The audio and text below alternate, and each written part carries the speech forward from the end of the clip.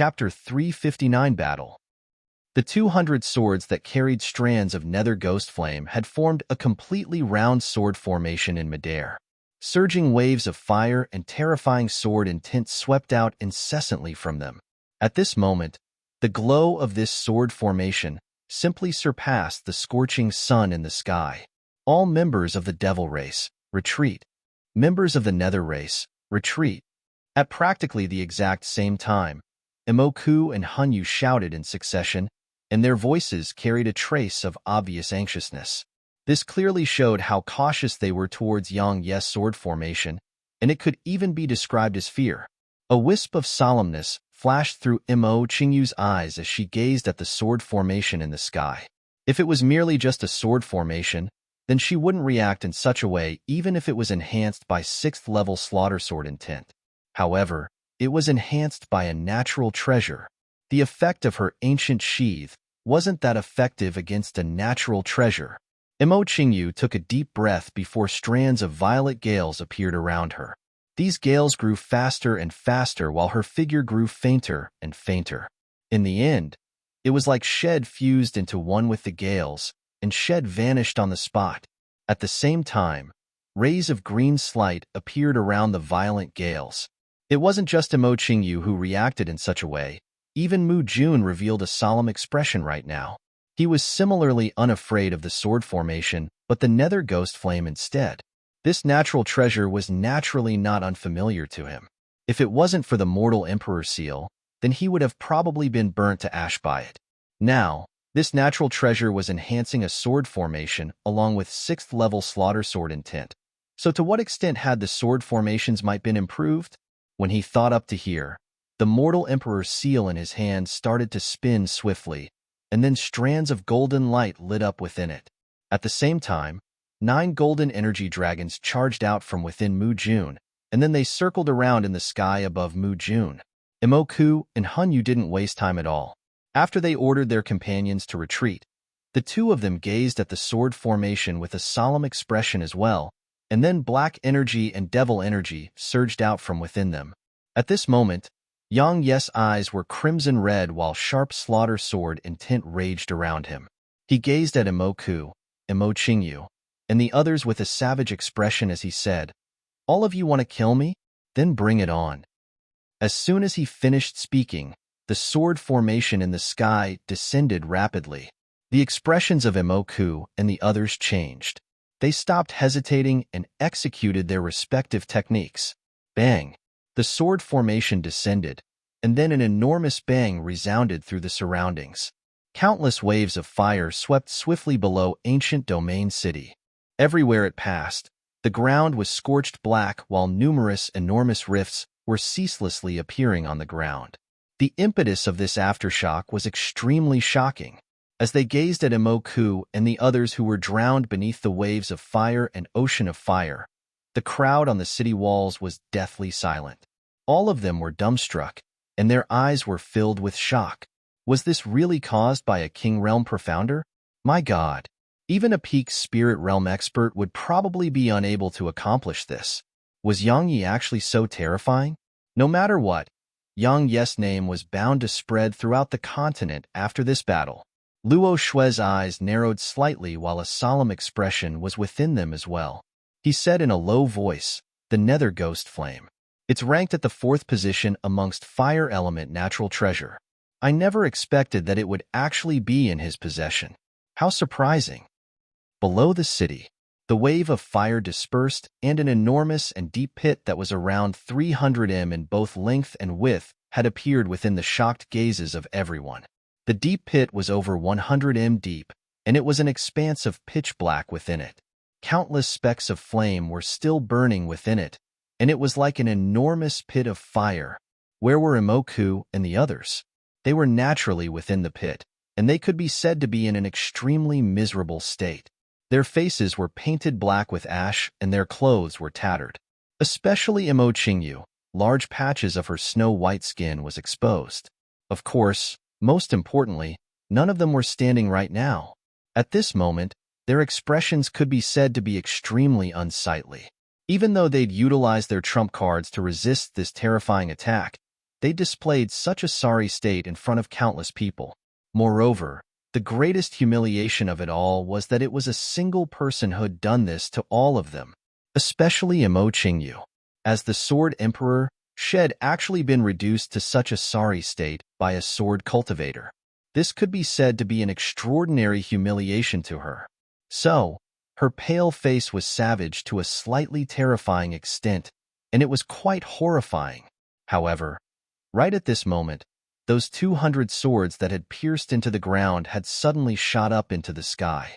Moreover, a small ball of flame had shot into the sky along with these 200 swords. When they witnessed this scene, the eyelids of Imoku and the others twitched. Again? Yang Yi was going to attack again, of course. Yang Yi raised his arms as he stood at the border of the deep pit, and he attached the nether ghost flame onto the 200 swords. He was originally only capable of executing this sword formation a single time. After all, his profound energy wasn't that abundant. However, Yang Yi had been utterly infuriated this time. Since these fellows wanted to kill him, he felt that he might as well kill them to his heart's content. After he utilized the Ghost Flame sword formation for the first time, Yang Yi had absorbed a top-grade energy stone, and its effect allowed his profound energy to recover at an insane speed. Even though it hadn't fully recovered the profound energy within his tiny vortex, his profound energy was already sufficient to utilize the Ghost Flame sword formation again.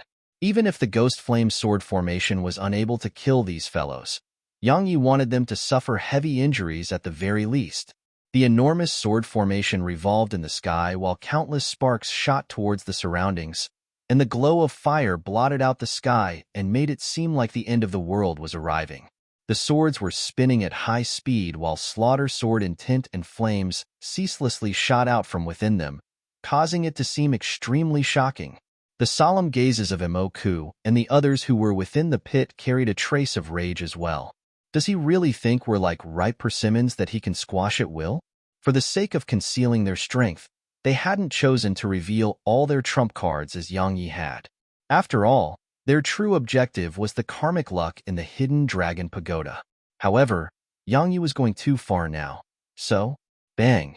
Mu Jun suddenly stomped the ground with his right foot and shot into the sky, and then an enormous golden energy dragon suddenly flickered into appearance and roamed around his body. Mu Jun shouted loudly while being covered by the enormous dragon, and he tossed the mortal emperor seal upward. The seal expanded in midair and instantly transformed into an enormous dragon-shaped seal that was 300 m wide and over 300 m long.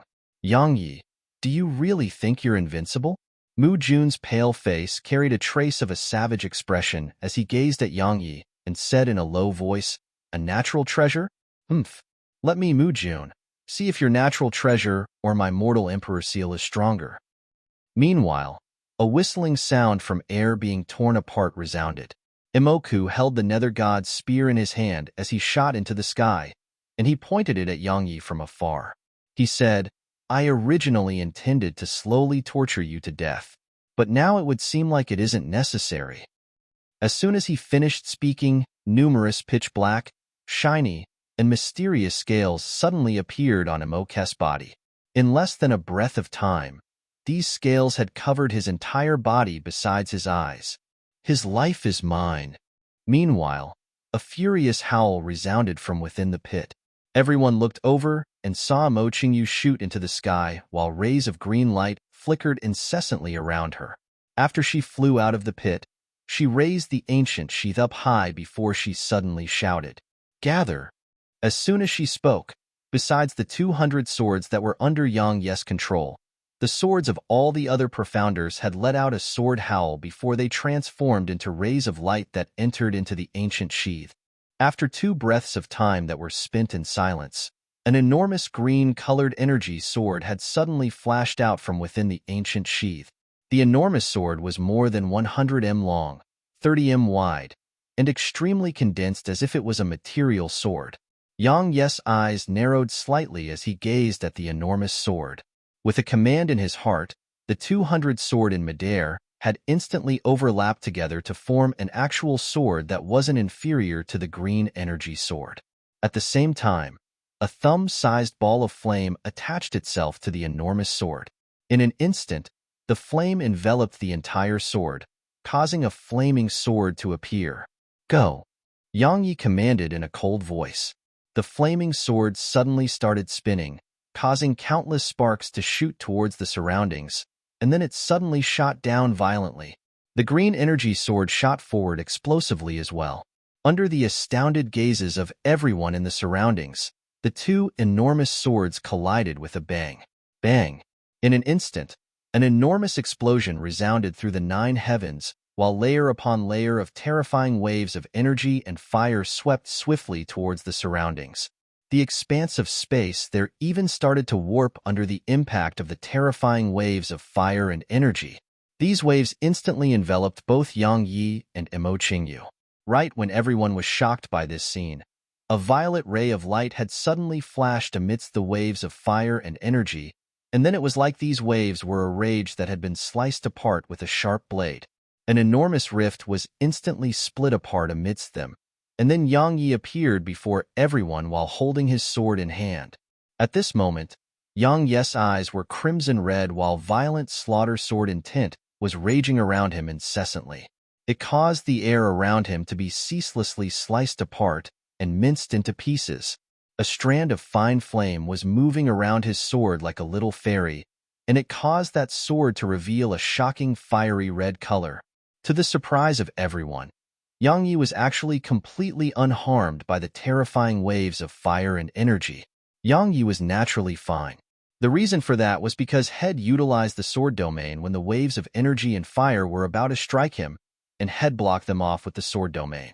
Head merely utilized it for less than a breath of time, and coupled with the cover provided by the waves of fire and energy, no one had noticed his sword domain. What about Emo Qingyu? At this moment, she was already over 100 m away, and she was in a much more terrible state when compared to Yang Yi. Strands of violent wind were ceaselessly spinning around her while the black ancient sheath was even held in front of her, and it was emanating rays of light to block off the wave of fire and energy for her. However, even then, she was still affected by it, and her face, arm, and skin were completely red. It was like they'd been cooked. Obviously, it was caused by the nether ghost flame. A wisp of a cold smile arose on the corners of Yang Yi's mouth while he gazed at her, and then his figure flashed and instantly arrived in front of Emo Qingyu. However, right at this moment, the ancient sheath had suddenly struggled free from Emo Qingyu's grasp and shot violently towards Yang Yi. The ancient sheath had a spirit of its own, and it was protecting its master on its own. A wisp of a vicious expression flashed in Yang Yi's eyes when he saw the ancient sheath trying to protect her, and then he shouted furiously, "Fuck off!" As soon as he spoke, the nether ghost flame transformed into a ray of fiery light that enveloped the ancient sheath. While the nether ghost flame was keeping the ancient sheath busy, Yang Yi's figure flashed and instantly arrived in front of Emo Qingyu. Emo Qingyu's expression changed and intended to attack. However, right at this moment, an invisible and terrifying force suddenly enveloped her. Emo Qingyu felt like an invisible shackle had coiled around her when she was beneath the effect of this force, and her strength and even soul had been forcefully suppressed. Moreover, it was actually impossible to utilize her sword intent while being enveloped by this terrifying force. Right at this moment, a ray of light pierced through her chest, and then Emo Qingyu's eyes opened wide. She opened her mouth and seemed to wish to say something. However, she wasn't able to say anything. After he put his sword away, Yang Yi glanced indifferently at her before he said, "So, the so-called Sword Emperor is actually so weak." And won. Chapter 360 Move Aside. All the spectators and the surroundings were flabbergasted. The Sword Emperor has died just like that? The Sword Emperor that appears every few thousand years has died just like that? She even died at the hands of a sword cultivator? Isn't it said that all swords submit before the Sword Emperor? All of them were puzzled, extremely puzzled by the scene before them. Right at this moment, the ancient sheath that was locked in combat with the nether ghost flame had erupted with a strand of dazzling and resplendent light, and then a sword howl resounded through the 9 heavens. The ancient sheath transformed into a slightly ethereal woman in a white dress. The woman glanced at Yang Yi with a complicated expression, and then her figure flashed to Emo Qingyu. She sighed lightly as she gazed at the hole on Emo Qingyu's chest, and then her fair hand moved slightly while strands of green energy surged towards the hole. The spectators in the surroundings instantly revealed solemn expressions when they saw this woman in a white dress. It was common knowledge that the ancient sheath had a spirit. They had never laid eyes on it in the past, but they had now. None of them dared to look down upon that woman, because she was a peerless expert that had accompanied all those who were called the Sword Emperor. Yang Yi frowned when he saw the ancient sheath's spirit saving Emo Qingyu, and he gestured with his right hand, causing the nether ghost flame to instantly appear in his palm. Yang Yi was just about to attack. However, the woman stopped and turned around to gaze at Yang Yi. Her eyes carried complicated emotions as she said, "Sixth level slaughter sword intent, the enlightened sword heart, 2 natural treasures, and you've comprehended the laws of domain. Why did you not come to Sword Emperor Mountain?" The woman seemed to have done it on purpose, and her voice could only be heard by Yang Yi. "I've never thought about becoming the Sword Emperor," said Yang Yi in a flat tone. "Why?" The woman was puzzled. "Because I can still make all swords submit before me even without you," Yang Yi said. "I've already experienced how terrifying you are. Indeed, even I don't dare to utilize the sword in front of you, because your suppression towards the sword is too terrifying. However, you're a form of restraint to me, and I can imagine how I would rely on your strength if I did possess you. How can one rely on an external source of strength while cultivating in the sword Tao?" The woman fell silent for a short while before she laughed bitterly and said, "Someone spoke similar words to me 10,000 years ago. You ought to know who it was. Just like you, he disdained to possess my strength. Now, I slightly understand why he was able to crush the martial god of his time, and you were able to crush the sword emperor of this age. Because both of you possess the purest heart towards the sword Tao." Yang Yi didn't answer her. His profound energy surged instead while he pointed his sword at Emo Qingyu. His intentions were obvious. When she saw Yang Yi act like this, the woman said, "Can you spare her? You're already a legend that has crushed the Sword Emperor.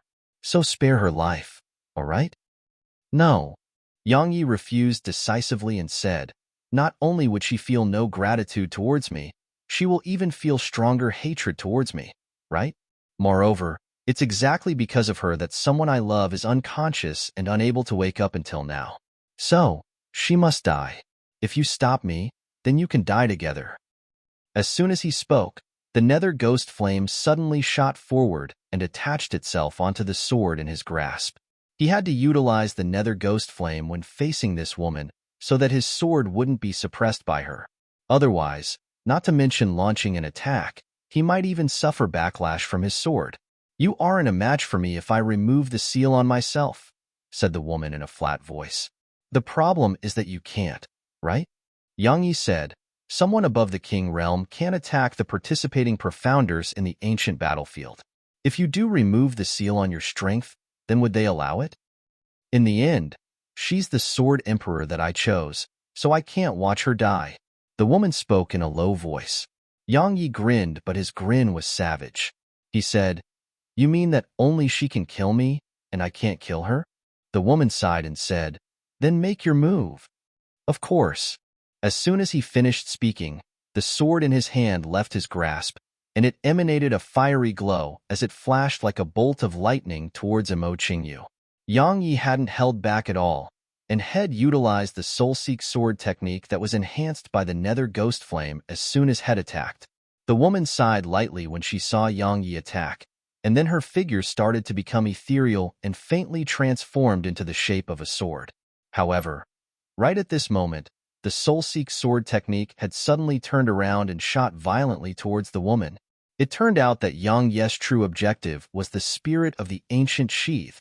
As the spectators in the surroundings watched this scene, the corners of their mouths twitched. "Isn't this fellow a little too audacious? That's the spirit of the ancient sheath. He actually dares to launch a lethal strike against it?" Yang Yi didn't care about all of that. Had merely taken her to be his enemy. Since she was his enemy, then she deserved to be killed. As for whether he could kill her or not, he would only know after he tried. The flaming sword was extremely swift, and it instantly arrived in front of the woman. However, she showed no intention to dodge it, and she just stretched out two pure white fingers to clamp the sword and successfully held it between her fingers. Yang Yi wasn't surprised and said lightly, "Explode." As soon as he spoke, the nether ghost flame suddenly exploded apart, and then a terrifying wave of fire instantly enveloped the woman. Right when Yang Yi had heaved a sigh of relief, a strand of light suddenly shot into the sky from within the wave of fire. Yang Yi's brows knit together tightly when he witnessed this scene because he knew that he was unable to kill her. The woman didn't stay here. She took Imo Qingyu along as she transformed into a ray of light and vanished into the horizon. Yang Yi's eyes carried icy cold killing intent as he watched Imo Qingyu being taken away by the woman. Looks like fairness really doesn't exist in this world. Earlier, the woman had clearly utilized a strength that exceeded the king realm, but no one had come to stop her. Haha. It looks like those so-called great figures in ancient domain city don't dare to offend this mysterious ancient sheath as well. Besides that, Yang Yi felt even more disdain towards the so-called Sword Emperor, because the Sword Emperor merely relied on the might of the ancient sheath. For example, Imo Qingyu would have died just now if she didn't have the ancient sheath. He didn't know if the Sword Emperors of the past were the same, but in any case, he truly felt disdain from the bottom of his heart towards the title of Sword Emperor. She can't even accept defeat, yet she calls herself the Sword Emperor? He'll definitely kill Imo Qingyu next time. Definitely. Yang Yi shook his head, withdrew his gaze, and then turned around to look at Imo Ku and the others. Even though Head utilized the sword formation twice and the Soul Seek sword technique once just now, the top-grade energy stone's effect allowed his body to still possess a huge amount of profound energy right now. In any case, he could still utilize the Ghost Flame sword formation for one last time. He didn't intend to let Imo Ku and the others go. Of course, Imo Ku and the others didn't intend to let him go as well. After the ancient sheath's spirit took Imo Qingyu away, Imo Ku, Hunyu, and Mu Jun had locked onto Yang Yi's aura. Moreover, they'd formed a triangle that surrounded Yang Yi. Their intentions were obvious. They didn't want to let Yang Yi flee. Yang Yi had never thought of fleeing, nor had he thought about whether he could fight Imo Ku, Hunyu, and Mu Jun by himself. Moreover, there was no need for him to think about that as well, because he had to fight whether he wanted to or not. So what was the point of thinking so much about it? In the end, he would only know the outcome after he gave it a try. Yang Yi twisted his wrist, and then the nether ghost flame flew into his palm before he issued a command in his heart. The 200 swords transformed into 200 rays of light that circled around him, and the nether ghost flame shot out with a flick of his finger, causing those 200 swords to instantly transform into flaming swords. At the same time, his slaughter sword intent surged out violently and enhanced those swords as well. Yang Yi glanced at Imo Ku and the others while residing at the center of the sword formation, and then he roared with laughter and said, "Didn't the three of you want to kill me? I, Yang Yi, am standing right here, so what are you waiting for?" He spoke in an extremely arrogant and overbearing manner, and it caused the blood of the countless human profounders on the walls of ancient domain city to boil. Even though most of them couldn't stand the sight of Yang Yi in the past, they had no choice to admit that Yang Yi really did bring glory to the human race. After all, they'd suffered at the hands of Imo Ku and the Devil Profounders throughout the past month. The Devil Profounders had been wildly slaughtering human profounders below the city, but they could only watch helplessly from above the city walls. Not to mention leaving the city to fight the Devil Profounders, they didn't even dare to curse the Devil Profounders. Needless to say, this was extremely aggrieving. Now, Yang Yi's actions had undoubtedly brought glory to the human race, and it caused the devil race and Imo Ku to lose face. So, they felt extremely delighted at this moment. Indeed, Imo Ku, Hunyu, and Mu Jun had extremely unsightly expressions right now. If Yang Yi was still alive after today, then they would be utterly humiliated.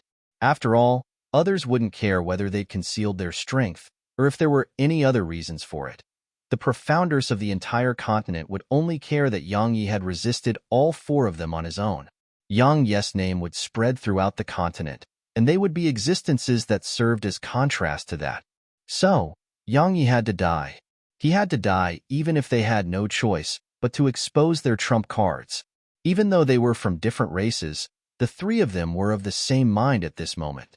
Right when the three of them were about to attack, a woman that held a golden spear in her hand appeared below ancient domain city.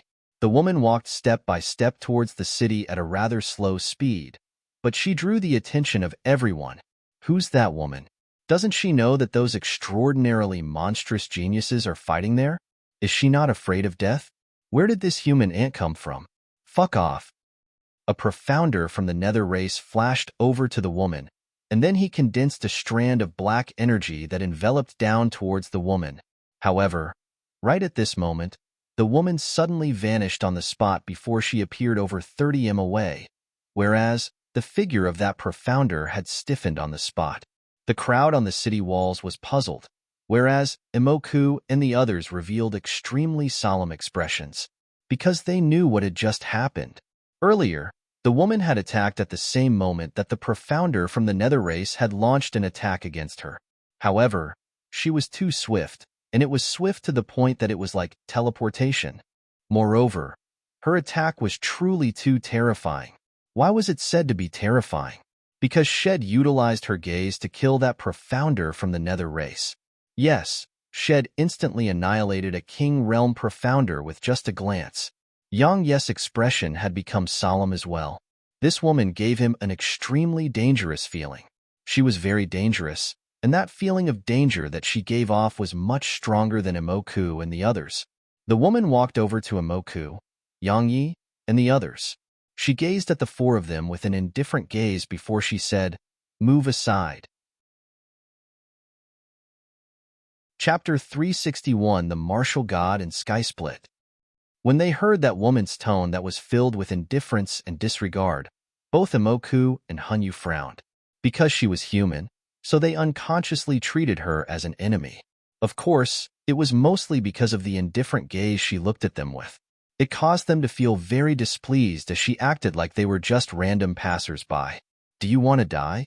The woman's beautiful brows knit together while she tightened her grip on the golden spear, and her voice carried a trace of impatience. "How arrogant!" Hanyu started laughing out of extreme rage, and then a pitch-black chain shot out like a bolt of lightning and instantly arrived at the woman's neck. "Looks like you really want to die." The woman twisted her wrist as she spoke indifferently, and then the golden spear's tip instantly touched the pitch-black chain. Bang! A light explosion resounded, and then the pitch-black chain was instantly blasted backward under the shocked gazes of Emoku and the others. Of course, most importantly, fine cracks had spread out like spiderwebs on the pitch-black chain. That's a pseudo-Dao artifact, but it was actually damaged just like that? Hanyu's expression changed as well. He hadn't imagined that the woman would actually be so terrifying. He didn't dare act carelessly, and he was just about to retreat when the woman suddenly appeared in front of him. Hanyu was shocked. He was about to attack when the tip of the golden spear had already arrived at his neck. Hanyu's figure flashed while astonishment filled with mind, but it was still a bit too late. The golden spear shot through his right arm. With a light flick of the spear, an arm flew into the air while leaving behind a trail of black energy. Hanyu's countenance instantly turned ghastly pale while his eyes were filled with extreme shock. Of course, there was even more horrifying killing intent in his eyes. The countless spectators in the surroundings were dumbstruck upon witnessing this scene. The woman didn't stop at all. Her wrist shook slightly before the spear flashed like a golden ray towards Hanyu's neck. It was numerous times faster than a bolt of lightning, and it was so swift that others were utterly incapable of viewing its trajectory clearly. At this moment, Hanyu had fully stopped underestimating her. His severed arm allowed him to realize how terrifying her strength was, and if he even underestimated her in the slightest, then it would just be his arm that was severed. It would be his head. Hanyu shouted in a grim voice while his eyes instantly turned dark, and then he stretched his left hand forward and suddenly made a grasping motion. A seemingly material black sickle appeared within his grasp, and his aura instantly became terrifying upon holding it in his hand. Hanyu suddenly made a sweeping motion with the sickle in his hand, and it swept towards the tip of the golden spear. Bang! As soon as the sickle came into contact with the golden spear, Hanyu's expression had changed again, because countless cracks had actually appeared on the sickle while the formidable strength behind the golden spear had blasted him flying. At this moment, Hanyu's eyes were filled with extreme shock, because that black sickle was a precious treasure of the Nether race, the Hell Sickle. It was a pseudo-Dao artifact, and it was of much higher quality when compared to Hanyu's pitch-black chain from before. Moreover, the Hell Sickle was even forged from materials utilized to forge Dao artifacts. So, its hardness wasn't inferior to a Dao artifact at all. However, it was been damaged by a simple strike of this mysterious woman's spear. Who exactly is she? What exactly is that spear? Hanyu didn't have the time to think too much, because that woman had actually appeared in front of him like a ghost. At the same time, the ghastly tip of the spear had swiftly appeared before his neck again. Her attack was extremely quick, and it was quick to the point he was only able to faintly discern the movement of her attack. A wisp of ruthlessness flashed in Hanyu's eyes. Right when he was about to stop concealing his strength and release his full strength, Imoku had suddenly appeared behind the woman, and then he blasted his fist towards the back of the woman's head.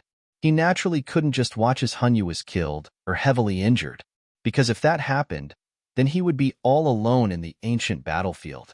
So, had decisively chosen to attack.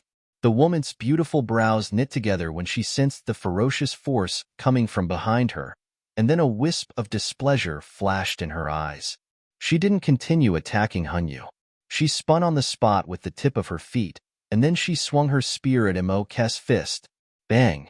As soon as they came into contact, Imoku's pupils constricted violently because the strength within the golden spear had actually forced him back by 3 steps, whereas the woman had merely taken a single step back.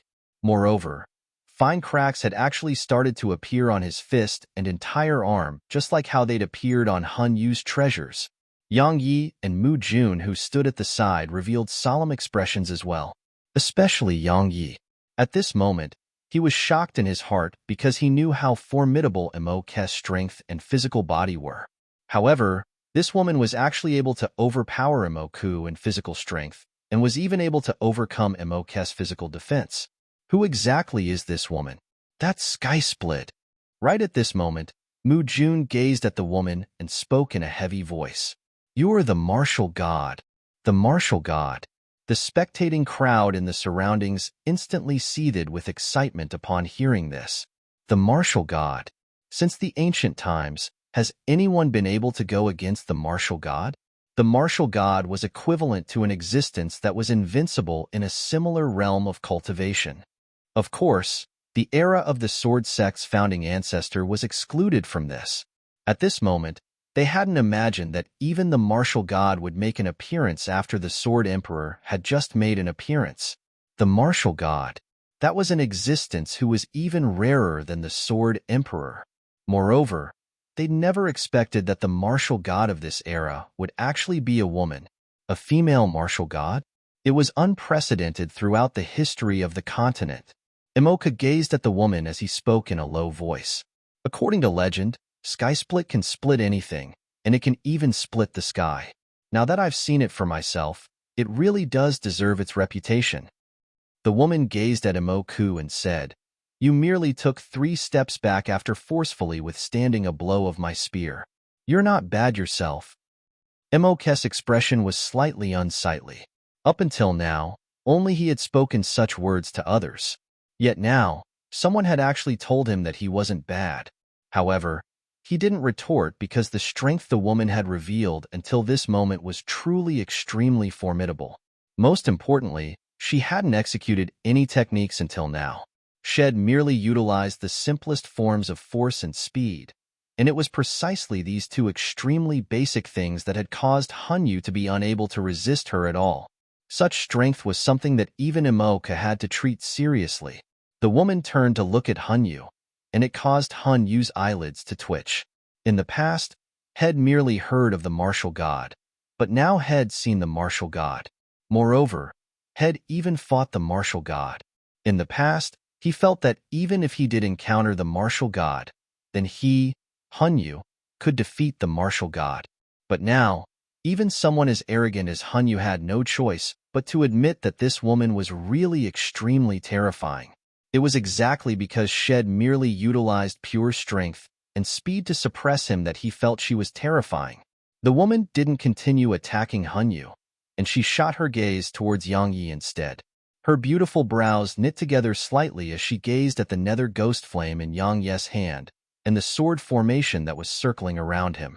A trace of surprise flashed in her eyes as she said, "The nether ghost flame, slaughter sword in tint that's sharp and pure. I sense a trace of danger from you. Are you the Sword Emperor of this era?" "No," Yang Yi said. "The Sword Emperor just left. You would have met your rival if you came here slightly earlier. Unfortunately, you were too late." The woman was stunned and said, "You're actually not the Sword Emperor. Interesting." When she spoke up to hear, her gaze moved towards Mu Jun before she said, "The Mortal Emperor's seal, dragon roll technique, and the aura of a true dragon. I never expected that even the so-called Mortal Emperor has appeared. Why are you participating in the competition for karmic luck here instead of striving for supremacy over the world?"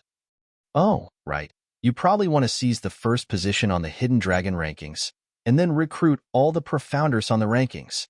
"Yes." Mu Jun smiled flatly and said, "I never expected that the martial god would actually be someone that isn't well known. Moreover, it would even be a woman. How surprising. So, are you intending on doing as the martial gods of the past did? To seize the first on the Hidden Dragon rankings, reign supreme over the geniuses of the continent, and then become renowned throughout the ages? If those are your intentions, then they will be quite difficult to accomplish." "Renowned throughout the ages? Difficult?" The woman shook her head and said, "So long as I, and Nanjing, want to do something, then there's nothing I can't accomplish." As soon as she finished speaking, and Nanjing walked towards the heaven entrance. She suddenly stopped when she arrived before it, and then she said, "The Hidden Dragon Pagoda will open 3 days from now. They'll see all of you there." As soon as she finished speaking, and Nanjing glanced at a corner on the city wall, and then she withdrew her gaze and walked into the heaven entrance. At that corner of the city wall, Luo Shui was stunned, and then he shook his head and smiled. As expected of the martial god. What acute senses. How interesting. How truly interesting. Haha. When Nanjing walked into the heaven entrance, a ray of green light had flashed into appearance and instantly arrived in front of her. However, she didn't seem to move at all. Yet the green ray of light exploded into pieces. The second ray of light flashed into appearance in succession. A shocking scene appeared. And Nanjing didn't dodge at all and allowed it to strike her body. However, nothing happened after that. The green ray of light had just vanished. Everyone was shocked. The third ray of light flashed into appearance, and it was still the same. And Nanjing stood on the spot as before and allowed it to strike her, and then she continued walking into the heaven entrance as if those rays of light had never appeared. This time, even Imoku, Hanyu, and Mu Jun revealed solemn expressions because they were clearly aware of the strength possessed by the heaven entrance's attacks. It could be said that it wasn't inferior to the strongest attack of a peak spirit realm expert. However, and Nanjing had withstood them just like that. Her strength was too shocking and terrifying. That was what the three of them thought at this moment. After she walked through the heaven entrance, Imoku, Hanyu, and Mu Jun fell into silence. What did the appearance of the martial god represent? They were extremely clearly aware that it represented the martial god would reign supreme over all profounders in the same era. The three of them were extremely unfortunate because they were amongst those who the martial god would reign supreme over. As for Yang Yi, he didn't think too much about it. So long as the martial god didn't offend him, then it didn't matter who she crushed. He only had a single objective. It was to obtain karmic luck and rescue Xiao Yushi, and then work hard on improving his strength to rescue his mother. It was just that simple. As for being peerless amongst his peers, being renowned through the ages, or shocking the world, he felt that it was best to leave it to someone else. Yang Yi glanced indifferently at the three of them before he issued a command in his heart, and then he transformed into a ray of light on his sword and instantly vanished from their fields of vision.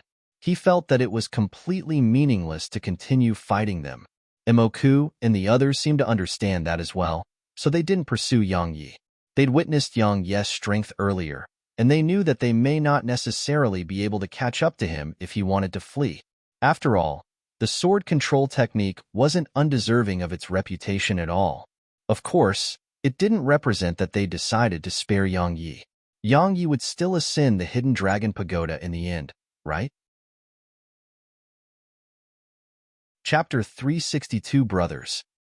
In a dense forest, Yang Yi stood in front of a tree while 10 black shadows stood quietly behind him without moving. It was like they'd been frozen in time. If someone else was here, that person would notice that those black shadows had actually faintly fused with the trees in the surroundings, and it was utterly impossible to notice them without looking carefully. Yang Yi turned around and glanced at them while his eyes revealed a wisp of admiration.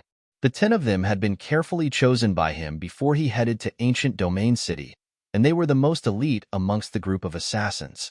Their strengths and every other aspect were the best amongst the assassin. This was obvious from how quickly they'd assassinated those devil profounders outside Ancient Domain City. All of you are really not bad. Yang Yi nodded, and then his gaze descended onto a man who stood between Long Jun and Long Yin. The man wore a black mask and a black cloak, and he held a short sword in his hand. Even though his face was concealed, his gaze was extremely icy cold and sharp. The reason Yang Yi paid attention to this man was that this man wasn't weaker to Long Jun or Long Yin at all when he assassinated those devil profounders outside Ancient Domain City, and it was even to the extent that he surpassed them, because he alone had killed 4 profounders in less than 5 breaths of time. Moreover, had done so with an extremely decisive and clean strike to the neck. "What's your name?" asked Yang Yi. The man was stunned. Obviously, he hadn't expected that Yang Yi would pay attention to him. After he recovered from his shock, he hurriedly bowed to Yang Yi, and then he said, "Sword Master, Zhang Lu." Yang Yi grinned and said, "I saw you fight just now, and your strength is really good. It's even to the extent that I felt a sense of danger." Zhang Lu smiled bitterly as he shook his head, and he said, "Sword Master, your strength is extraordinary.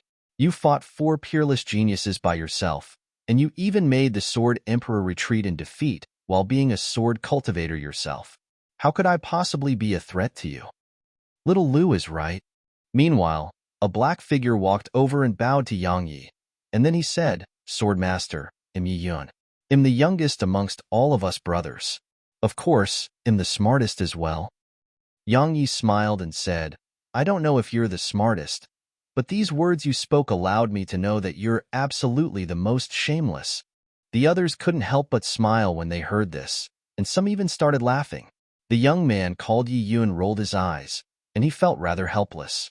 Meanwhile, Yang Yi pondered deeply for a moment before he raised his hands in front of him, and then his profound energy circulated slightly. 10 black strings instantly flew out from within him and entered the bodies of these 10 people. The 10 of them were stunned by this. After they recovered from their shock, excitement surged onto their faces while their eyes were filled with bewilderment, because Yang Yi had returned the strand of their soul which he used to control them. In other words, they weren't under Yang Yi's control anymore. "Sword Master, why?" Zhang Lu spoke in a slightly agitated tone. Yang Yi smiled and said, "There's no reason. I just like it, so I did it. Now, all of you can choose to stay by my side or leave.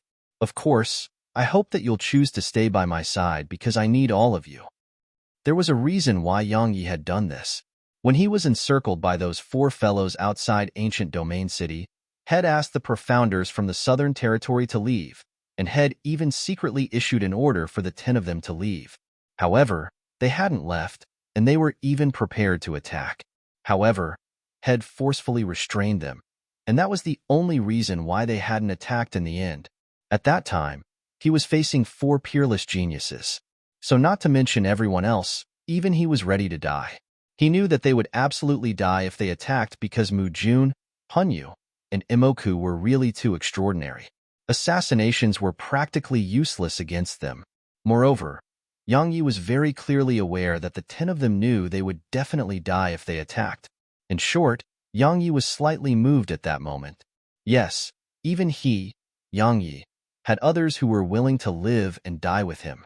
Head committed these feelings to memory, and he didn't want anything to taint these feelings. So, Head returned their souls to them. All of them remained silent. After a short while, Yiyun chuckled lightly and said seriously, Swordmaster, actually, in our hearts, we brothers were following you mainly because a strand of our souls was in your possession, and we wanted to obtain even more cultivation resources through you. However, when I saw you fight those 4 geniuses outside ancient domain city for the sake of the profounders from the Southern Territory, I told myself that you were someone worth following. Moreover, I believe that I'll only be able to take revenge by staying by your side. I agree with Little Yi. At this moment, Zhang Lu said, amongst all the profounders of the human race, I, Zhang Lu, only admire you, Sword Master. You have a slightly selfish character, but that's only to outsiders, and you are very loyal to your own. I knew I didn't misjudge you when I saw how you fought for those profounders from the Southern Territory and what you just did. Little Yi is right. We only have a chance at revenge by following you, Swordmaster. So, I choose to stay by your side. Lung Jun spoke as well. I choose to stay by your side. I choose to stay by your side. All 10 of them chose to continue staying by Yang Ye's side. Yang Yi took a deep breath and said, all of you carry a debt of blood on your shoulders, and so do I, Yang Yi. Moreover, our enemies are extremely strong. However, I'm confident that we'll annihilate all our enemies one day. We'll annihilate all our enemies one day. The others bowed to Yang Yi and spoke in unison. As he gazed at them, traces of emotion flashed through Yang Ye's eyes. I've started to have friends and brothers as well? I'm going to have more people to protect? Even though Head gained even more responsibility, Yang Yi didn't feel even a trace of aversion towards it. Conversely, he had a slightly strange feeling instead. Yang Yi shook his head, and then he flipped his palm. A scroll appeared in his hand as he said, this is an Earth rank movement technique called the Clone Illusion Technique. It isn't of much use to me anymore, but it should be quite useful to all of you, especially when it's combined with your bizarre movement technique. It would absolutely be a terrifying combination, so cultivate it together. Yes, they didn't refuse. There's something else. Yang Yi continued. All of you've revealed yourselves. So, I presume that Imoku and Han Yu's companions will definitely not let all of you go, and they'll definitely start investigating all of you. All of you'll be in extreme danger if Imoku starts targeting you. There's no need to worry about that.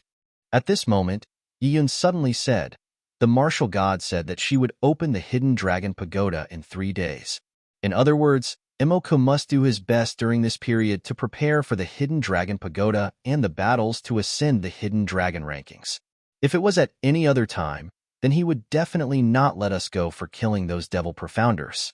However, he'll definitely place all his attention on the Hidden Dragon Pagoda now. So, at the very most, he would dispatch the elites of the devil race to kill us.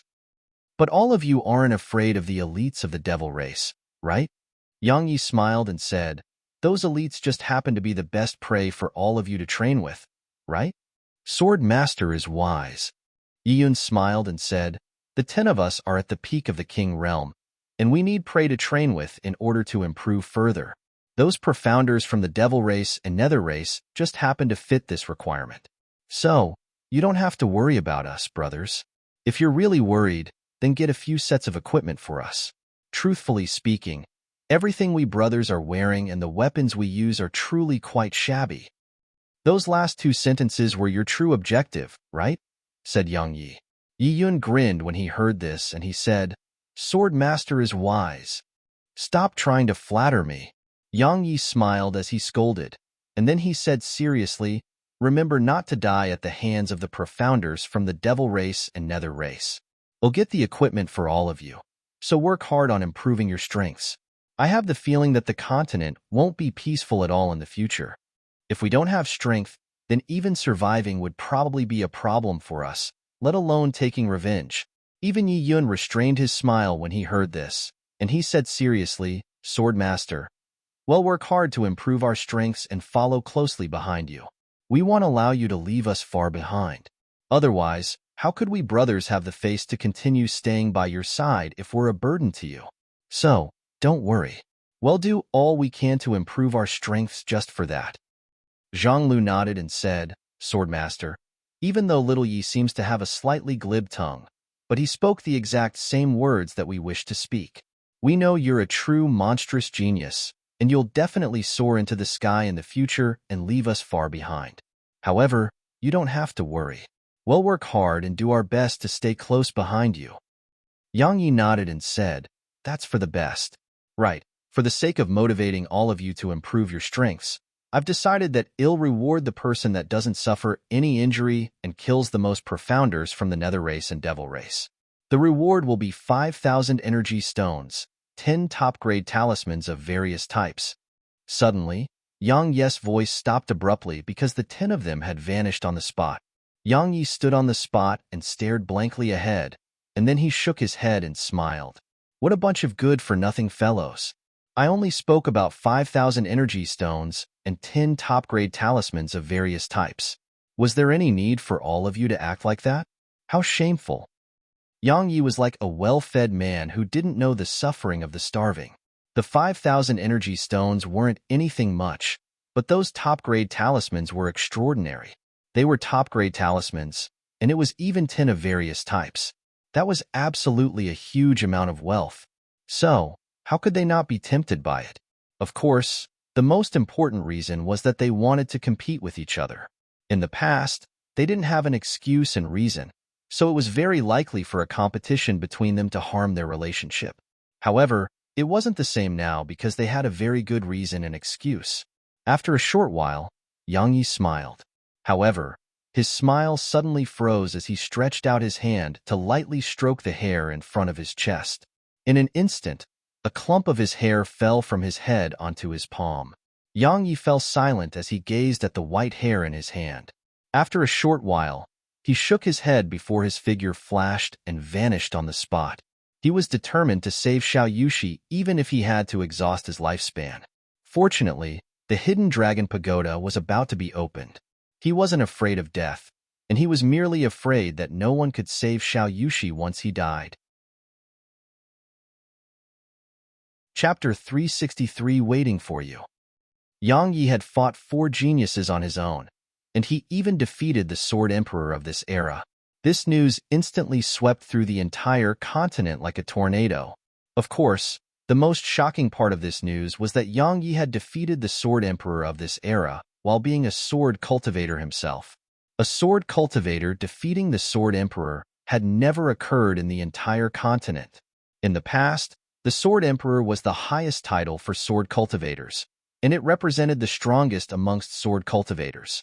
Yet now, a sword cultivator had defeated the Sword Emperor. So, what did this mean? Countless sword cultivators were puzzled. The Sword Emperor could be said to be a sacred title in their hearts. Every single sword cultivator took pride in becoming the Sword Emperor. In other words, the Sword Emperor was the representative of all sword cultivators in the world. Yet now, the supreme and most sacred Sword Emperor in their hearts had actually been defeated. Moreover, it was even accomplished by a sword cultivator. They didn't know if they should feel sorrowful or excited. The sorrow was because the Sword Emperor had actually been defeated, whereas the excitement was because the Sword Emperor could actually be defeated. No matter what, at this very moment, all the profounders of the younger generation and profounder continent knew of a person's name, and that name was Yang Yi. The Sword Sect. Cool Breeze Gorge. On an enormous rock within Cool Breeze Gorge was a woman in a white dress who stood there silently. The woman had picturesque features, a peerlessly beautiful appearance that was like a bloomed lotus, and long hair that hung loosely behind her shoulders. She stood silently on the enormous rock while the light breeze before her caused the strand of beautiful hair by her ears to flutter lightly. Her gaze was fixed towards the north, but wasn't focused, and she seemed to be looking for something, yet seemed to be thinking about something as well. Just like that, the woman stood on the enormous rock for almost 4 hours, and she finally withdrew her gaze when the wisp of red on the horizon had gradually dimmed down. Suddenly, her beautiful brows knit together while her fair hand stretched out towards her stomach that had clearly bulged up. She rubbed her stomach lightly while her icy cold face revealed a rare wisp of gentleness. After a short while, the woman shot her gaze towards the north again, and then her cherry lips parted lightly as she muttered in a low voice. We're waiting for you. Flower Palace. At the bottom of Passionless Cliff, he fought 4 great geniuses by himself and even defeated the Sword Emperor who had obtained the mysterious ancient Sheath's acknowledgement. At the same time, he possesses a mysterious natural treasure. A woman in front of Feng Yu gazed at a scroll and read its contents slowly. At this moment, Feng Yu's complexion was much better because for some unknown reason, Lung Yu had been constantly torturing her every day had been assigned to a different place in the sect. On the other hand, the new enforcement elder that was sent her had given her a shock. Because not only did this enforcement elder avoid torturing her, the enforcement elder would heal her injuries every single day. Moreover, the enforcement elder would frequently tell her about Yang Yi. This caused her to feel extremely bewildered and puzzled. However, it didn't matter because it was enough for her if she could hear about Yang Yi. A gratified expression gradually appeared on Feng Yu's face because her son wasn't ordinary in the end. But he'll probably be unable to wait until the day I can see him. After they obtained the news of Yang Yi's victory over the Sword Emperor, the 6 great powers of the Southern Territory had acted similarly and maintained silent. Because it could be said that Yang Yi wasn't someone they could crush at will anymore. Why? Because so long as Yang Yi strives for a good position on the hidden dragon rankings, then with the natural talent and strength he possessed, those 3 ninth-ranked sects of the Central Territory would definitely open their doors to him. So long as Yang Yi joined them, then they would be helpless against him. However, it didn't really matter as well, because no matter how monstrous and outstanding Yang Yi was, he was merely a King Realm Profounder in the end. Not to mention the King Realm, so what if he was a Monarch Realm Profounder? How could just one person topple their sects? That was a joke. However, the higher-ups of the 6 great powers still had complicated feelings towards all of this, because they hadn't expected that Yang Yi's genius would actually be so monstrous, and he would actually be able to defeat the Sword Emperor who possessed 8th-level sword intent. Especially the Sword Sect, the entire Sword Sect was instantly enveloped in a slightly strange atmosphere upon finding out about this. They didn't know if they should feel furious or happy. The furiousness came from the Sword Sect's decision to actually give up on Yang Yi and give up on a sword cultivator who could defeat the Sword Emperor.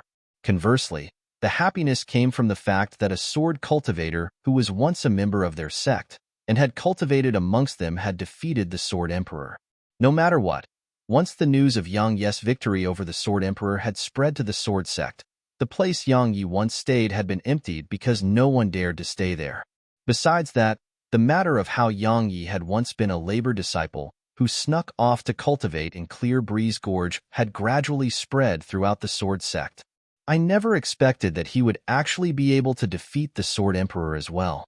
My God, is he still the same labor disciple that worked with me all those years ago? Is that Yang Yi who defeated the Sword Emperor really the same Yang Yi who I know? Merely a short period of time has passed. However, he has seized the first position on the Ascension rankings, and now he has even defeated the Sword Emperor. Besides the founding ancestor, there isn't a single person in the Sword Sect's history who can compare to such accomplishments. But why did the sect expel him? In the future, he'll definitely be able to lead our Sword Sect to glory. I was actually from the same sect as the sword cultivator who defeated the Sword Emperor, even though it was in the past, but it still happened. Haha. Alas, if the sect didn't expel him, then could anyone in the younger generation of the Southern Territory compete with our Sword Sect? Alas, what a pity. Something worth mentioning was that the matter related to how Yang Yi had been expelled from the Sword Sect started spreading swiftly through the entire Southern Territory. After that, all the profounders and powers in the Southern Territory took pleasure in the Sword Sect's misfortunate. Of course, most importantly, the Sword Sect and all its higher-ups were given a nickname, Ignorant Fools. It was exactly because of this incident that some clans started asking the disciples of their clans to return from the Sword Sect. because as far as they were concerned, even if the disciples of their clans possessed natural talent, it would probably be buried in the sword sect. It could be said that the negative effect that Yang Yes' victory over the Sword Emperor caused to the sword sect was enormous. On the other hand, the higher-ups of the sword sect continued maintaining their silence and didn't do anything to save the situation. They just allowed the disciples of the sword sect to leave and allowed those harmful rumors to spread. It was like they hadn't heard them at all, and it caused all the other great powers to feel extremely puzzled and bewildered. The headquarters of the Talisman Masters Association. At this moment, all the higher-ups of the Talisman Masters Association were seated in a hall in silence. After a short while, Baishan, who sat at the seat of the host's side, lightly and said, "With that kid's pride, he will absolutely not return." "Fine, even if he doesn't return to the Talisman Masters Association, we won't become enemies because of Lin Shan and his younger sister's presence. But it's just a pity. What a pity." The other old men shook their heads upon hearing this, and there was undisguised regret in their eyes. It was a lie if they said they didn't feel regret, but it was all too late now. Two young girls were seated on the stone steps outside the hall. "Bauer, did you hear? My big brother defeated the Sword Emperor. He'll definitely be able to rescue my mother and reunite us all once he returns." "Che, is that really so great? I can do that as well. I guarantee that a single super talisman will definitely blast her flying." "It probably can't. I heard that the Sword Emperor is extremely formidable." "Really? If she's formidable, then he'll use 2 super talismans. That should definitely be sufficient to blast her flying. After all, just one can completely obliterate a spirit realm profounder, so 2 will definitely be sufficient to blast her to death. If 2 aren't enough, then he'll use 3 or 4. In any case, I have a bunch of them." After a short while, "Bauer, I miss my mother and big brother." After a moment of deep thought, "I miss the little laborer a little as well. He went to play at the ancient battlefield but didn't take me along. Was he worried that I would be a burden to him? How infuriating. Let's not talk about him. Little Yao, let's go to play in the western area of the city. I heard there's a very arrogant young marquis there. Let's blast him up and make him keep a low profile." Immortal Indulgence Pavilion. A voluptuous and enchanting woman gazed at a letter in her hand, and then a wisp of a charming and enchanting smile gradually appeared on the corners of her mouth. She said, "He fought 4 great geniuses by himself and even defeated the Sword Emperor of this era. Haha, as expected of the man that I, Qin Xia, took a liking to." As soon as she finished speaking, she restrained the smile on her face and said, "Little Qing, give the order. Order all the members of the Spectre Group to pay close attention to the 6 great powers, especially the Sword Sect and Flower Palace. Notify me immediately if they take any unusual action." "Yes." The voice of a woman sounded out from within the darkness. Ancient Domain City. Treasure Gathering Room. And Byra's gaze was solemn as she gazed at the enormous corpse of an azure dragon that was laid out in front of her. "Madam, how much can this corpse be sold for?" said Yang Yi with a smile on his face. Presently, he needed money urgently. After all, he had to get a set of equipment for Long Jun and the others, and he naturally intended to get the best for them, because their strengths and natural talents were formidable, so they would definitely be able to look down upon the world with him in the future. And Bairu didn't answer him. She merely glanced at him and then smiled as she said, "Needless to say, young Master Yang really surprised me. The Sword Emperor of this era hadn't even had the chance to show off before she was defeated by you. Moreover, you even forced the mysterious sheath to show itself. Young Master Yang really surprised me." Yang Yi smiled and said, "There's no need for words of praise. Madam, let's talk about the price of this dragon's corpse. The entire corpse of this dragon is a treasure. However, it can't be sold," said Bairu. "Why? Are you trying to make my clan offend the Azure Dragon race?" And Bairu said, "The dragon race is extremely proud. If they find out that a member of their race was sold or auctioned off by humans, then they will definitely not stop until they annihilate us all. Even though my clan isn't afraid of them, there's truly no need to make a formidable enemy for no reason." Yang Yi frowned, and he was just about to say something when Embark continued. However, Mayan clan can craft this corpse into top-grade dark treasures. Yang Yi was delighted when he heard this, and he said, "That's for the best." Chapter 364 Equipment Set. 2 days later, 15 pitch-black daggers that were shaped slightly strangely had appeared in front of Yang Yi. "These are the daggers that were made from Yinglong's teeth, according to your request." And Bairu said, "Yinglong's teeth are extremely sharp by themselves and coupled with some special materials that I added for you. These daggers can easily slice through low-grade Earth rank armor, and if the user's strength isn't bad, then even low-grade Heaven rank armors can be sliced apart." "Some special materials?" asked Yang Yi. And Bairu nodded and said, "If I'm not wrong, then you're probably getting these daggers for assassins, right?" Yang Yi nodded and didn't conceal it, nor was he able to conceal it. After all, countless people had seen those 10 assassins that had made an appearance outside ancient domain city to assassinate the devil profounders. "I added some venom. Once the enemy is touched by the venom on these daggers, then even a spirit realm expert would find it impossible to resist without the antidote. Moreover, the venom is corrosive, and it's extremely damaging to dark treasures. So, it's extremely suitable for assassins," said Embark. Yang Yi was delighted when he heard this, and then he put the daggers away and said, "Thank you, madam. It's just a small matter." And Embark shook her head and said, "I have a few things for you. They might be of help to you in Hidden Dragon Pagoda." As soon as she finished speaking, Embark moved her finger lightly before 5 dark treasures appeared in front of Yang Yi, and Yang Yi was unable to maintain his composure upon laying eyes on them. The first dark treasure was a sword made of bone. Yes, the entire sword was completely crafted from a bone. It was around a meter long, 2 fingers wide, and it had sawtooth for its edges. Besides that, it didn't have any luxurious decorations on it at all. It was just that simple sword made of bone.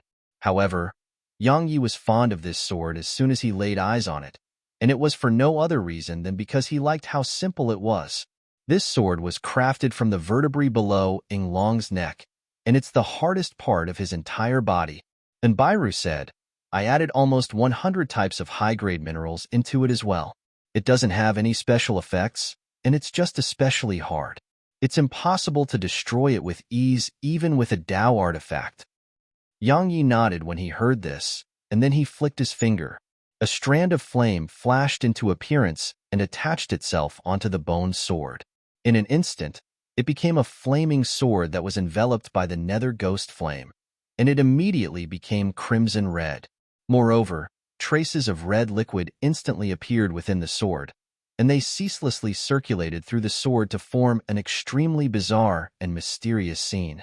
When the nether ghost flame appeared here, a beautiful woman instantly appeared by Embark's side, and her eyes carried a wisp of a solemn expression as she gazed at the nether ghost flame. Conversely, Embark seemed very calm, and she just had slight curiosity in her eyes. After a short while, the bone sword grew even more crimson red from being burned by the nether ghost flame. However, it wasn't damaged at all. Of course, Yang Yi hadn't fully released the strength of the nether ghost flame. Otherwise, not to mention this bone sword, even a Dao artifact would probably be unable to endure it.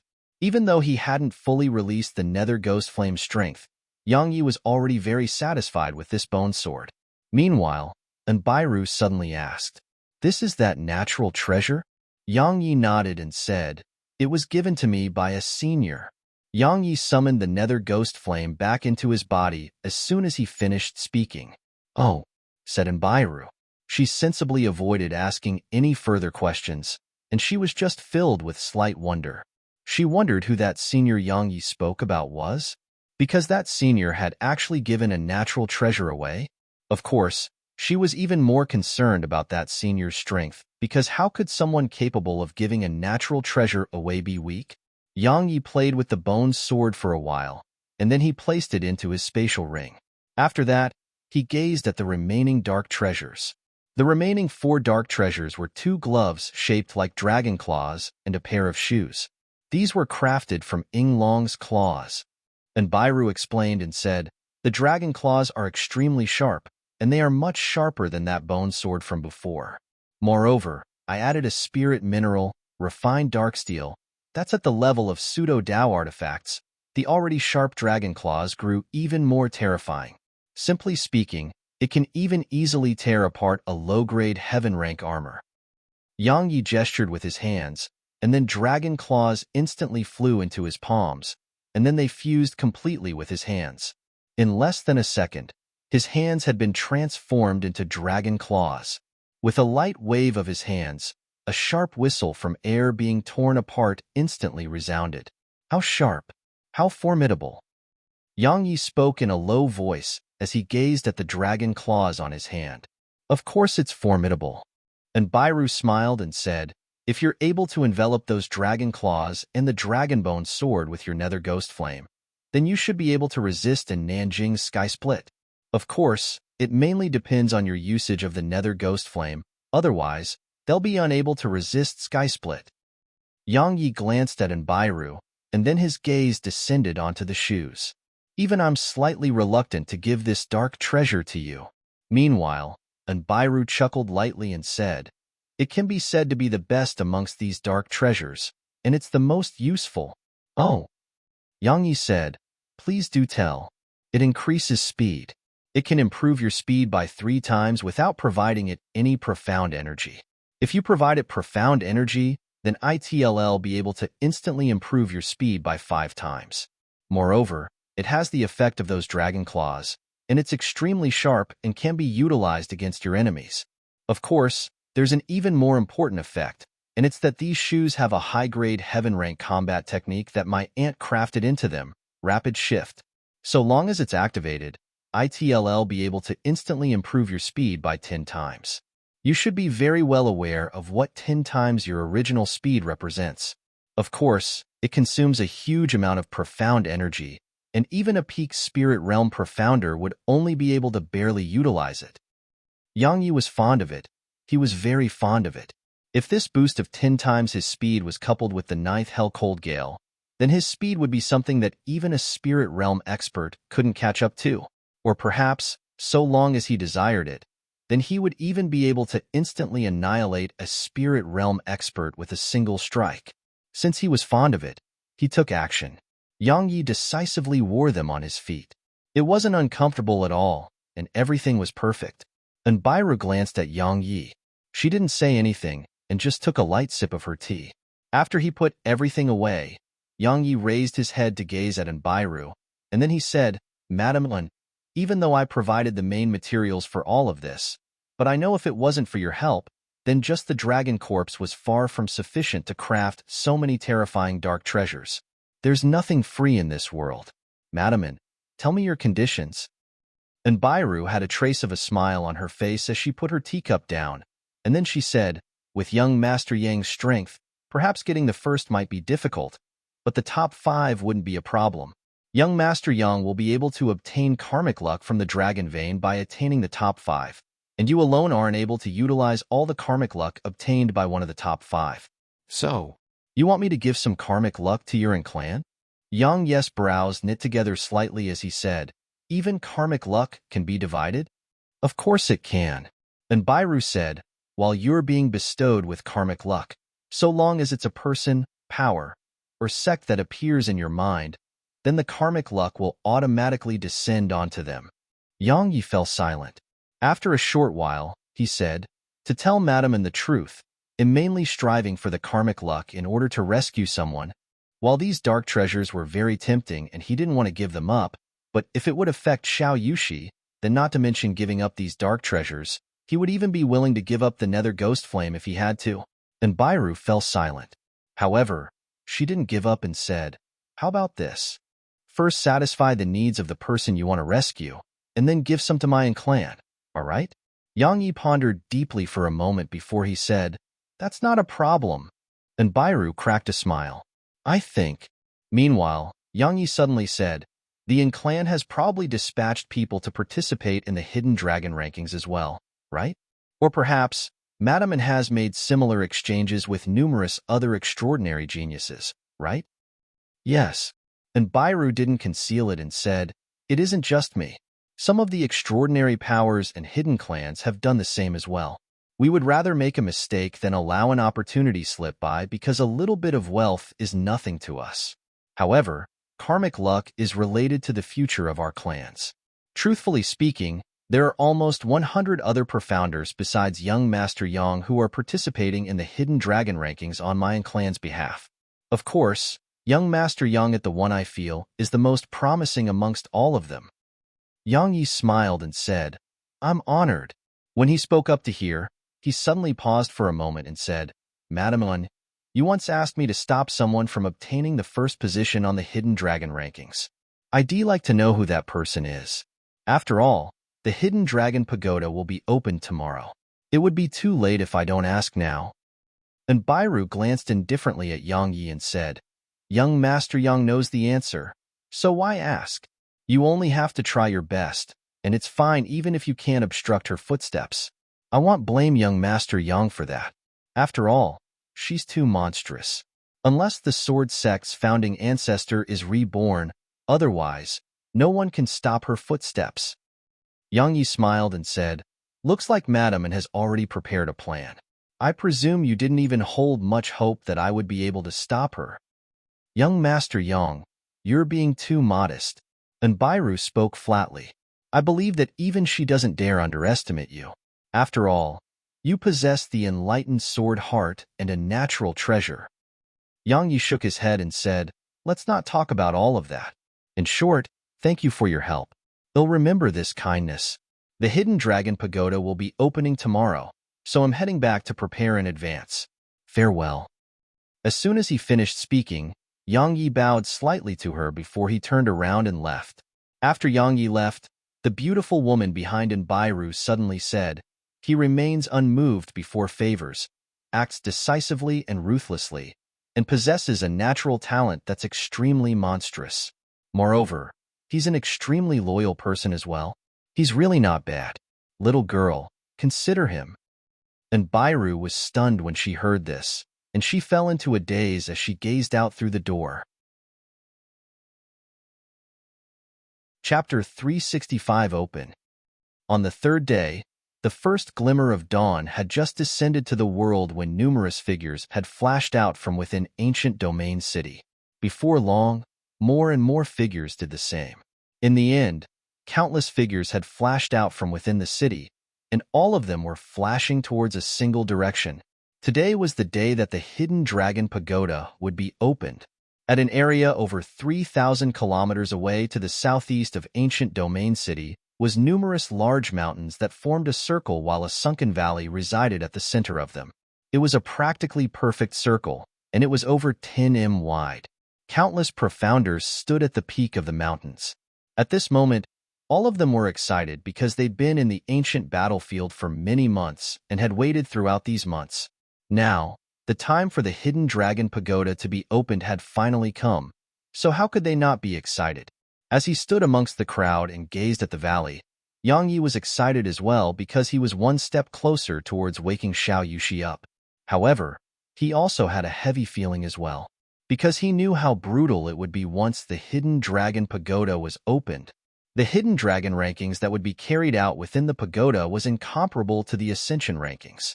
Because the Ascension rankings consisted of battles that stopped upon victory, but the Hidden Dragon rankings wasn't the same. It consisted of battles that only ended with the death of one party. The Hidden Dragon Pagoda was divided into 5 levels, and one speed of cultivation on every single level was different. On the first level, cultivating for a single day was equivalent to 10 days of cultivating in the outside world. On the second level, cultivating for a single day was equivalent to 20 days of cultivating in the outside world. On the third level, cultivating for a single day was equivalent to 1 month of cultivating in the outside world. On the fourth level, cultivating for a single day was equivalent to 3 months of cultivating in the outside world. As for the fifth level, Yang Yi didn't know its effects because only the geniuses who had ascended to the level knew the answer. Under such circumstances, countless people naturally desired to ascend to the highest level because the Hidden Dragon Pagoda would only be kept open for 10 days. Thus there was a problem. The Hidden Dragon Pagoda had an extremely brutal rule, and it was that besides the first level, Every other level could only accommodate 100 people. Moreover, the fewer the people on a level was, the denser the karmic luck there would be, and everyone would get a larger share. So, the weak would naturally be eliminated, whereas elimination represented death, because it was impossible to leave the pagoda until the hidden dragon rankings was completed. As for why it was impossible to leave, the information Yang Yi gathered didn't have the answer to that question. In any case, one could only leave the hidden dragon pagoda once the hidden dragon rankings had come to an end. Of course, if one didn't possess sufficient strength, then it was best to stay obediently on the first level, even if competition still existed on the first level. What were they competing for? It was naturally for karmic luck. However, the intensity of this competition was insignificant when compared to the second, third, and fourth level. In short, for the sake of being able to improve their strengths at a quicker rate, the countless profounders here would fight desperately in order to charge up the pagoda. This process was called ascending the rankings. The process of ascension was extremely brutal because from the second level, every time an extra person arrived on the level, it represented the death of another.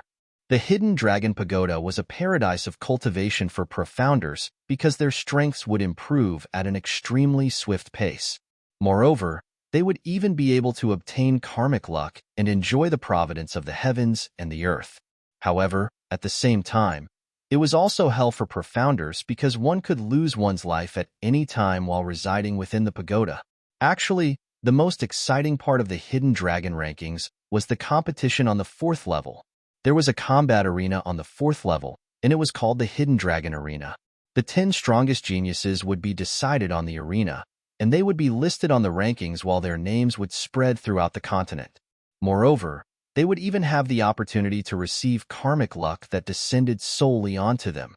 This was the only opportunity one had to obtain a portion of karmic luck that belonged solely to one, and it was only then that one could divide the karmic luck to one's clan, loved ones, or anyone else. So, the most exciting part of the Hidden Dragon Pagoda was the competition to ascend the rankings. Because it was a collision between true geniuses, and it was a true and fierce battle between monstrous geniuses. Ascending the rankings was done by stepping on the corpses of other monstrous geniuses. A fiery red sun gradually ascended on the horizon while golden rays of sunlight descended and added a thin layer of gold onto the profounders here. A Nanjing who held Sky Split in her hand appeared before everyone. At the same time, a white-haired old man appeared as well. The white-haired old man glanced at a Nanjing and nodded lightly to her before he swept his gaze towards the profounders in the surroundings. He said, "Does anyone intend to withdraw? It's your last chance. Once you enter the pagoda, then you can only leave once everything comes to an end." "No." The thousands of profounders in the surroundings replied in unison. "Withdraw? What a joke. How difficult had it been for them to arrive at the Southern Territory and the ancient battlefield here? How could they possibly live up to the expectations of their clansmen, sects, or themselves if they were to withdraw now? Most people were selfish, but they had determination as well. If they were to withdraw now, then would they be any different from cowards?" The white-haired old man nodded, and then he gazed at Nanjing. The latter understood the white-haired old man's intentions, and she made a tossing motion with her right hand. The sky-split spear shot into the white-haired old man's hand. A wisp of a complicated expression flashed in the old man's eyes as he gazed at sky-split that he held in his hand. After all, the spear in his hand was sky-split, the dark treasure of all the martial gods of the past. The white-haired old man shook his head before his figure flashed up into the air, and then he suddenly utilized Sky Split to strike the valley below him. The old man shouted, "Split!" The space at the tip of the spear trembled violently before a strand of white ripples swept towards the surroundings. After that, the ground of the valley below them had started to split slowly beneath their shocked gazes, and then an enormous black dot started to gradually emerge from underground. The black dot grew larger and larger. In next to no time, everyone saw the shape of it clearly. It was the top of a pagoda, and the countless profounders in the surroundings seethed with excitement upon witnessing this scene. Because it was the Hidden Dragon Pagoda, in next to no time, the entire pagoda appeared within everyone's fields of vision. The hidden dragon pagoda was 3 kilometers tall and over 2 kilometers wide. The entire pagoda was dark, dignified, simple, and ancient. That was what Yang Yi felt about the pagoda. Bang! Right at this moment, an enormous white-colored dragon that was over 10 kilometers long suddenly shot into the sky from beneath the ground, and it circled in the sky before it coiled around the pagoda. The expression on the old man's face changed when he witnessed this scene, and his eyes revealed undisguised shock, because the white dragon was the dragon vein beneath the hidden dragon pagoda, and it had only shown itself on one other occasion throughout history. It was that day 10,000 years ago when the sword sect's founding ancestor had come to the hidden dragon pagoda. At that time, the sword sect's founding ancestor had drawn the attention of the white dragon, so it had shown itself. But who exactly made the white dragon show itself 10,000 years later? The white-haired old man swept his gaze past all the profounders in the surroundings, and his gaze stopped for a moment on Imoku, Yang Yi, and Nanjing, and Luo Shui. After that, his gaze locked onto Nanjing. But in next to no time, his gaze fell onto Luo Shui. A short while later, he shook his head and sighed lightly. Everyone in the surrounding gazed at the white dragon with shock. They naturally didn't recognize it, and they were merely shocked by it because it was truly too huge. Right at this moment, the tiny vortex within Yang Yi's body had suddenly circulated for a moment. At the moment, the enormous white dragon's eyes suddenly shot over towards Yang Yi. Its eyes had a trace of yearning, a trace of bewilderment, a trace of fear, and even more excitement. Yes, its enormous eyes were filled with excitement. But in next to no time, the excitement in its eyes transformed into rage. Roar! The enormous white dragon flashed over the sky above Yang Yi and the others, and then its white dragon breath suddenly surged down towards Yang Yi and the others. The profounders around there were horrified. What's wrong with this white dragon? It's actually attacking us. Yang Yi's eyelids twitched as well. He was able to sense that the white dragon was extremely furious right now, but he couldn't figure out why the white dragon would suddenly go berserk. Yang Yi didn't have the time to ponder on it, and he was just about to retreat. However, right at this moment, the white-haired old man suddenly appeared above them, and then he swiftly slapped his right palm forward. A white energy palm flashed into existence and collided with the dragon's breath. Bang! As soon as they came into contact with each other, both of them emanated terrifying energy. Moreover, an explosion that rumbled thunderously resounded by the ears of everyone.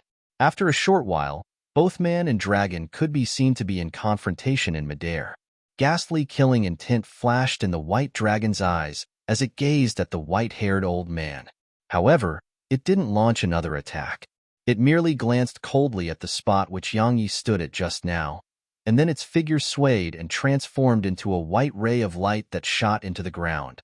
The white-haired old man frowned slightly while a wisp of bewilderment flashed through his eyes. This white dragon didn't launch an attack when it showed itself for the sword sect's founding ancestor all those years ago. Why did it? After a short while, the old man shook his head, and then he waved his right hand, causing Sky Split to fly into a Nanjing's grasp. After that, he said, "Let the hidden dragon rankings begin. Haha, profounders of the devil race, heed my command. Kill all humans within the hidden dragon pagoda without any mercy.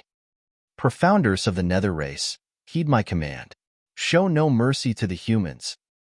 The white-haired old man had just finished speaking when the group of profounders from the devil race and nether race had flown down under Imoku and Han Yu's lead, and they surged into the hidden dragon pagoda as soon as they descended to the ground.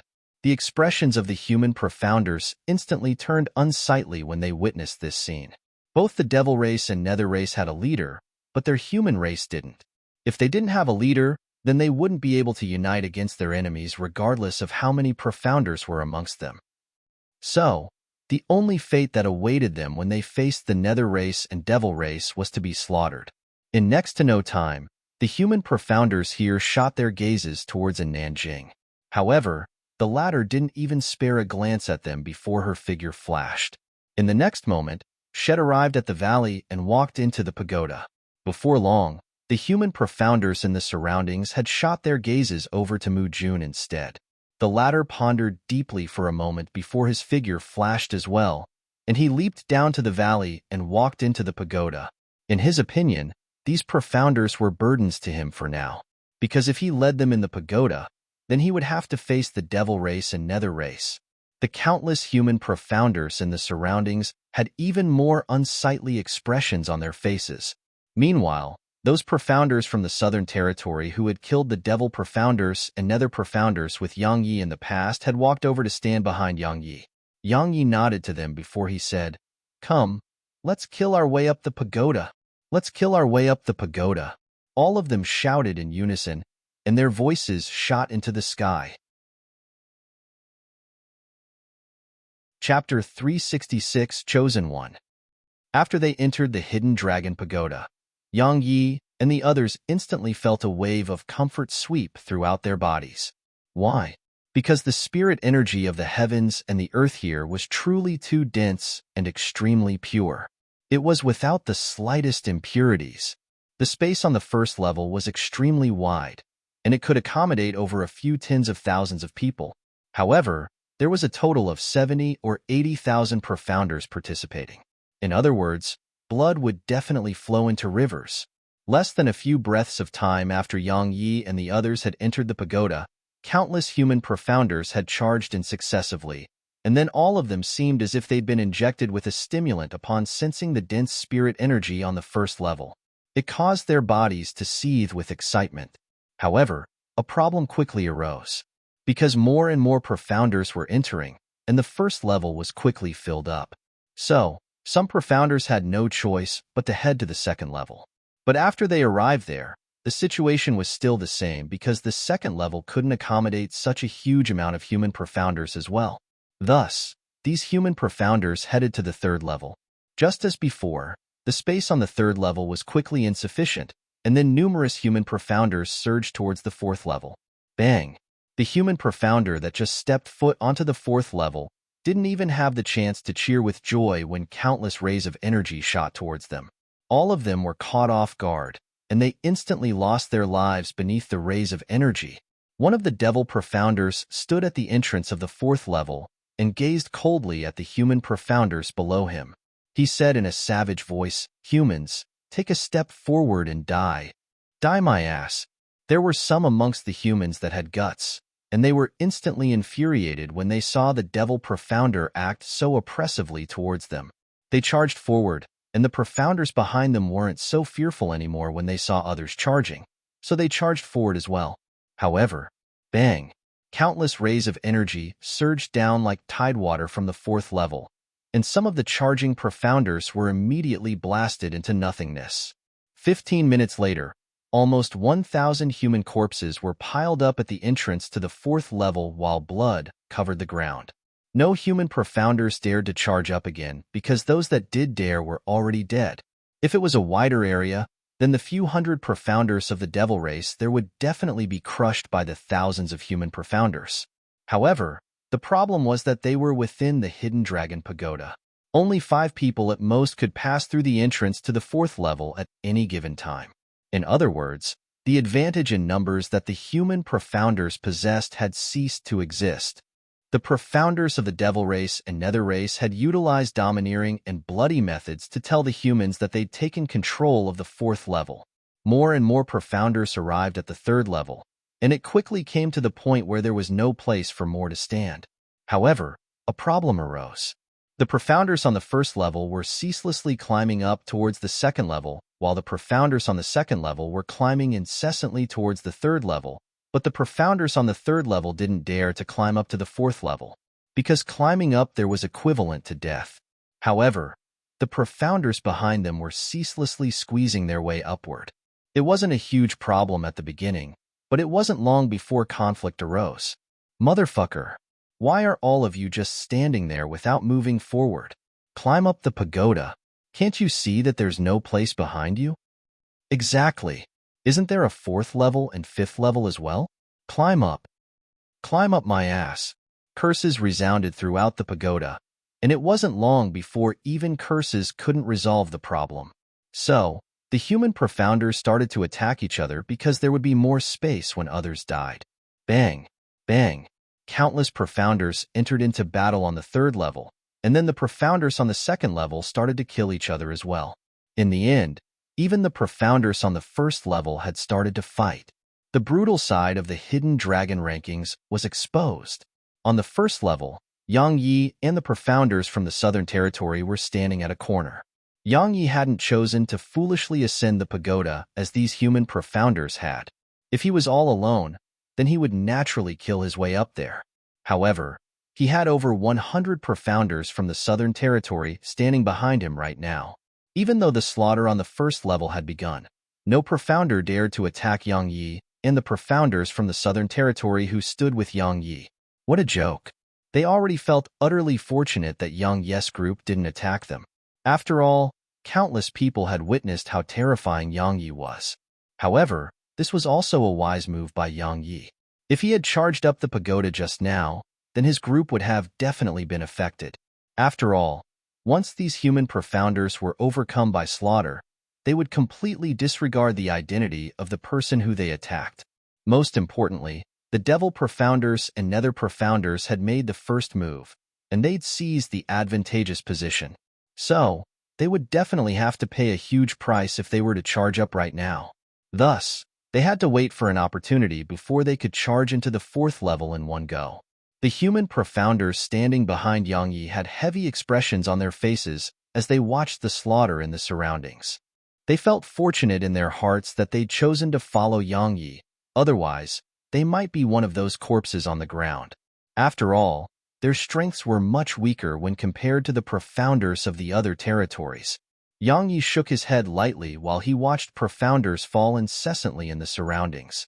The desire to reap benefits made countless human profounders act worse than actual beasts. Was this a deep-rooted flaw of humans? Right at this moment, a blood-red peak suddenly flew out from within Yang Yi, and then it circled through the air. Subsequently, the corpses and blood of the dead profounders were instantly absorbed into the pearl. The pearl of baleful blood. Yang Yi was stunned when he saw this pearl. In the past, because of the enormous backlash and consumption of energy from utilizing it, and coupled with his apprehension towards the ghost sect, Yang Yi had never utilized it and just left it within the tiny vortex. Moreover, it was even to the extent that had almost forgotten about its existence. So, never had he imagined that it would actually make an appearance on its own. Was it attracted by the aura of slaughter here? Yang Yi seemed to have come to an understanding as he gazed at the corpses and blood that covered the ground. All the profounders who were slaughtering each other had instantly stopped fighting when they saw Yang Yi's pearl was absorbing the corpses and blood. However, they quickly started another round of slaughter. There was no other reason than because they didn't dare to attack Yang Yi. Not to mention that Yang Yi had over 100 profounders standing behind him, they wouldn't dare attack him even if he didn't. After all, they were only taking over 100 spots and not the entire level. So, only an idiot would attack Yang Yi's group. Outside Hidden Dragon Pagoda, Luo Shui had his hands behind his back as he stood before the entrance to the pagoda. At this moment, there wasn't a single profounder in the surroundings besides him. Right at this moment, a dark cloud suddenly surged into appearance in the horizon, and it moved extremely swiftly. In next to no time, it arrived above Hidden Dragon Pagoda. A wisp of a smile arose on the corners of Luo Shui's mouth as he gazed at the dark cloud, and he said, "They're finally here?" The dark cloud dispersed to reveal a few hundred figures that had their faces covered. They descended behind Luo Shui before they knelt down on one knee in unison, and then they said simultaneously, "Chosen One." Luo Shui nodded lightly and said, "Come, let's go meet the monstrous geniuses of Profounder Continent." Yes. After Luo Shui led a few hundred others into the first level of the Hidden Dragon Pagoda, all the human profounders here stopped fighting. Luo Shui didn't spare a glance at them, and his gaze just descended onto Yang Yi.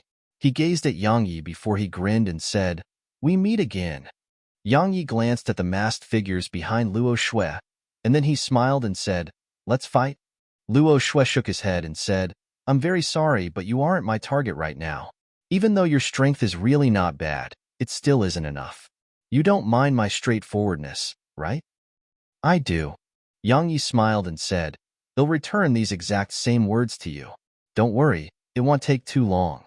After all, we'll fight sooner or later, right? Indeed. Luo Shui nodded and said, I hope you don't disappoint me. After all, only you are capable amongst the profounders of the Southern Territory. Yang Yi suddenly said, I'm really curious about your identity. There's no need for that because you'll find out very soon. As soon as he finished speaking these words, Luo Shui led the group behind him towards the second level. After that, everywhere he passed, bolts of electricity shot out violently from within him, and then countless human profounders were instantly transformed into ash on the spot. When Luo Shui's group arrived in the second level, over 500 new corpses had been created in their wake. Right at this moment, another figure stepped foot into Hidden Dragon Pagoda. Yang Yi's eyes instantly narrowed upon noticing this person, and then killing intent surged explosively within his eyes.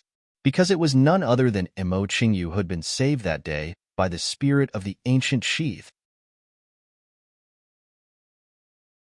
Chapter 367. Anyone? However, Yang Yi was slightly bewildered because Emo Qingyu's arm was healed, and her bearing was extremely different when compared to before. He was unable to put a finger on it, and it was just a feeling. However, all of that wasn't important. The important part was that Shed made an appearance here, and that she had to die today. Emo Qingyu's gaze had descended onto Yang Yi as well. However, she quickly withdrew her gaze and walked towards the second level.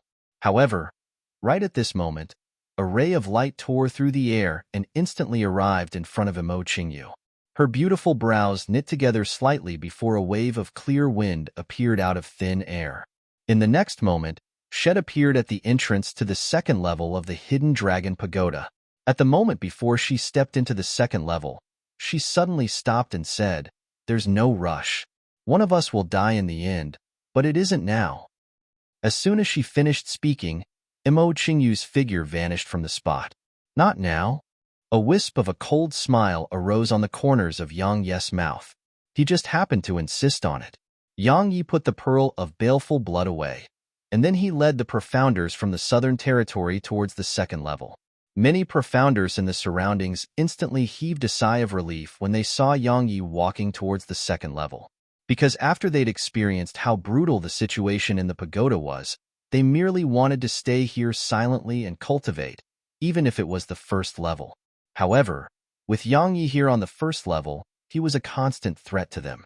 After all, not a single one of them could go against him. So, it couldn't be any better that Yang Yi had left now. When he arrived at the second level, the pearl of baleful blood within him had flown out once more because the second level could truly be said to be covered in corpses. A dense expanse of corpses covered the ground while the thick smell of blood suffused the air. It caused the profounders behind Yang Yi to be unable to help but frown. Swish! Right at this moment, a whistle resounded through the air as a profounder hood gone mad with slaughter had appeared in front of Yang Yi, and then he forcefully slashed his sword down towards Yang Yi's head. Hiss! A violet ray of light flashed, and then this profounder's head instantly flew into the air. But in next to no time, another profounder had pounced towards Yang Yi. The profounders in the surroundings had gone mad with the intent to slaughter. Because if they didn't kill, then they would be killed here. There were no allies here, and they were surrounded by enemies. So, they had to kill anyone they saw because the others did the same. Under such circumstances, the profounders on the second level had gone completely berserk. There was only a single thought in their minds, and it was to kill because failing to do so represented death. After killing almost 100 profounders in succession, some of the profounders in the surroundings had finally realized that something was off, and then they looked over towards Yang Yi. When they saw Yang Yi, all of their minds instantly cleared up. After all, they'd personally witnessed the scene outside Ancient Domain City where Yang Yi fought those 4 peerless geniuses by himself. All of them stopped attacking, and then they automatically opened up a path for Yang Yi's group. What a joke. They had no intention of offending Yang Yi at all. Yang Yi glanced at them before he shook his head and said, How sad. All of you have the courage to attack others from your own race, yet you don't dare to attack the Nether race and Devil race. Don't all of you think that it's sad? All of them fell silent. Meanwhile, a profounder grunted and said, Attack the Nether race and Devil race? Yang Yi, It's easy for you to say. Their strengths are superior to ours, and coupled with the fact that they occupy an advantageous position, how could we possibly act against them? So you act against others from your own race?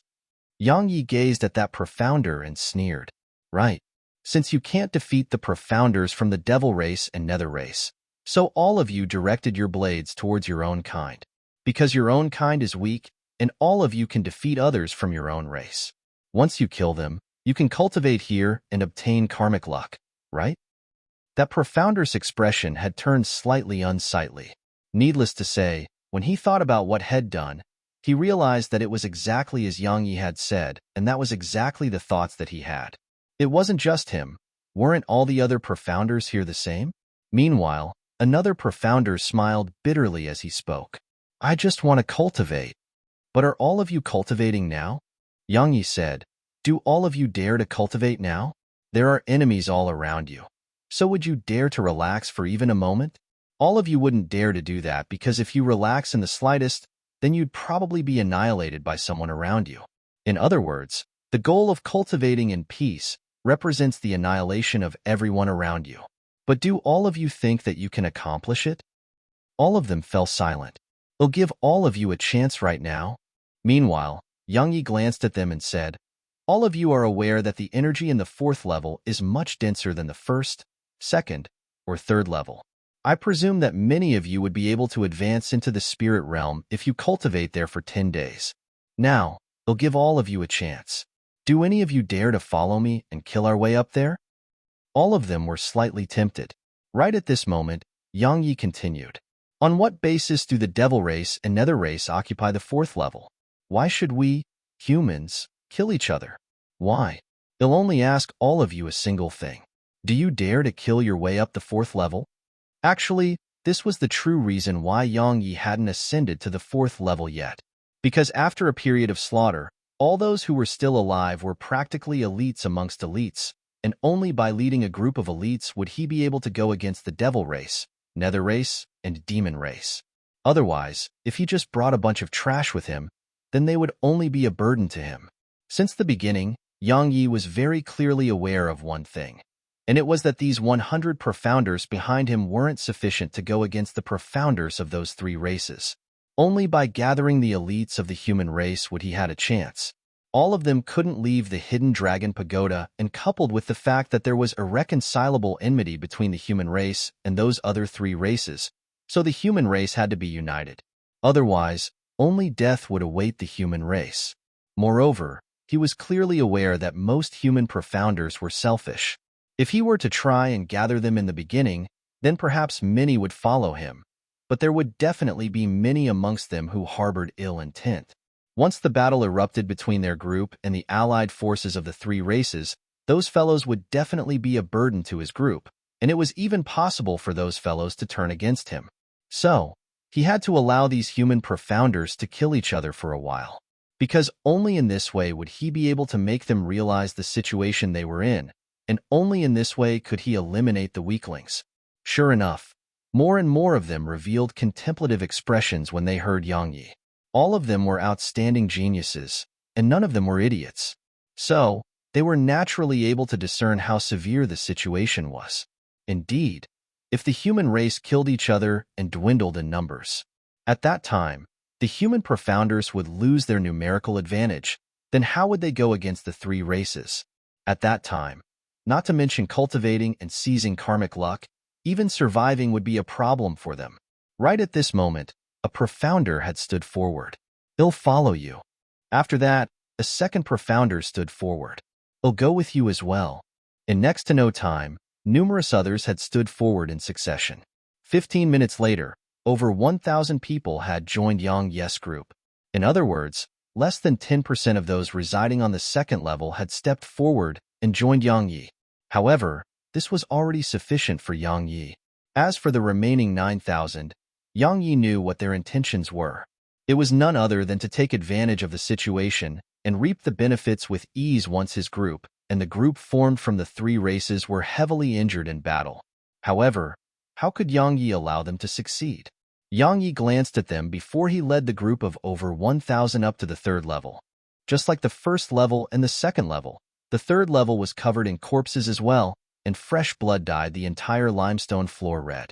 The battles on the third level were even more intense than the second level, and some profounders had pounced towards them as soon as Yang Yi led the group into the third level. Obviously, they wanted to stop other profounders from ascending here. Yang Yi didn't attack, and the profounders behind him dealt with those profounders that assaulted his group. All of them realized that something was off, and they stopped attacking and gazed towards Yang Yi. Their expressions instantly turned extremely solemn when they saw that it was Yang Yi, and their eyes even carried deep fear. "Continue killing. It's fine, we're just having a look." Yang Yi smiled as he spoke these words. The corners of their mouths twitched. "Continue killing?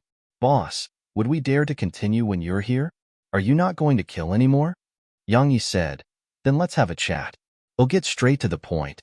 Is anyone willing to follow me and kill our way into the fourth level? If there are, then come over here."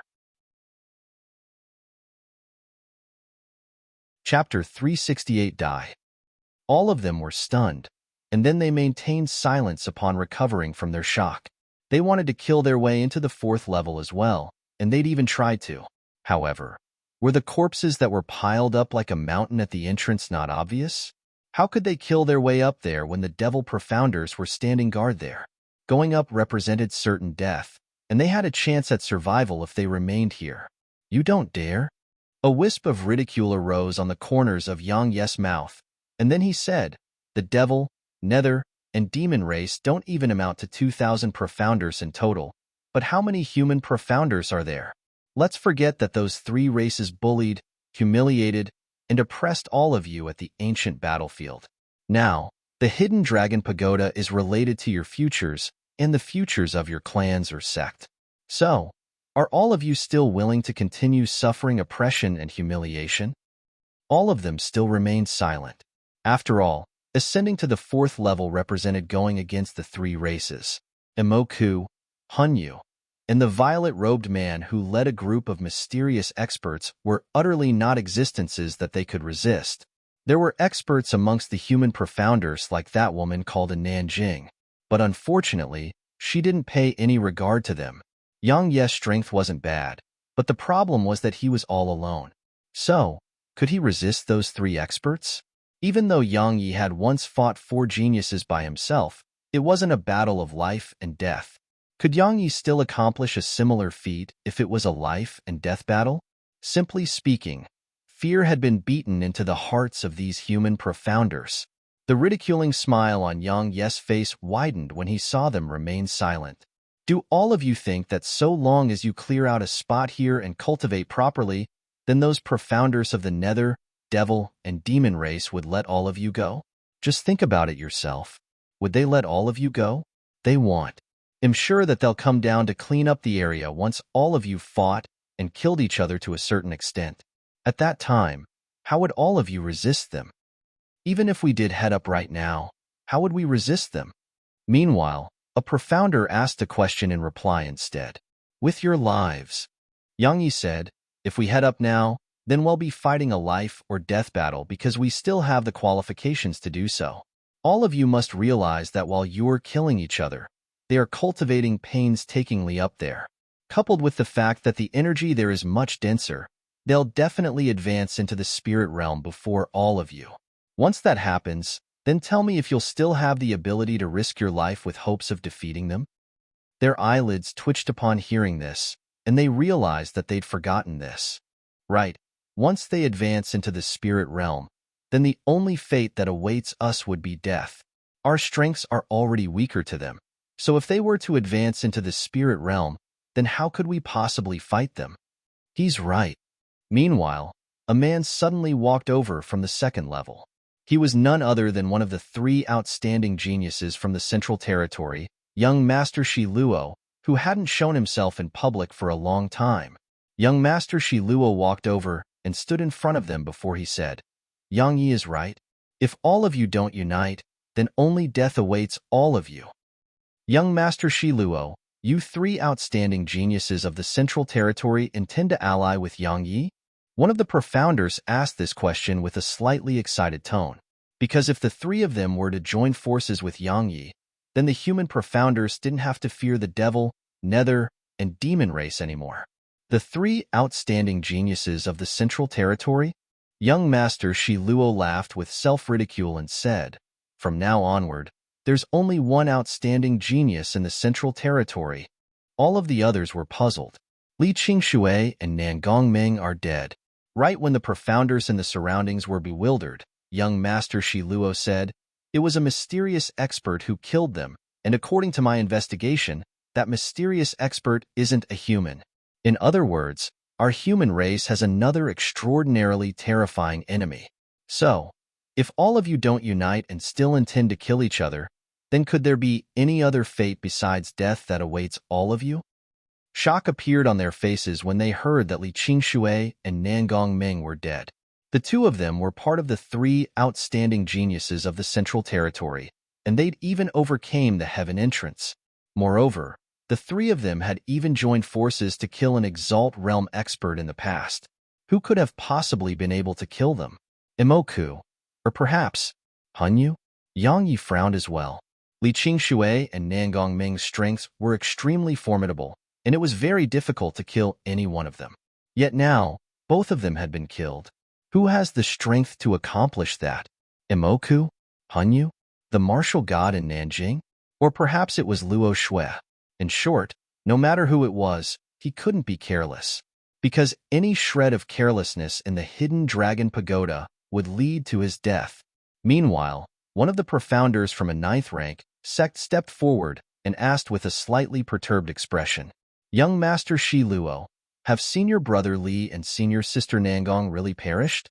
Shi Luo nodded and said, "At that time, the three of us were about to head to the desert of death. I got into an argument with Li Qingshui on the way there, and then I left out of anger.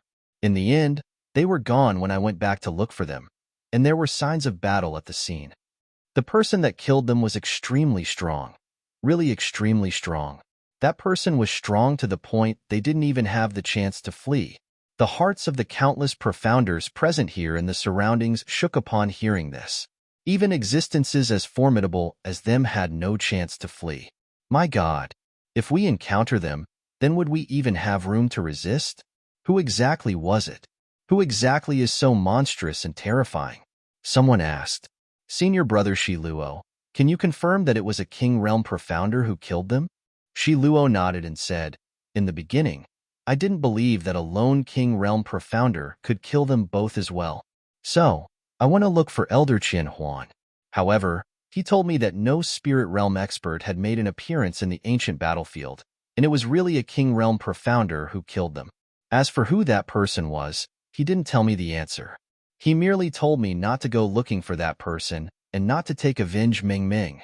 Haha, but is that even possible? Ming Ming is dead in both body and soul. How ruthless of that person. How could I, Shi Luo, dare say that I loved Nangong Ming if I don't avenge her?" Everyone in the surroundings fell silent once more, because they noticed that their current situation was becoming worse and worse. The Hidden Dragon Pagoda would only be open for 10 days, and they wondered if they could survive through these 10 days. Yang Yi gazed at Shi Luo and asked, "Can you determine who killed them?" "I can't." Shi Luo shook his head and said, "But only those few people here can pose a threat to them. Imoku, Hanyu, Imo Qingyu, that mysterious violet-robed man, and Nanjing. Right, you, Yang Yi, as well? The strength all of you've revealed on the surface is insufficient to kill them on your own. In other words, someone amongst all of you has definitely concealed his or her strength. Haha. Actually, it should be said that all of you have concealed your strengths, right?" Yang Yi shook his head and said, "I'm in need of forces. So can I count you in? Otherwise, I'm not confident in my ability to fight the members of those three races." "Of course." Shi Luo smiled, and then he stood by Yang Ye's side. "Count me in as well." Meanwhile, another man leaped up from the second level, and Yang Yi knew this person as well. It was Ji Yinshi. A wisp of a smile arose on the corners of Yang Ye's mouth when he saw Ji Yinshi, and he said, "Welcome." Ji Yinshi chuckled and said, "How could I, Ji Yinshi, not be there when you're going to kill those bastards from the devil race and nether race? I've been unable to bear the sight of them for a long time. Now that I have the chance today, then I'll kill to my heart's content." Yang Yi smiled, and then he glanced at the other profounders on the third level before he said, "Anyone else? Count me in. Count me in." When they saw that both young Master Shi Luo and Ji Yanshi had chosen to join Yang Yi's group, some braver profounders on the third level who possessed comparatively formidable strengths had immediately stepped forward as well. After all, some of the profounders here had great aspirations of their own, and the speed of cultivating in the fourth level was far superior to the third level. So, now that they had an expert to lead them, how could they possibly refuse to head up there? However, only a few hundred profounders had stepped forward while the remaining profounders still maintained their silence. In the opinion of these profounders who remained silent, the chances of winning a fight to the death with the profounders from those three races was very tiny. Moreover, defeat represented death. Even though there was slaughter on the third level as well, their strength was fundamentally the same, so they had a chance to survive. But what about their chances of survival if they headed up there? In short, the third level was much safer than fighting the devil, nether, and demon race to the death. In next to no time, Yang Yi's group had grown to possess over 2,000 members. Even though it was merely 2,000 plus profounders, Yang Yi was already extremely satisfied. Why? Because these 2,000 plus profounders were unafraid of death. They were courageous experts that were ready to die. The difference in strength wasn't important because strength was useless if one didn't have guts. Yang Yi flipped his palm, and dragon bone appeared in his hand. A wisp of a ruthless expression flashed in his eyes before he roared with laughter. "Then allow me to open up the path. Let's kill our way to the fourth level." As soon as he finished speaking, his figure flashed, and he was like a violet glow of the sword as he shot violently towards the entrance of the fourth level. "Let's kill our way into the fourth level." Clamorous shouts resounded behind Yang Yi. Chapter 369 War. As soon as Yang Yi stepped foot onto the fourth level, countless rays of energy had surged over towards him. Yang Yi grunted coldly as he slashed swiftly with dragon bone. An arc of sword chi shot out violently from the tip of dragon bone, and all the rays of energy in its path were instantly crushed into nothingness. Moreover, the sword chi didn't slow down at all as it shot violently towards the devil profounders who were at the entrance of the fourth level. All of them instantly revealed astounded expressions because Yang Yi's sword chi was too sharp and fierce. It was utterly not something they could resist. Fortunately, their big brother, Embark, had appeared in front of them. Embark grunted coldly as he watched it flash towards him, and then he suddenly stabbed with the nether god's spear. Bang! A light bang resounded as Yang Yi's sword chi was instantly dispersed. "It'll stop him. All of you kill those human profounders who are coming up." Embark spoke indifferently, and then he pointed the nether god's spear at Yang Yi, while the devil energy within him surged explosively. A wisp of a ruthless expression flashed in Yang Yi's eyes when he saw those devil profounders pouncing towards the humans. A few dozen swords flashed into the air with a wave of his right hand, and then he issued a command in his heart. Those swords transformed into rays of light that shot explosively towards the devil profounders. For the sake of allowing all the human profounders to ascend into the fourth level, Yang Yi had utilized the Soul Seek sword technique as soon as he attacked, and had even utilized his peak 6th level slaughter sword intent. Embark frowned when he witnessed this scene, and then his figure flashed with the intention of stopping those swords. However, right at this moment, Yang Yi suddenly appeared in front of Embark. "I'm your opponent." As soon as he finished speaking, Yang Yi suddenly slashed his sword at Embark. "Fuck off!" Embark shouted furiously as he executed a horizontal flick with the spear. Bang! The formidable force within their attacks caused both of them to instantly move a few steps back. Embark was just about to attack when a few dozen shrill cries resounded. When he raised his eyes to look over, he saw that the heads of a few dozen devil profounders had been chopped off by Yang Yi's swords. Embark's expression suddenly turned savage when he witnessed this scene. Meanwhile, Ji Yanshi, Shi Luo, and the other 2,000-plus human profounders had surged up into the fourth level. Meanwhile, the profounders from the devil race, nether race, and demon race had arrived behind Embark. Both sides stood in confrontation. The atmosphere between them was tense, and a war could break out at any moment. Emoku, I told you that we should dispatch more people to guard the entrance. Hanyu spoke in a low voice by Emoku's side. Even though most humans are weak, there are some experts amongst them. So, we shouldn't underestimate our opponents. It's pointless to speak about it now. The killing intent in Emoku's eyes seemed material as he said in a ghastly voice, "A debt of blood must be paid with blood." Hanyu nodded and said, "Since it's like that, then let's kill." Kill. Emoku spoke in a cold voice. Kill. A wisp of a savage expression surged into Yang Ye's eyes, and then his figure flashed and shot explosively towards Emoku. Kill. Regardless of whether it was the human profounders, the devil profounders, demon profounders, or nether profounders. At this moment, all of their eyes had turned red and surged with a horrifying intent to kill. A war erupted between them. Yang Yi kept Emoku busy, Ji Yanshi did the same to Hanyu, whereas Shi Luo led the human profounders to fight an intense battle with the members of the three races. Shi Luo wanted to help Yang Yi and Ji Yanshi, but he couldn't. Why couldn't he?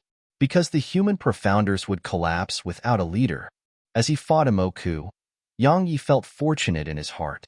He felt fortunate that he possessed Dragonbone because the Nether God's spear was truly too terrifying, especially when it was utilized by Emoku. An ordinary Earth-rank sword would be utterly unable to endure the strength possessed by the Nether God's spear and Emoku. Both Emoku and Yang Yi were on par in terms of strength, and even if they abandoned their defenses and allowed each other's strike to hit their bodies, they wouldn't die because of the physical defense they possessed. At the very most, they would just suffer minor injuries. So, unless they fought with their lives on the line and utilized all their trump cards, it was impossible for them to harm each other. However, both of them were unwilling to expose their trump cards right now. After all, there were even more experts waiting for them. If they were to expose their trump cards now, then they would lose one at the very least. So, they were quite depressed during the battle as both of them understood this principle. But they had no choice but to fight. Yang Yi gradually started frowning because he noticed that Ji Yanshi was slightly unable to resist Hanyu, and was forcefully suppressed by Hanyu. If it wasn't for his sword intent, then Ji Yanshi would have probably lost a long time ago. Once Ji Yanshi lost, then he would be in danger if he were to face the joint forces of Emoku and Hanyu. This moment wasn't the same as before. He was certain that if Emoku and Hanyu were given the chance, they would definitely kill him even if they had to expose their trump cards. Bang! Dragonbone collided with the Nether God's spear and rumbling resounded through the surroundings.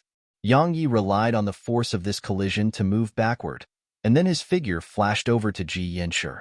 With a flip of his palm, he slapped over 10 types of various talismans on Ji Yanshi. Ji Yanshi was stunned by this, and he was delighted upon recovering from his shock. After that, he said, "Thank you." As soon as he finished speaking, Ji Yanshi shouted, and his sword left a string of afterimages behind as it shot explosively towards Hanyu. The boost provided by those various talismans had allowed Ji Yanshi to finally turn around the situation and avoid defeat, but that was all he could accomplish. After all, the gap between his strength and Hanyu's strength was quite huge, and top-grade talismans could only allow him to avoid defeat for a short period. Yang Yi instantly heaved a sigh of relief when he saw that Ji Yanshi had turned the situation around. However, right at this moment, Emoku had suddenly appeared behind him, and then Emoku's spear struck straight towards the back of his head. Yang Yi's expression changed when he sensed the formidable force approaching from behind him, and he turned around and drew his sword before slashing it downwards. Bang! The sound of metal colliding resounded, and the formidable force from the collision caused both of them to retreat by over 10 m. Emoku laughed coldly as he gazed at Yang Yi and said, "Your companions seem to be unable to persist for long." Yang Yi glanced towards the surroundings, and he couldn't help but frown when he noticed that more and more human corpses were piling up in the surroundings. At the same time, he sighed in his heart. The strength of these human profounders are truly quite weak when compared to the three races. Even though humans outnumber the devil, nether, and demon race, it actually seems to be quite useless. If Shi Luo wasn't there to keep some top-rate experts of theirs busy, then the human profounders would have probably suffered a horrible defeat by now. The humans' profounders will definitely lose miserably if this continues. When he thought up to here, Yang Yi took a deep breath before a wisp of a resolute expression flashed in his eyes. With a wave of his right hand, 200 swords shot into the sky, and then he flicked his finger. The nether ghost flame shot over swiftly and instantly attached itself to those 200 swords.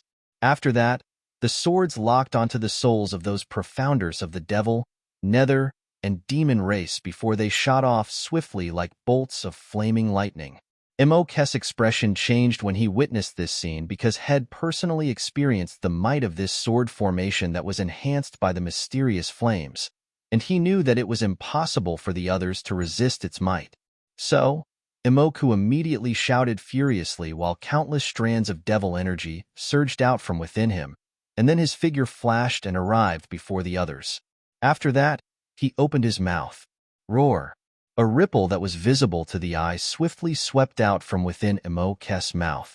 Everywhere it passed, even space rippled, and when the ripple collided with those 200 swords of Yang Yes, bang! In an instant, it was like a thunderclap had resounded on the 4th level, and then a terrifying wave of energy swept swiftly from the point of collision. In an instant, all the profounders in an area of over 10 m around Yang Yi and Embark had been blasted flying, and then they crashed heavily onto the walls and the surroundings. The devil profounders were in a better state because they possessed formidable physical bodies, so the wave of energy had merely heavily injured them. However, some human profounders were in comparatively miserable states because some weaker human profounders were directly blasted to death by the wave of energy. However, the battle between Yang Yi and Embark hadn't come to an end. Both of them were blasted flying by the terrifying wave of energy, but they had formidable physical bodies. So, they immediately shot explosively towards each other after they stabilized their figures.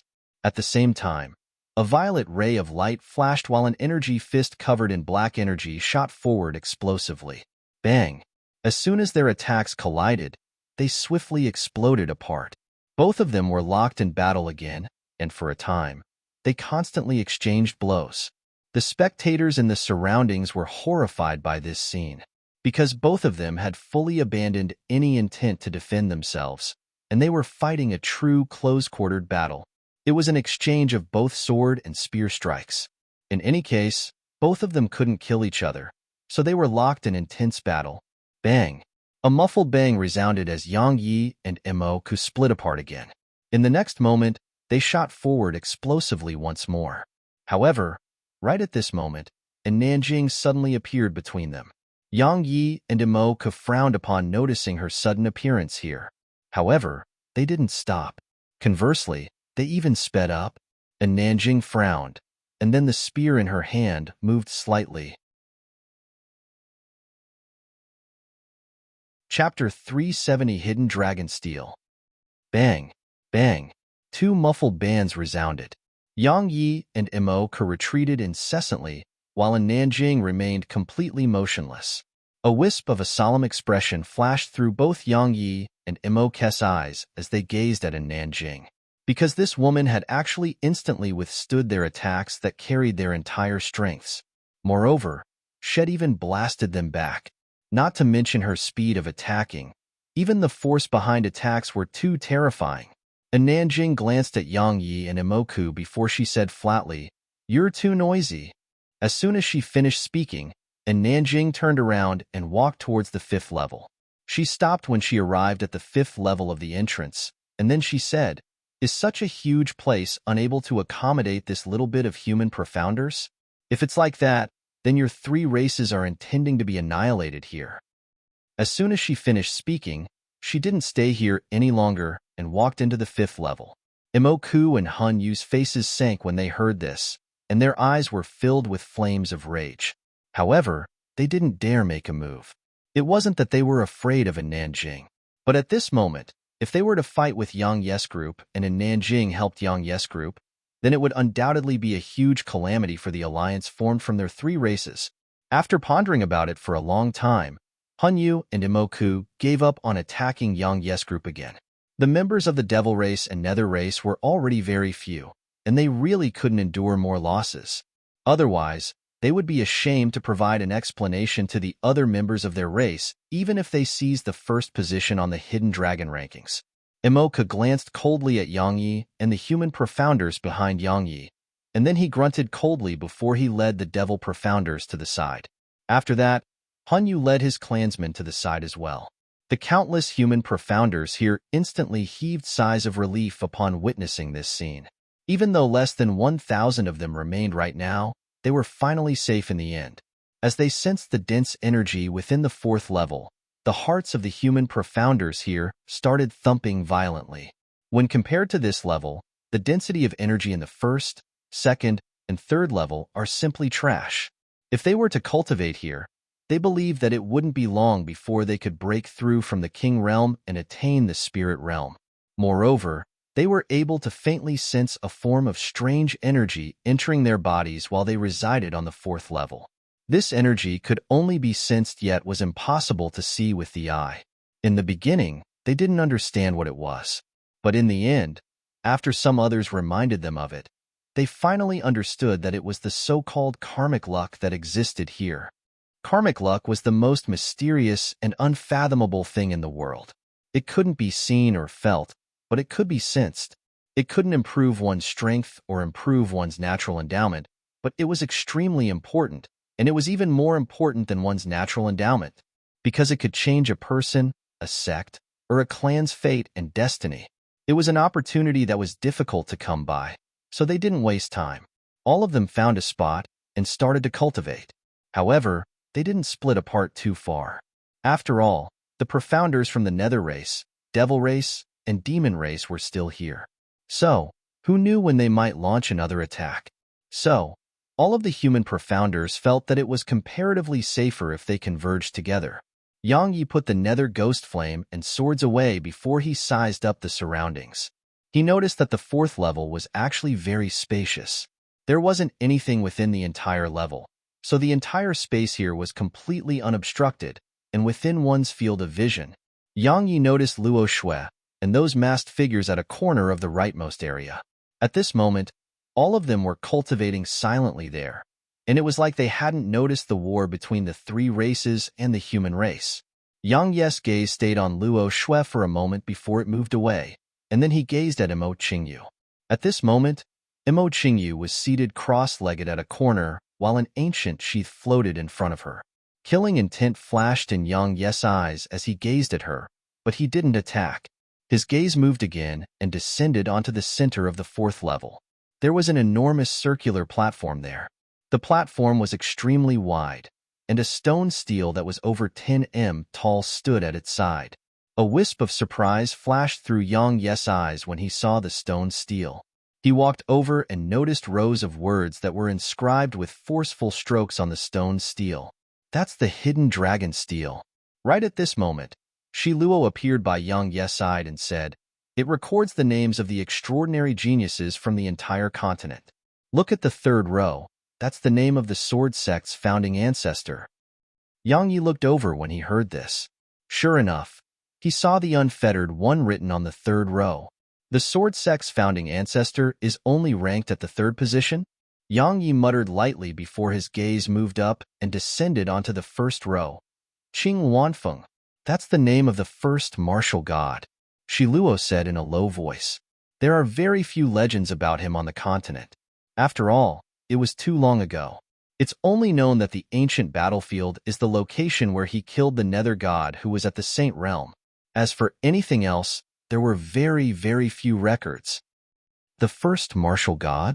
Yang Yi muttered lightly and said, "Is he or the Sword Sect's founding ancestor stronger?"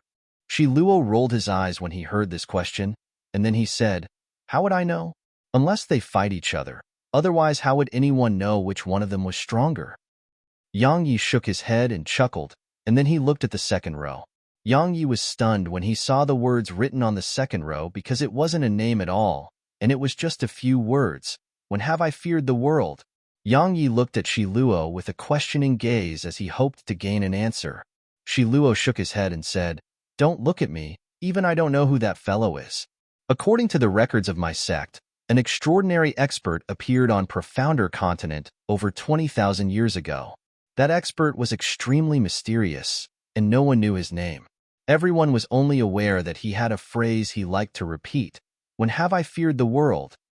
He was able to ascend the hidden dragon steel because of that? Asked Yang Yi with an astounded tone. Of course not. Shiluo said. Had once done something extremely insane. Had set up a combat ring in the central territory and challenged the experts of the entire continent. At that time, it was a period when the continent was the most prosperous. There were countless sects and experts throughout the continent. So, his arrogance naturally caused countless sects and experts to be displeased. And then the extraordinary experts from the various sects and hidden clans stepped forward. However, all of them returned after suffering miserable defeats. However, he wasn't satisfied. Shiluo continued.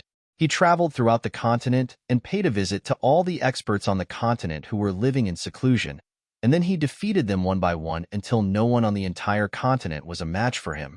In the end, he went to Martial God Mountain. When he left the mountain, he said, "You were born too early." What a shame. From that day onward, he never showed himself on Profounder continent again, and only legends of him were left behind in the continent. When have I feared the world? Yang Yi muttered lightly, and then he smiled and said, "What an arrogant tone. If he were to be born during the same time as the Sword Sect's founding ancestor and the first martial god, then I presume it would be extremely interesting.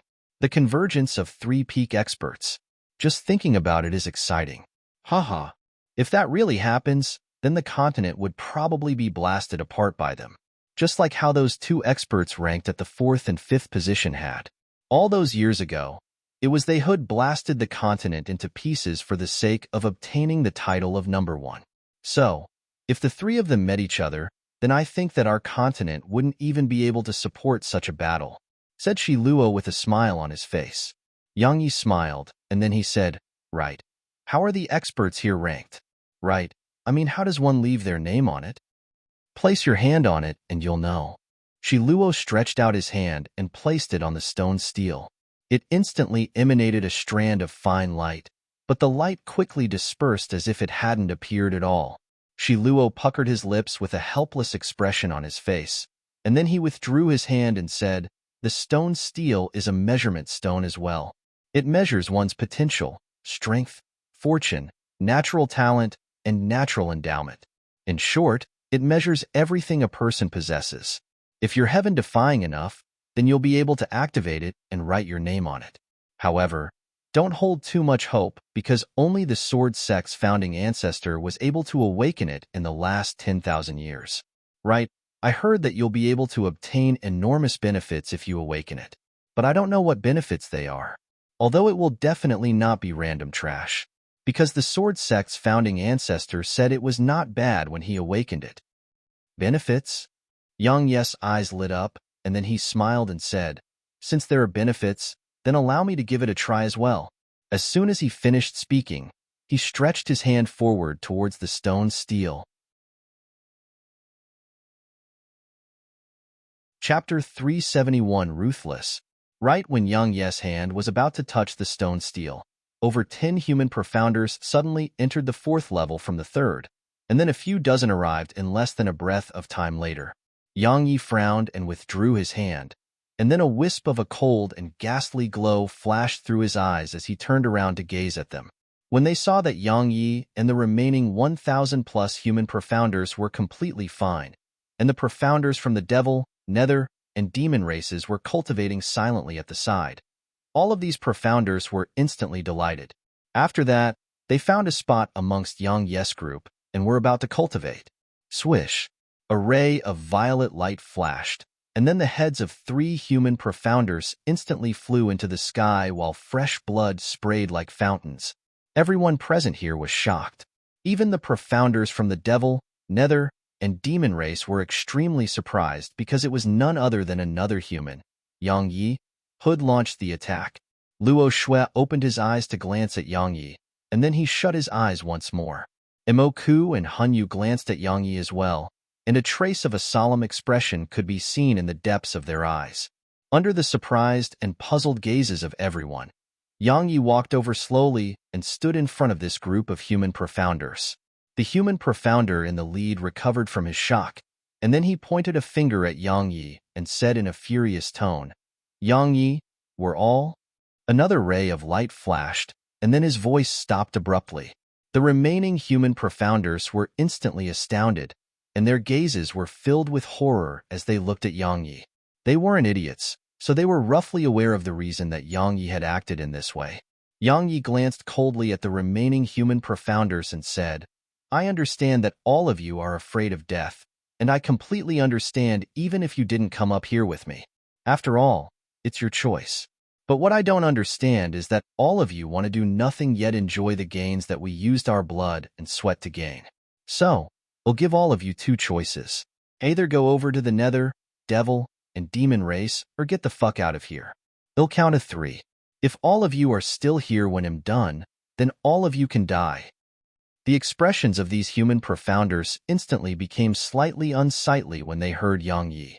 One of them forcefully squeezed out a smile on his face and said, "Senior brother Yang, we realize our mistakes. But, one."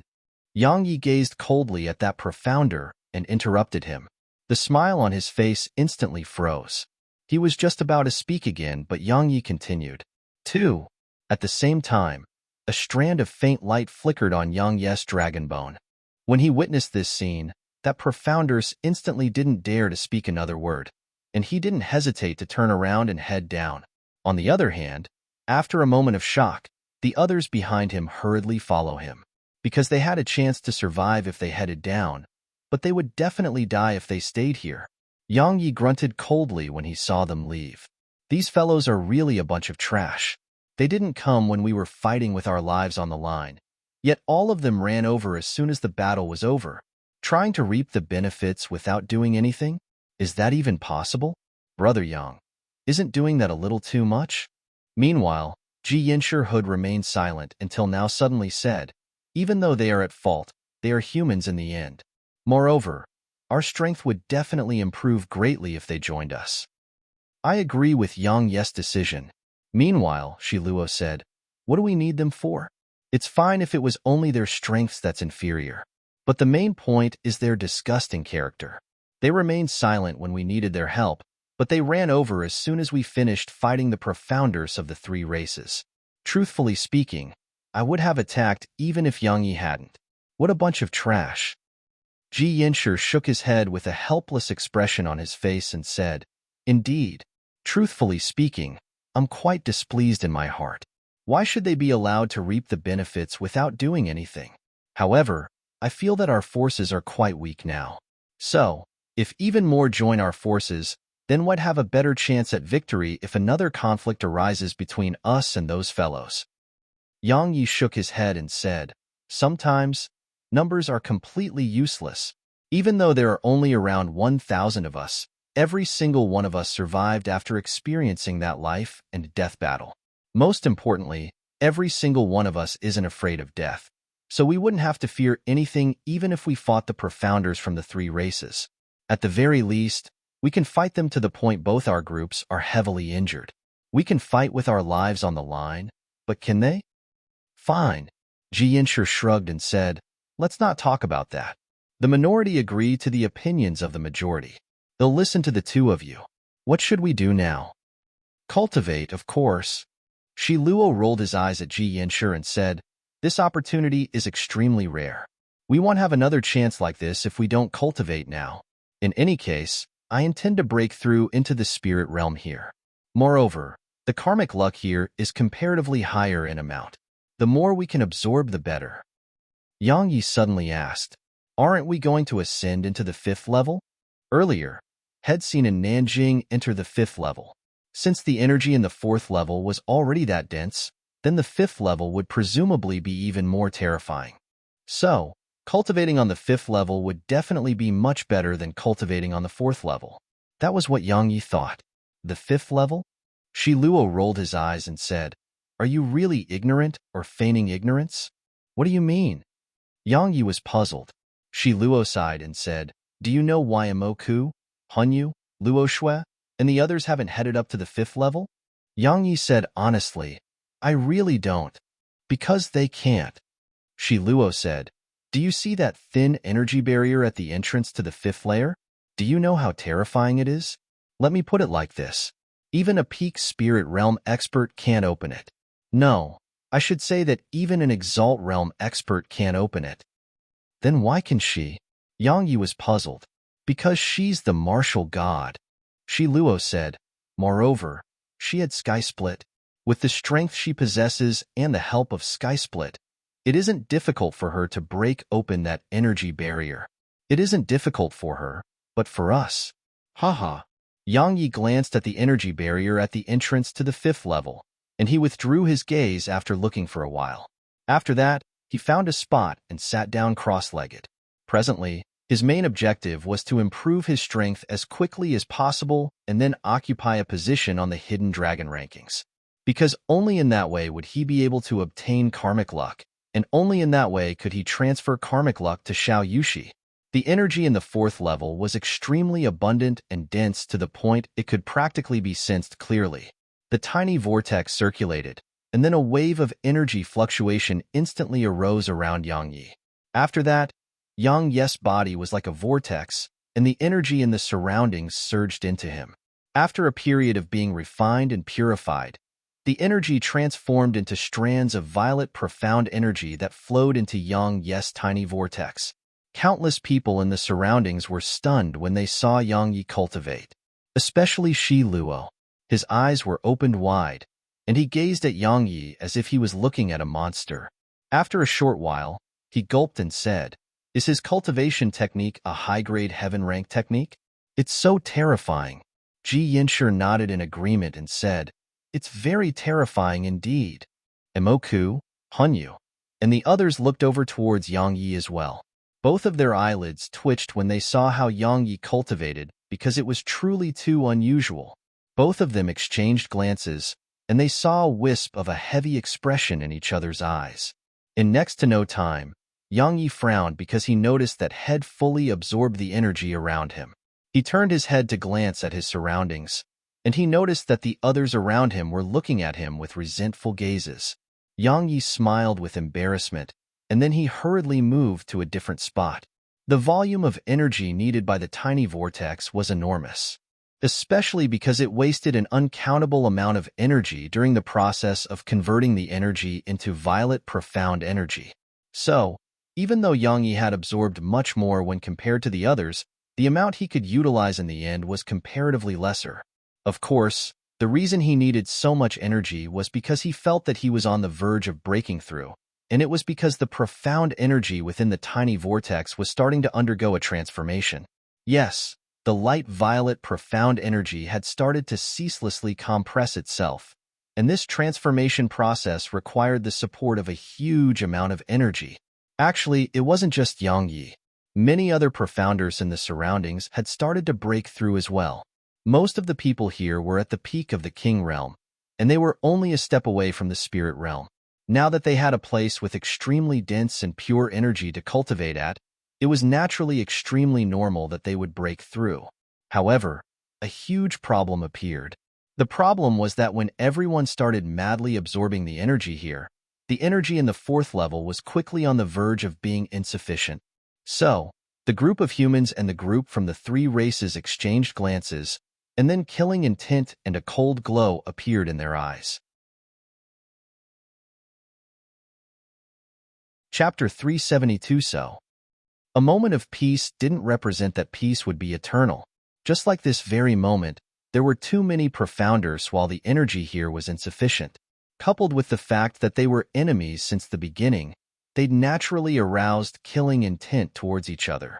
After all, one less person represented an extra portion of energy, and that extra portion of energy would naturally allow them to have a higher chance of advancing into the spirit realm.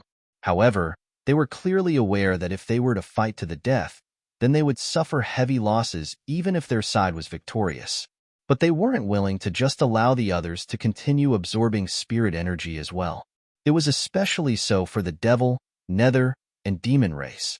Allowing human profounders to cultivate freely in front of them was simply like a form of humiliation to them. So, some devil profounders and nether profounders had already started circulating their profound energy, and they intended to attack.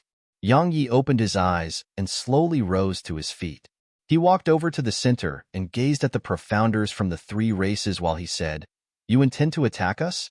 All right, but allow me to say something in advance. I can't guarantee that we'll be able to win, and I even think that we'll be completely annihilated. However, I can guarantee that no one from all three of your races will be able to leave safely." "You're threatening us?" Emoka flipped his palm, and then the nether god's spear flashed into appearance while devil energy flickered around it. "Yes."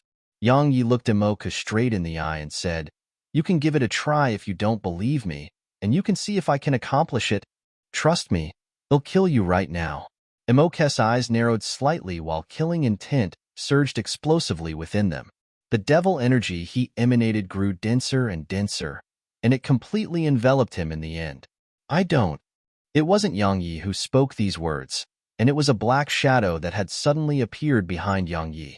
After that, 2, 3. In less than 2 breaths of time, 108 black shadows had appeared behind Yang Yi. Right when everyone was shocked, all the other black shadows except the 10 who stood behind Yang Yi had vanished on the spot, and it was like they'd never appeared here. The Hidden Dragon Pagoda was a paradise of cultivation, so Yang Yi would naturally not ask these brothers of his to stay outside. Actually, they'd come in with him at the very beginning. However, Yang Yi didn't ask them to join the battle because he didn't want them to come to any harm. But now, he had no choice but to utilize them to deter the profounders from the three races. Otherwise, once a battle erupted, then all the human profounders behind him would really perish. They trusted him and followed him, so he was obligated to try his best to keep them alive. At this moment, the expressions of Emoku, Hanyu, and the profounders standing behind them had become solemn. If it was merely those human profounders, then they wouldn't be fearful at all. However, if these mysterious assassins were to suddenly stab them in the back while they fought the human profounders, they'd personally witness the ability of these assassins. Even their physical bodies could be easily injured by those assassins, so how could they not be fearful? With the strengths that Emoku and Hanyu possessed, they naturally weren't afraid of these assassins. However, they knew that if they were to enter into the battle with the human profounders, then their companions would definitely be in danger from those mysterious assassins. So, when Yang Yi said that no one from all the three races they represented would be able to leave safely, it wasn't a lie at all. "You ought to be clearly aware that if all of us remain here and this continues, then the energy in the 4th level will be completely exhausted," said Emoku in a deep voice. Yang Yi fell silent when he heard this. Indeed, everyone here was a genius amongst geniuses, and all of them wanted to break through into the spirit realm. It was exactly this reason that they absorbed an enormous amount of energy, and it caused the energy here to be insufficient. Yang Yi understood this principle, but he was helpless against it as well. He would naturally not sacrifice the human profounders, but their strength was insufficient to annihilate the profounders from the three races. So, Yang Yi was troubled as well. "I have a method." Meanwhile, Luo Shui walked over slowly, and the 500-plus masked figures followed closely behind him. Emoku asked in a low voice, "What method?" "Survival of the fittest." Luo Shui grinned and said, "Regardless of whether it's the human race, devil race, or nether race, the strong will occupy a position here. As for the weak, they can go down to the 3rd level. Even though the energy there is inferior to the 4th level, it's their fault for being weak. What do all of you think? Of course, if either one of your sides thinks you can annihilate the other side, then make your move." "How will we accomplish that?" asked Yang Yi. "It's naturally by allowing the strong to stay behind while the weak head down to the 3rd level." Luo Shui said, "According to my estimations, the energy here is only sufficient for 500 people to absorb for around 3 days. In other words, only 100 people from each of our races can stay behind, whereas the remaining have to head down to the 3rd level. Of course, for the sake of avoiding any conflict, all of you'll choose which individuals from amongst your groups will leave." After a moment of silence, Yang Yi was the first to speak. I agree. Imoku and Hanyu glanced at Yang Yi and Luo Shui before they nodded as well. Luo Shui grinned when he saw them agree, and then he turned around to glance at the group behind him. Those masked figures behind him immediately bowed to him, and then in less than 2 breaths of time, only 100 masked figures remained there. When they witnessed this scene, Imoku, Hanyu, and Yang Yi had heavy expressions on their faces.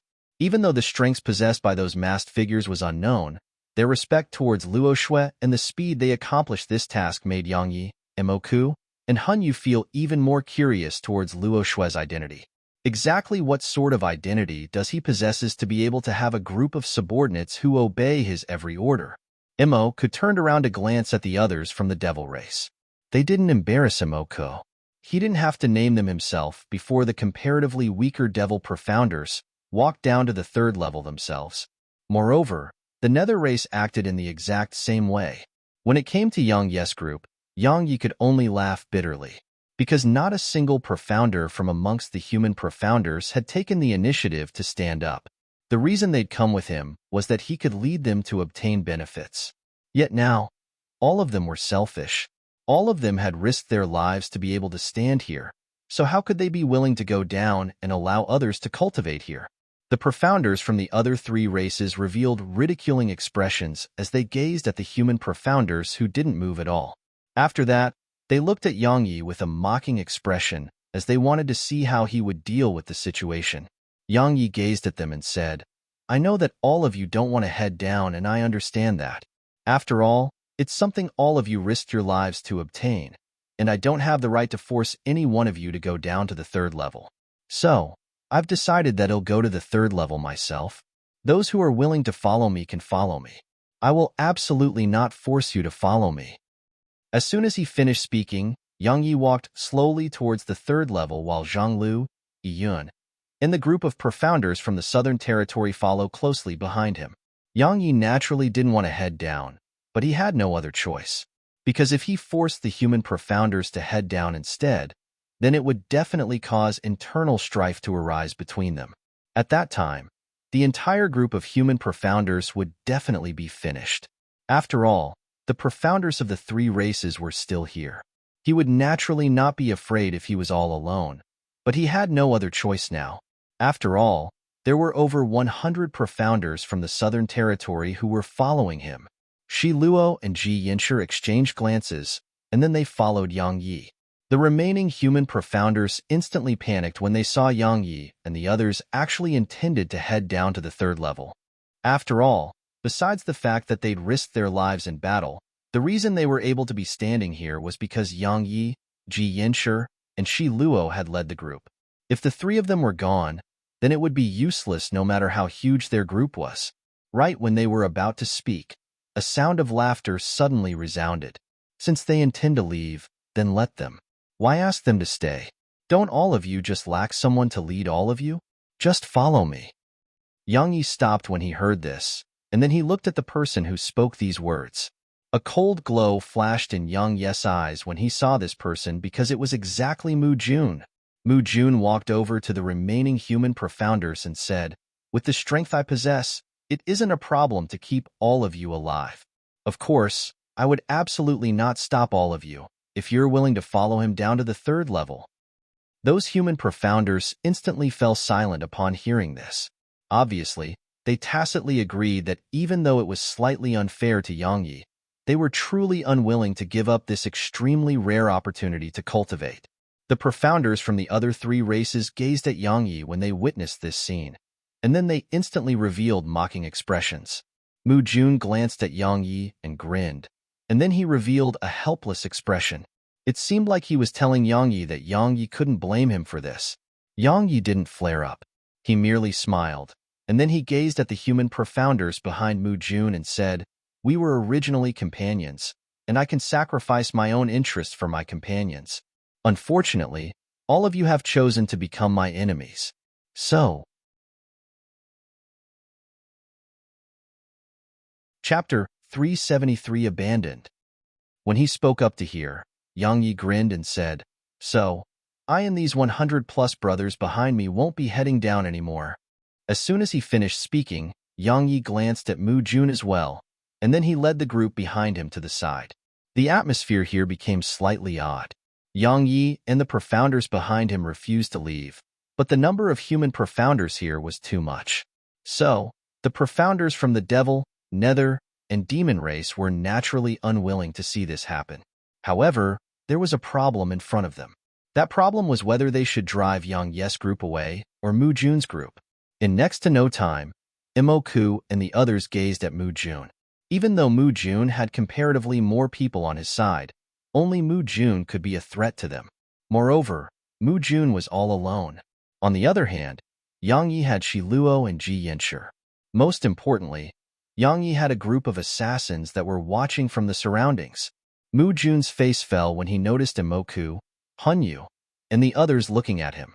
He hadn't expected that Yang Yi would actually make such a move. The reason Head stepped forward earlier wasn't just to annoy Yang Yi, it was also because these human profounders behind him weren't bad.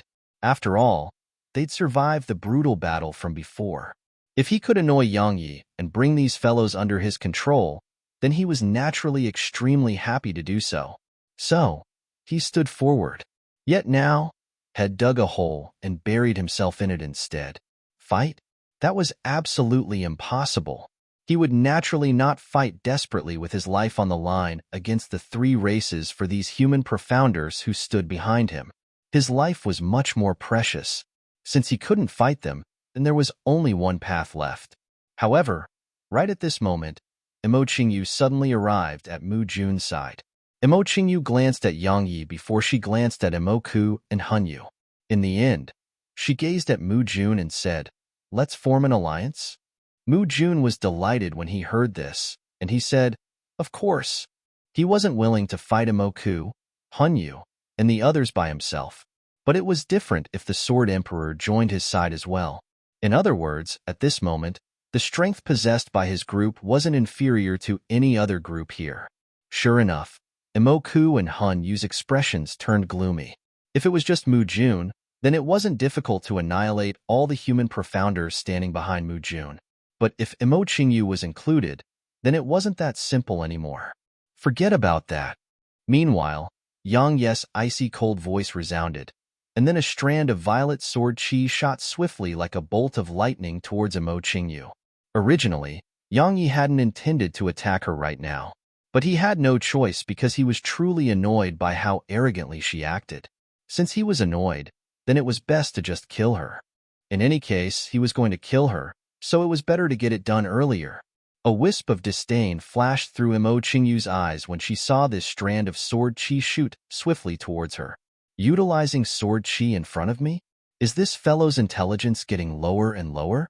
However, right at this moment, Imo Qingyu's pupils suddenly constricted because Yang Yi, who was originally standing in the distance, had actually vanished on the spot, and he transformed into a black ray of light that shot explosively towards her. He was too swift, and it was swift to the point that had instantly overtaken that strand of sword chi, and then a glowing tip of a sword suddenly arrived at her throat. Imo Qingyu was shocked. When did his speed become so swift?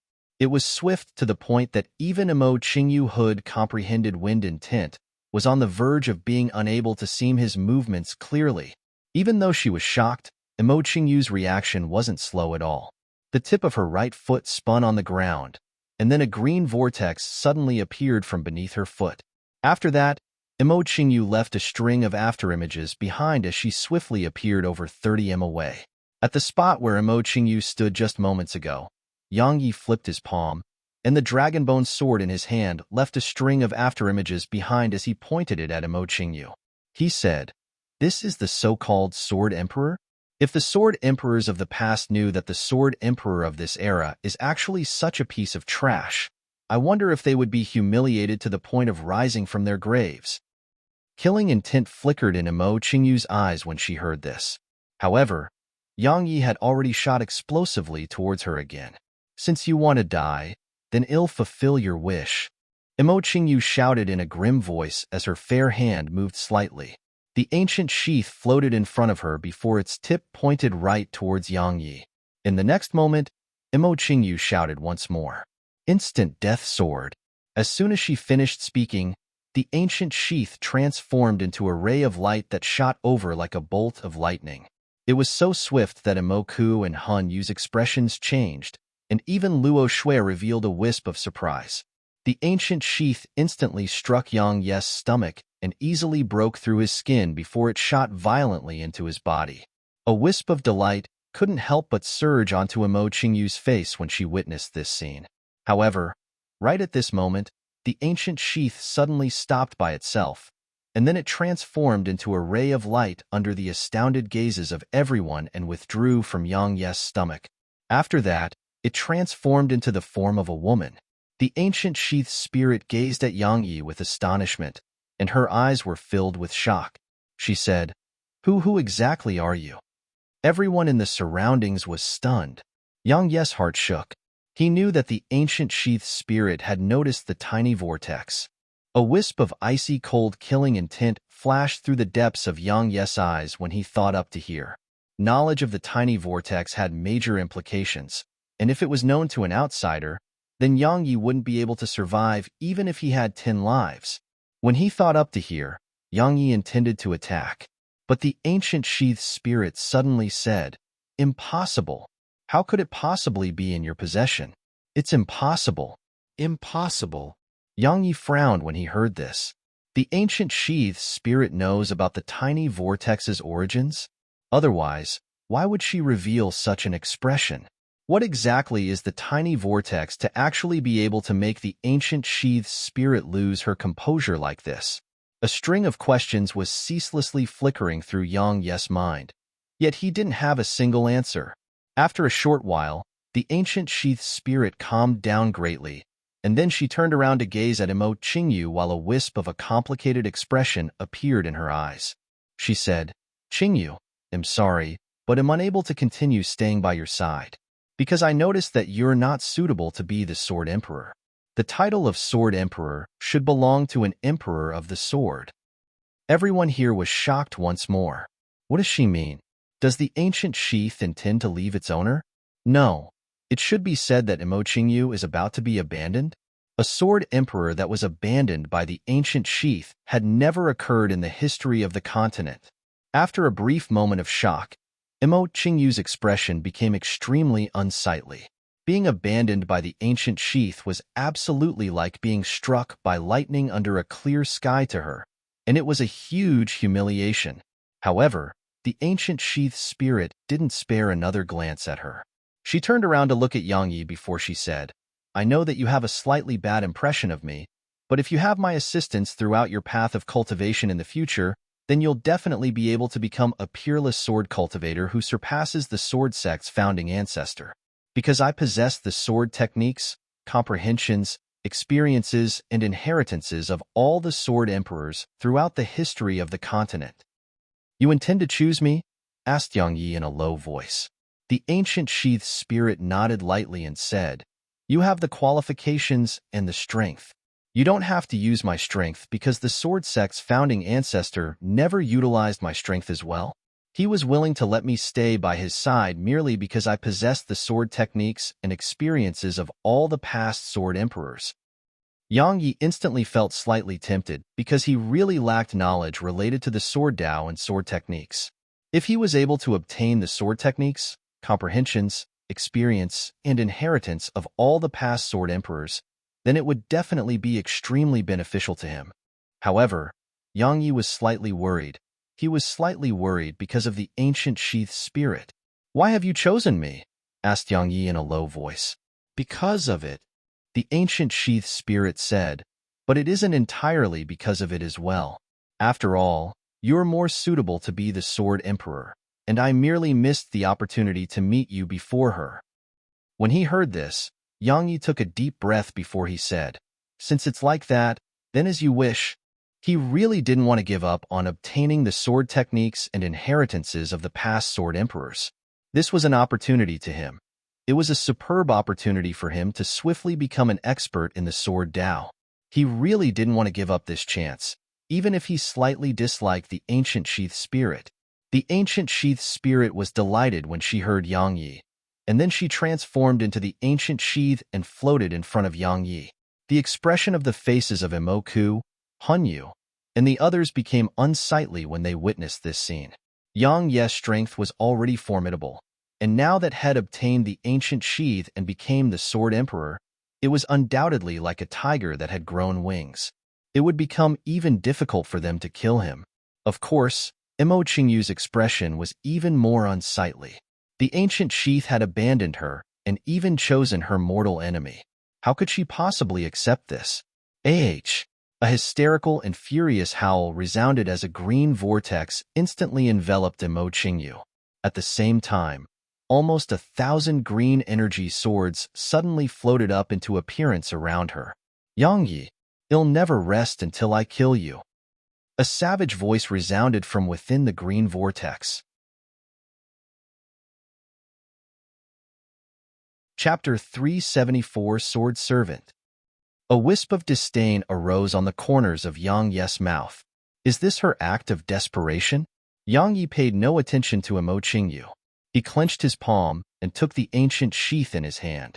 It felt cold to the touch. When he looked carefully at it, he noticed that a few black marks that seemed like bolts of lightning were inscribed on the ancient sheath. Besides that, there was nothing special about the ancient sheath. Imo Qingyu's expression grew even more ferocious when she saw Yang Yi disregard her. She released her 8th level sword intent to its limits, while she did the same for her 8th level wind intent. The enhancement provided by them caused the green vortex around her to revolve faster and faster. In the end, it actually formed a small tornado, and a few thousand green swords spun around within the tornado. The two had fused completely. The countless profounders in the surroundings were shocked by this scene. Even though Imo Qingyu had been abandoned by the ancient sheath, her strength still couldn't be underestimated. Not to mention anything else, just this attack wasn't something that many in the surroundings could resist. Yang Yi shot his gaze towards Imo Qingyu. As he gazed at the might she revealed, Yang Yi had no choice but to admit that Imo Qingyu's strength was extremely terrifying. Even though he didn't know what rank the combat technique she was executing now possessed, based on its might alone, it was absolutely not inferior to a low-grade heaven rank technique. Especially when it was enhanced by her 8th level sword intent and wind intent, its might had even improved by countless times. But so what? Why would Yang Yi fear it? Yang Yi held the ancient sheath in his hand as his tiny vortex suddenly started circulating. In an instant, countless strands of light violet profound energy traveled along his meridians and entered the ancient sheath. Dazzling light erupted from the ancient sheath, and it swept towards the surroundings. Moreover, countless fine holes instantly appeared on the ground. Yang Yi issued a command in his head, and the nether ghost flame flashed into appearance and enveloped the ancient sheath, causing the temperature in the surroundings to instantly blaze. Imoku and Hanyu revealed heavy expressions again when they saw the nether ghost flame. Moreover, a trace of imperceptible fear had even flashed in the depths of their eyes. It was especially so for Hanyu, because this natural treasure of Yang Yes showed faint signs of being especially harmful to him. Luo Shui revealed a heavy expression in his eyes as well, but there was even more curiosity in his eyes. Because even with his status, he actually didn't know what natural treasure it was. I wonder if that mysterious flame or my violet cloud lightning is stronger. Luo Shui grinned and spoke in a low voice. Swordwind dance. Imo Qingyu's shout resounded. After that, the green tornado shot forward violently while carrying the thousands of green energy swords with it. Its speed was so swift that it instantly arrived in front of Yang Yi. As for its might could only be described as terrifying, because space trembled violently everywhere it passed, and it was even to the extent that some parts of space had shown faint signs of warping. Yang Ye's eyes narrowed slightly before he twisted his wrist and stomped his right foot on the ground. He shot forward violently like a cannonball that carried a black flaming sheath as it flew. A fierce expression flashed through Yang Ye's eyes while he traveled forward, and the profound energy within his body surged madly into the nether ghost flame and ancient sheath. After that, he executed a spinning strike against the terrifying green tornado. The ancient sheath had just come into contact with the green tornado and energy swords when the nether ghost flame attached to the ancient sheath had suddenly erupted. In an instant, The nether ghost flame had burned the green tornado into nothingness as if it was just burning bamboo. And then both the nether ghost flame and ancient sheath shot forward once more. In an instant, they arrived in front of Emo Qingyu. However, a green vortex suddenly flashed into appearance beneath Emo Qingyu's feet, and then she transformed into a gust of wind that vanished on the spot and appeared over 30 m away. Using speed against me? Yang Yi grunted coldly as he withdrew a top-grade Strider talisman and slapped it onto himself, and then the profound energy within his body suddenly surged into the dragon shoes on his feet. He tapped his right foot lightly on the ground, and then his figure left countless afterimages behind as he instantly appeared in front of Emo Qingyu.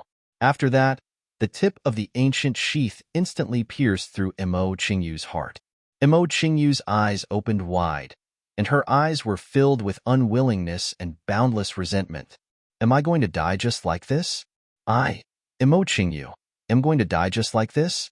Moreover, I've even been killed by a sword cultivator. Emo Qingyu had started training with this sword at the age of 5, comprehended sword intent at the age of 15, and attained the peak of the 8th level of sword intent at the age of 21. She was said to be the most outstanding genius in the sword Dao throughout the history of her clan, and her clan had entrusted high hopes on and said that she had the greatest chance to become the Sword Emperor. Yes, she'd become the Sword Emperor, but she who'd become the Sword Emperor had been defeated by a sword cultivator, and then she died at the hands of a sword cultivator. I refuse to accept this. I really refuse to accept this. The clarity in her eyes gradually vanished. The others in the surroundings fell silent when they witnessed this scene. No matter what, Emo Qingyu's strength had obtained their acknowledgement. If Yang Yi didn't exist, then while she probably wouldn't be able to defeat the martial god of this era, she was bound to become one of the most outstanding monstrous geniuses in the continent. Moreover, she was bound to lead her clan to glory. However, it just so happened that a freak like Yang Yi had appeared, and it could only be described as the heavens playing tricks on her. Yang Yi pulled the ancient sheath out and glanced indifferently at Emo Qingyu's chest. Her heart had been instantly shattered into powder by him. In other words, she was dead now. Right at this moment, the ancient sheath suddenly struggled free from his grasp, took human form, and appeared in front of Emo Qingyu. As she gazed at Emo Qingyu's lifeless eyes, a wisp of a complicated expression flashed through the eyes of the ancient sheath's spirit, and she sighed softly. After that she gestured with her fair hand, and then Emo Qingyu's corpse instantly transformed into a strand of green light that vanished on the spot. Yang Yi's face fell when he witnessed this scene, and then the nether ghost flame swiftly appeared in his palm. He said in a low voice, "You intend to save her?" The ancient sheath's spirit nodded and said, "You don't have to be infuriated. Saving her is beneficial to you. Moreover, even I can't save her now." "It's beneficial to me?" Killing intent flashed in Yang Yi's eyes as he said, "Please do tell." The sword spirit of the ancient sheath nodded lightly, and then her voice resounded directly in Yang Yi's mind. The 7th Sword Emperor obtained a secret technique called puppetry in a ruin. It refers to turning humans into puppets. These puppets have no consciousness of their own, and they merely have their combat experience. However, he felt that it was insufficient, so he spent almost 10 years to perfect the technique. In the end, he utilized it to create a new secret technique, soul puppetry. Soul puppetry? Soul puppetry refers to taking direct control of the soul during the period after a person's death and before the soul disperses from within the body. In this way, the soul wouldn't just possess its combat experience, it would possess all its memories and abilities from the time when it was still alive. To put it simply, it isn't a simple puppet, and this puppet can ceaselessly improve its strength without any limits. "Then are the puppets dead or alive?" asked Yang Yi. "Dead." The sword spirit's voice resounded in Yang Yi's mind again. Yang Yi's expression eased up slightly when he heard this. However, right at this moment, the sword spirit voice appeared again. "However, I hope that you'll bring her back to life when you have the ability in the future. Of course, you won't be doing it for nothing. She'll become your puppet until you gain the ability to revive her. No, according to that Sword Emperor, she should be called your sword servant." A Peking Realm Sword Servant that possesses 8th level Sword Intent and 8th level Wind Intent ought to be very helpful to you. Yang Yi was tempted when he heard this. Indeed, he was very tempted. After all, Mo Qingyu's strength was extremely terrifying. If he didn't possess the Nether Ghost Flame, the Ancient Sheath, and the Dragon Shoes, then it would be utterly impossible for him to kill her.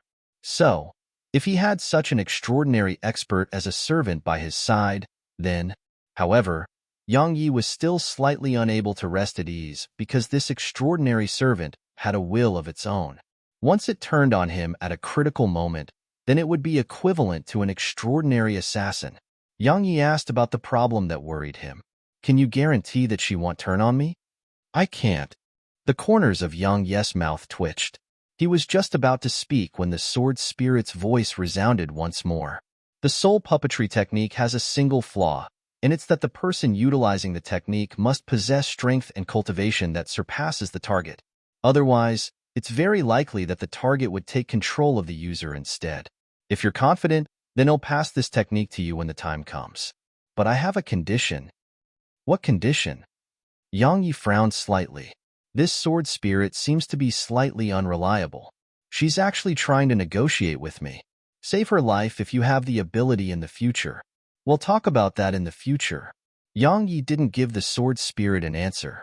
The sword spirit of the ancient sheath seemed to intend to say something else, but Yang Yi suddenly said in a cold voice, "Trust me, I'll obliterate her right now." He didn't like bargaining with others, even if it was the ancient sheath's sword spirit. Chapter 375 Cruel? The ancient sheath's sword spirit sighed faintly before her figure spun, and then she returned to her true form and floated in front of Yang Yi. Yang Yi held the ancient sheath in his hand as he turned around to glance at Imoku and Hunyu. In the end, his gaze descended onto Mu Jun and the human profounders standing behind Mu Jun. A wisp of a cold smile arose on the corners of his mouth as he gazed at them, and then he turned around and walked over to his own group. He wasn't stupid enough to drive them away. In any case, there would naturally be someone else to take the job. Sure enough, the gazes of Imoku, Hunyu, and the others had descended onto Mu Jun's group. Presently, Mu Jun didn't have any help, and it wasn't difficult for them to deal with Mu Jun and the human profounders standing behind Mu Jun. Mu Jun had a gloomy expression on his face when he saw Imoku, Hunyu, and the others look at him. He hadn't expected that Yang Yi's strength would actually be so formidable that Yang Yi was actually able to kill that peerless genius in the sword Dao from the Mo clan. Of course, he didn't care about Mo Qingyu's fate, and he only cared about the situation he was in right now. If he chose to continue leading this group of human profounders, then he would have to face Imoku, Hunyu, and the others from the three races. He wasn't afraid of them, but he had to maintain his strength for the hidden dragon rankings. So it wasn't worth taking such a risk for these human profounders. When he thought up to here, Mu Jun shrugged and said, "I've decided to not interfere in this matter." As soon as he finished speaking, he didn't spare another glance at the human profounders standing behind him, and he just turned around and walked to the side. The expressions on the faces of the human profounders behind Mu Jun had become unsightly when they heard him. Obviously, they hadn't expected that Mu Jun would actually abandon them just like that. Of course, they didn't have the time to resent Mu Jun right now because they were currently in a situation where they could only choose to head down to the 3rd level or die. Head down? They were truly unwilling to do that. After all, they'd risked their lives to obtain a place here. But they didn't dare to stay here as well. After all, they didn't have a leading figure amongst them. So how could they be a match for Imoku, Hunyu, and the others? All of them glanced at Yang Yi, while their lips trembled. They seemed to want to say something, but when they thought about their previous decision, all of them didn't say anything in the end. Many of them sighed lightly and were about to head down. Kill them. Spare no one. Imoku's icy cold and bone-piercing voice suddenly resounded. After that, countless devil profounders, nether profounders, and demon profounders flashed over and instantly charged into the group of human profounders. The human profounders hadn't even recovered from their shock when over 10 of them had been instantly killed. Once they recovered from their shock, all the human profounders were horrified. However, Their reactions weren't slow, and they hurriedly launched a counterattack. Imoka glanced at Yang Yi, yet Yang Yi's eyes were lightly shut right now. It was like he hadn't noticed this scene at all. Imoka's heart shook when he witnessed this scene because Yang Yi's ruthlessness was on par with his devil race.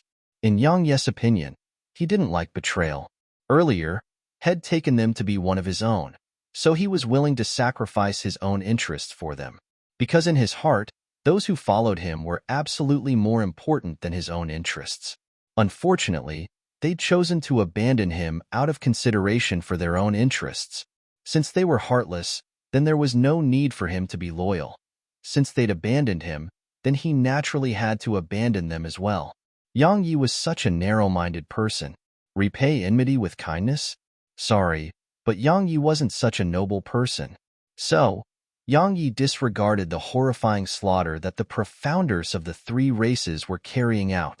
Senior Brother Yang, please consider our relationship from before and lend us a hand. We're willing to head down to the third level. We're willing to head down. Senior Brother Yang, please lend us a hand. Brother Yang, it was our mistake, and we've realized it. Please forgive our mistakes and lend us a hand. We'll be eternally grateful for your help.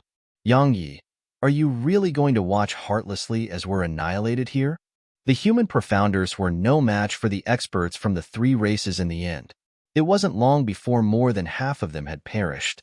They were helpless and could only seek help from Yang Yi's group. However, Yang Yi acted as if he hadn't heard their cries for help, and he just stayed silent. Since Yang Yi stayed silent, the profounders behind him naturally stayed silent like him, even if they were slightly unable to bear the sight of this. After all, they'd gone through a battle of life and death together. However, when they thought about how these fellows had chosen to stay on the fourth level and abandon them, the pity they felt had faded to a huge extent. Sometimes, choices were extremely important. The right choice would lead to success. The wrong choice would lead to destruction. There was no doubt that these fellows had made the wrong choice. As he watched the human profounders getting slaughtered, a wisp of pity flashed through Ji Yanqi's eyes, and he said, Brother Yang, Ji Yanshi hadn't finished speaking when Yang Yi waved his hand and interrupted Ji Yanshi. He said, Brother Ji, I know what you mean. If it was before this, then I would do my best to protect everyone's lives even if I have to utilize all my trump cards. But now, I'm sorry. I want to allow my brothers to risk their lives for the sake of some fellows who abandoned us for their own benefit. They aren't worth it. Ji Yanshi sighed lightly when he heard this. He wanted to make a move on many occasions, but he restrained himself in the end. Truthfully speaking, he was extremely displeased when he recalled their choice and attitude. After all, his group had given up on their own benefit for their sake. Yet what had they done? They'd abandoned his group for their own benefit. So, how could anyone avoid feeling displeased after experiencing something like that? That was the reason why he didn't lend a hand in the end. Blood gradually covered the entire ground as the group of human profounders were annihilated. Meanwhile, Imoku suddenly said, I originally thought that my devil race was very cold-blooded and cruel, but now it would seem like it's still insufficient when compared to you, Yang Yi, because the members of my devil race can kill each other, but will absolutely not allow others to kill members of our own race. Yet you, Yang Yi, watched without helping your fellow humans. Could it be that you're not afraid that it would disappoint the human profounders behind you? Cruel? Yang Yi smiled and said, I'm only responsible for my own. As for them, I'm sorry, but they abandoned me. I firmly believe that if you chose to slaughter the humans on my side just now, then they would absolutely not lend a hand. What do you think? Yang Yes, right. Meanwhile, Shiluo said, everyone is selfish, and that's something I can't deny. Because I'm selfish as well. However, everyone has to pay the price for their own selfishness. So, Imoku, stop trying to sow distrust amongst us. It wouldn't just be an act that insults your own intelligence, it would be an insult to our intelligence as well. Exactly. Meanwhile, Ji Yanshi said, Imoku, why don't you speak about Mu Jun? He spoke about leading those fellows. Unfortunately, he just abandoned them when he encountered difficulties. TSK. This is the so-called prince of the Central Territory? This is the so-called mortal emperor that will command all territories in the future? How laughable. Mu Jun's face fell when he heard Ji Yinshi, and killing intent surged in his eyes. Embark grunted coldly when he heard this, and then he led his companions to walk over to the side and start cultivating. Yang Ye's eyes narrowed slightly when he witnessed this scene. If someone from Embark's side was to be the first to attain the spirit realm, then, when he thought up to here, Yang Yi didn't hesitate to say, "Everyone, cultivate on the spot and advance to the spirit realm as soon as possible." When they heard Yang Ye's practically ordering tone, all of them were stunned before they came to an understanding. Right? Anyone here is likely to enter the spirit realm. All of them were clearly aware of what someone entering into the spirit realm represented. It would be a one-sided slaughter, and it would be a slaughter that wasn't difficult at all. With these thoughts in mind, they didn't hesitate to hurriedly sit cross-legged on the ground, and then they circulated their cultivation techniques and started to cultivate. Presently, it was like they were in a competition to be the first to arrive at the finish line. The price the losing side had to pay was their lives. So, no one could afford to lose. Yang Yi grinned when he saw them start cultivating, and then he flipped his palm. A huge bunch of talismans appeared in his palm as he said, "These are energy-gathering talismans, and they can speed up your cultivation. They are very helpful to all of you. Come take one, everyone." "Right, they are top-grade talismans." "Hey, Shi Luo, you bastard. Stop grabbing them. Ji Yinshi, you too." When Yang Yi spoke the words top-grade, all of them had swarmed over, and then talismans in his hand had instantly vanished. The expressions of the profounders from the devil, nether, and demon race became unsightly when they witnessed this scene. Chapter 376, the fifth level. Yang Yi paid no further attention to Embark and the others, and he sat down cross-legged and started to cultivate as well. At this moment, the sword spirit's voice suddenly resounded in his mind. "I suggest that you head to the fifth level." Yang Ye's brows knit together slightly as he asked, "The fifth level? Your current strength is at the peak of the king realm, and your cultivation is very stable. However, advancing into the spirit realm requires an extremely huge amount of energy. Even though you can advance here as well, you will absolutely be slower than Embark, Hanyu, and Luo Shui, because they are half a step into the spirit realm, so they'll be able to step foot into the spirit realm within 2 days at most." Yang Ye's brows knit together even more tightly when he heard this. However, he didn't really mind because it was merely a level higher. As if she knew Yang Ye's thoughts, the sword spirit's voice resounded once more. "Don't think that you can surmount a realm of cultivation to challenge a spirit realm expert. After all, the profound energy within a spirit realm profounder has condensed a step further, and it has become an aura. A spirit realm profounder can warp their opponent's attacks that enter within the scope of their aura. This ability can be said to be very lethal to profounders below the spirit realm." Aura? Yang Yi was puzzled. "What's that?" "You'll understand when you attain the spirit realm. In short, if they attain the spirit realm before you, then perhaps you can still survive, but these fellows behind you will definitely be no match for a few attacks from them." "How long would I need to attain the spirit realm if I were to cultivate here?" 3 days. Yang Yi smiled bitterly when he heard this number. Perhaps 3 days was extremely swift for others, but it was slightly slow to him. If it was like the sword spirit had said, then someone from amongst Embark, Hanyu, and Luo Shui would have definitely attained the spirit realm before these 3 days could pass. Once they became a spirit realm expert, then it would definitely be a calamity to the human profounders on his side. After pondering deeply for a long time, Yang Yi said, "Can I head up to the fifth level? How would you know without giving it a try?" Yang Yi fell silent.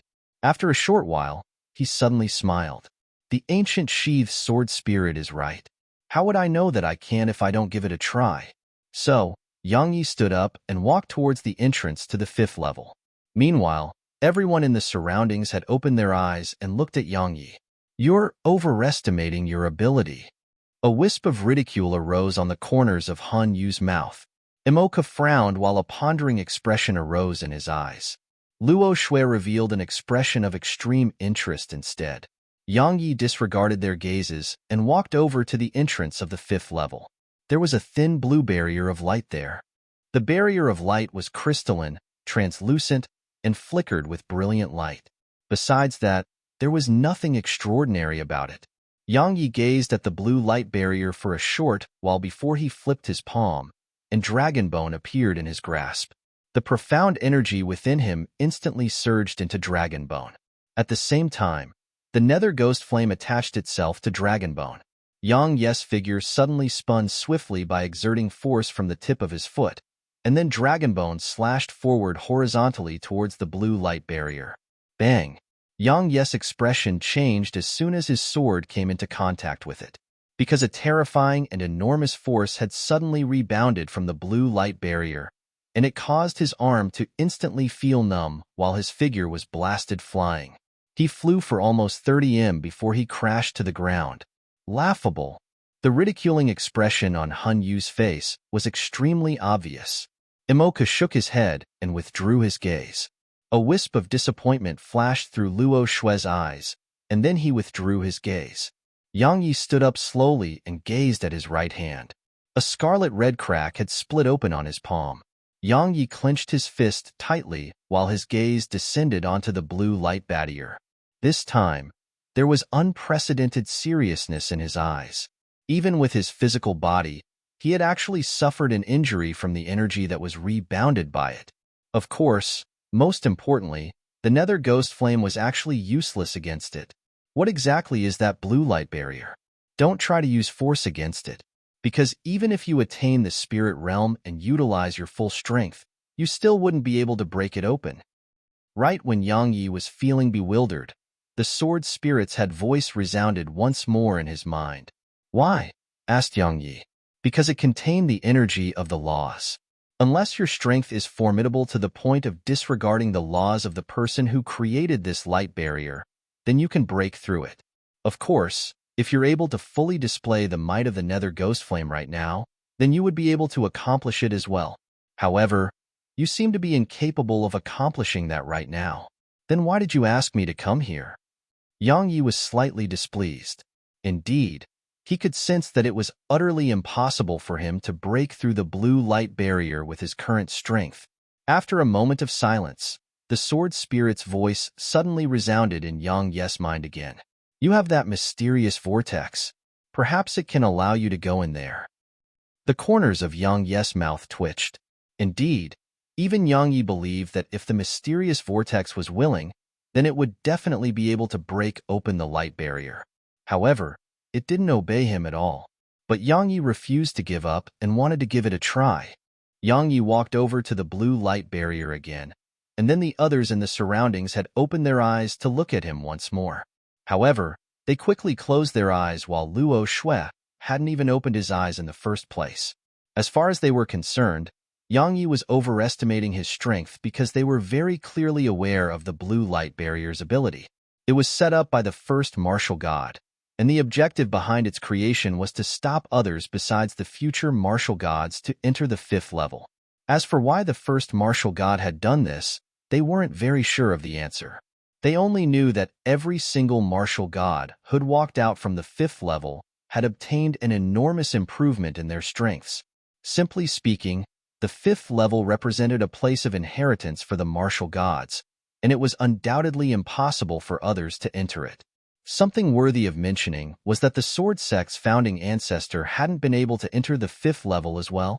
However, it didn't represent anything. After all, even the martial god of that era had been defeated by the sword sect's founding ancestor upon emerging from the 5th level. So, in the end, the rumor in the world was that the sword sect's founding emperor disdained to enter it all those years ago.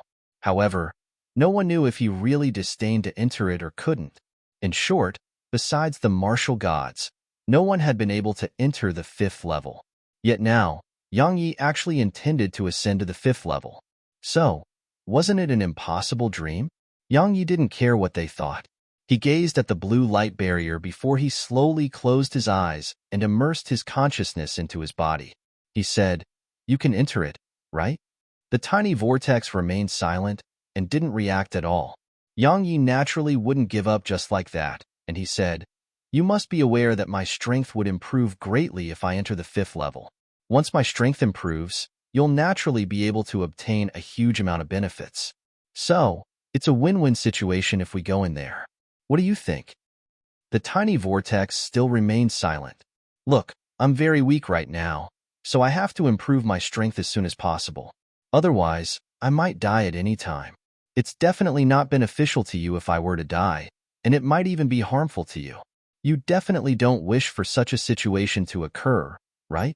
So, you just have to help me slightly, and we would be able to enter the 5th level. Once we do, they'll definitely be able to improve my strength swiftly, and then..."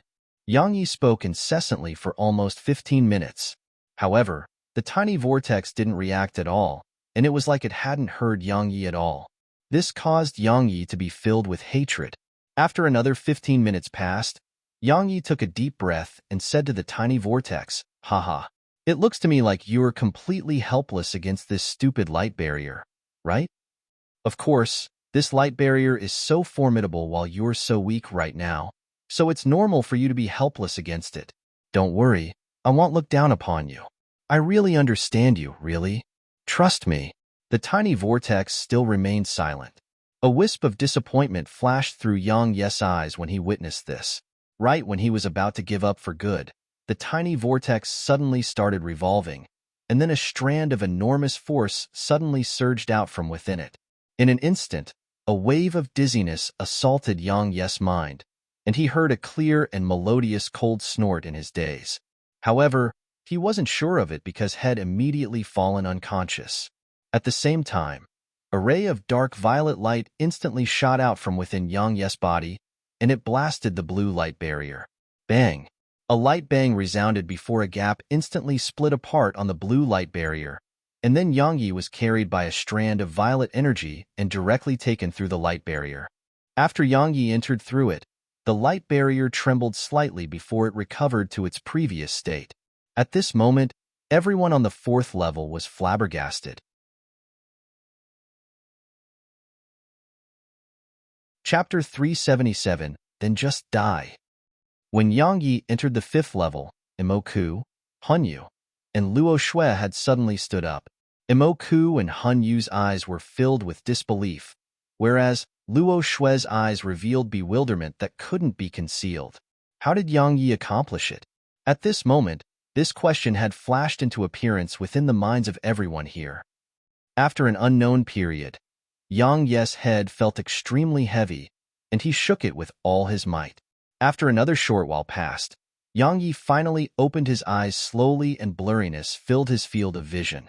Yang Yi frowned, and then he shook his head with all his might again. "You're awake." A voice suddenly resounded by Yang Yi's ear.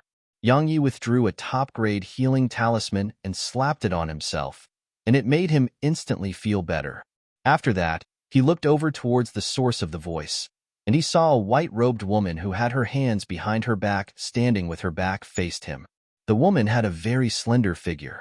Her back was ramrod straight while a ponytail that was tied behind her head flowed down behind her and stopped right above her butt. Her hands were kept behind her back while her left hand held her right fist, and she seemed valiant, heroic, and upright as she stood there. "And Nanjing?" asked Yang Yi in a light voice. The woman turned around to gaze at Yang Yi. Yang Yi nodded lightly when he saw her appearance because she was a Nanjing. "You really surprised me." A Nanjing gazed at Yang Yi and said, "Logically speaking, it's impossible for you to enter this place, but it just so happened that you've come here. So, it really makes me curious." "I'm very sorry, but I can't tell you how." Yang Yi shrugged and said, "Just like you, I'm very curious as well. I'm very curious about what exactly is there within the 5th level." When he spoke up to hear, Yang Yi glanced towards the surroundings, yet he noticed that it was extremely empty. There was nothing here, and it made him even more curious. "Haven't you seen it for yourself?" And Nanjing said flatly, "What else is here besides silence and coldness?" "Oh, of course, there's extremely dense energy and that so-called karmic luck. How could there possibly be nothing here?" Yang Yi frowned slightly. He felt that this was definitely not normal. He didn't believe that the first martial god would have made such a place and created a light barrier to obstruct entrance to the 5th level just for fun. And Nanjing glanced at Yang Yi, and then she didn't speak further. She just turned around and remained silent. Yang Yi didn't try to bring trouble to himself when he saw this. In his opinion, it was fine so long as she didn't take this place to belong solely to her and disallow him from stepping foot here. Even though he wasn't afraid of the so-called martial god, he really didn't want to fight her to the death here. After all, had come here to improve his strength and not to fight her in a one-on-one battle. Yang Yi sat cross-legged on the spot and started to madly absorb the energy in the surroundings. Suddenly, Yang Yi opened his eyes because he noticed that the tiny vortex within him had actually started to spin by itself, and then it madly absorbed the energy in the surrounding. After that, Yang Yi noticed to his astonishment that the speed which the tiny vortex absorbed the energy was much faster than him. As the tiny vortex absorbed in a frenzy, the energy in the surroundings actually seemed to form a small tornado, and Yang Yi was like a vortex that made those tiny tornadoes surge ceaselessly into him. And Nanjing turned around once more, and a wisp of surprise flashed in her eyes when she witnessed this scene. Because the speed Yang Yi absorbed the energy seemed to be a bit too fast. In the beginning, Yang Yi was overjoyed because if the tiny vortex acted in this way, then it would naturally be he, Yang Yi, who obtained the benefits. But in next to no time, he noticed that it wasn't as Head thought at all. Because after the energy absorbed by the tiny vortex was converted into light violet profound energy, all of it surged into the enormous door that floated above the pool of profound energy within his tiny vortex. In other words, his vortex dantian didn't have even a trace of profound energy. The surprise in Nanjing's eyes gradually thickened because she noticed that the energy Yang Yi had absorbed far exceeded the scope that a Peak King Realm Profounder could endure. This was extremely unusual, and Nanjing walked over slowly to Yang Yi. As she sensed the energy in the surroundings seemingly converge into a material form as they surged into Yang Yi's body, besides the puzzled expression that was already there in her eyes, there was even a trace of shock and curiosity. Suddenly, Yang Yi opened his eyes, and he gazed at Nanjing, who stood in front of him, and said, "What are you doing?" "I'm curious." And Nanjing said, "There's no need to feel worried. If I wanted to kill you, then you would have died while you were still unconscious." The corners of Yang Yi's mouth twitched slightly. "This woman, how did you accomplish this?" And Nanjing's eyes revealed strong curiosity as she said, "Normally speaking, you're unable to accommodate so much energy, but you just happen to have succeeded. Just like how you were able to arrive here." "I still can't tell you the answer." Yang Yi shrugged, and Nanjing suddenly said, "How about we make a trade?" Yang Yi was stunned, and then he said instinctively, "What trade?" "I'll tell you what this place is used for, and you tell me how you came in here and how you're able to absorb so much energy. All right?" The corners of Yang Yi's mouth twitched once more. At this moment, this extremely formidable woman who stood before him, and Nanjing, didn't have the elegant demeanor of the martial god at all. She was entirely like a curious child. If an outsider were to witness her appearance right now, that person's jaw would definitely hit the floor from shock. And Nanjing asked again, "What do you think?" Yang Yi shook his head helplessly and said, "Truthfully speaking, I'm very curious about exactly what this place is for. Unfortunately, I can't tell you how I got in here." Besides the people closest to him, he refused to allow anyone else to find out about the tiny vortex. As for what this place was for, even though he was curious about it, it wasn't really significant to him. In any case, had come here to cultivate. "I understand."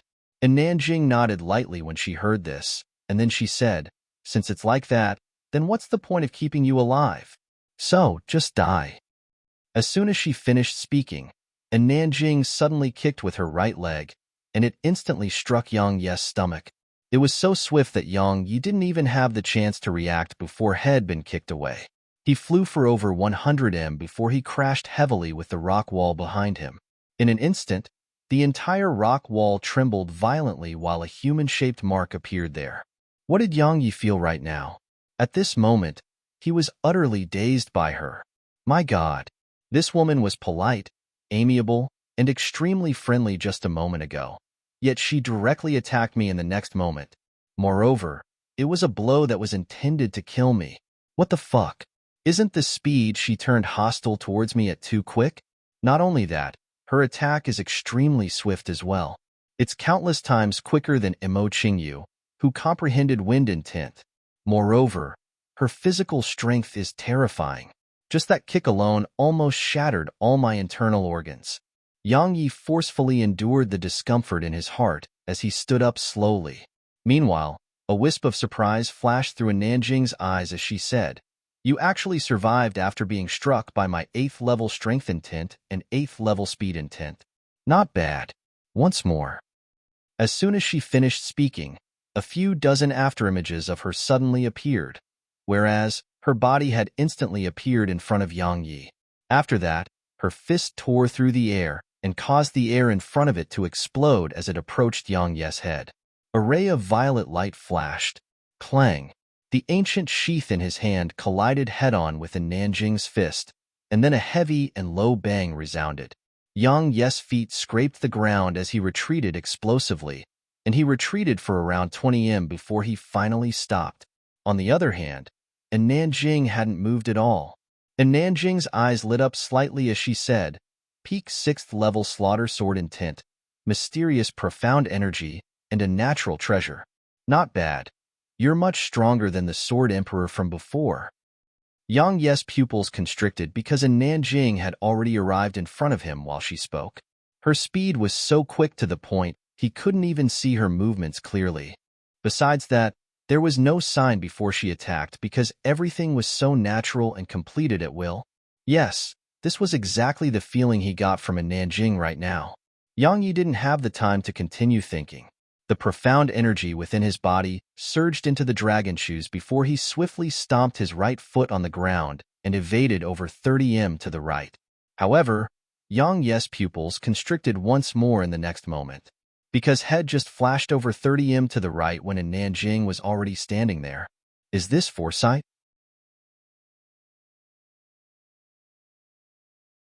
Chapter 378, I was born lonely and unmatched. Bang! Another heavy bang resounded as Yang Yi was blasted by Nanjing's punch to the point his feet scraped the ground as his figure moved swiftly backward, and he finally stopped after moving around 60 m and smashing heavily against the wall behind him. Yang Yi lowered his head to take a glance, and he saw that the imprint of a fist had surprisingly been left on his chest. Yang Yi's eyes narrowed. His gaze was ghastly and vicious, as he gazed at Nanjing, who stood that proudly while looking at him with an indifferent gaze.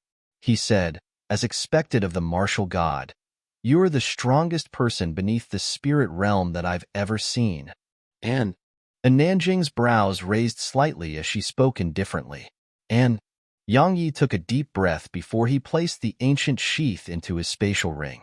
His hands moved slightly as 2 dragon claws instantly covered his hands. At the same time, the profounder energy within surged violently into the dragon shoes on his feet.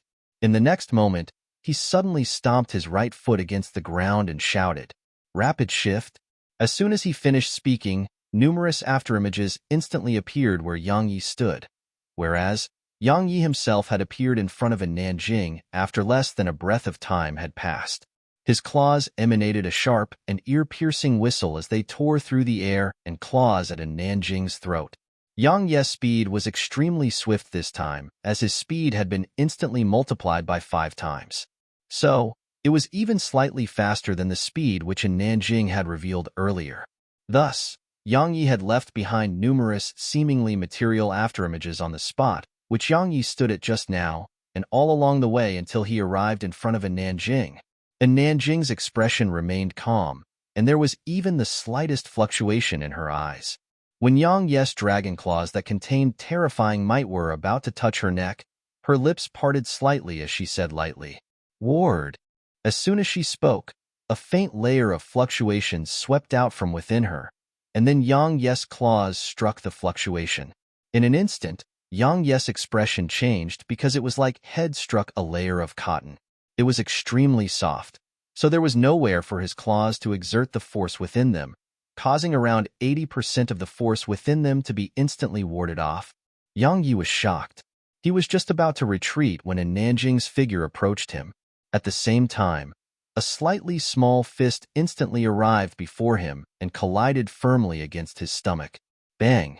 Yang Ye's figure instantly curled up like a prawn as he flew backward. Bang! The stone wall shook again as Yang Yi crashed to the ground. And Nanjing shook her head slightly while she gazed at Yang Yi. She said, "A boring battle. They'll give you one last chance. Bring forth your best, otherwise, your life will end here." Yang Yi stood up slowly. Bang! A strand of flames suddenly surged out explosively from within Yang Yi, and it instantly covered Yang Yi in flames. Yang Yi flipped his palm while amidst the flames, and the ancient sheath flashed into his grasp before he clenched tightly onto it. Bang! A light bang resounded as the clothes on his right arm instantly exploded apart and were burnt into nothingness by the nether ghost flames. Numerous veins the size of fingers gradually appeared on Yang Ye's entire arm while he held the seemingly burning ancient sheath.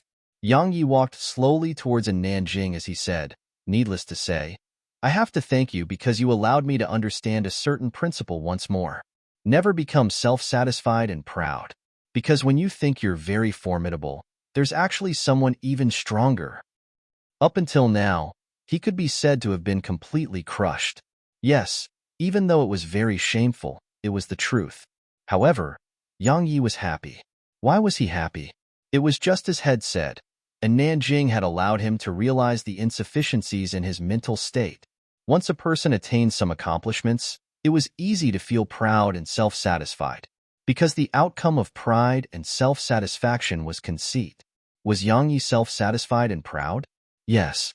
Head obtained 2 natural treasures, Dragon Bone, Dragon Shoes, Dragon Claws, comprehended peak 6th level Slaughter Sword Intent, attained the Enlightened Sword Heart, and coupled with his battle against the 4 geniuses that day and killing Imo Qingyu, a thought had faintly arisen in his heart.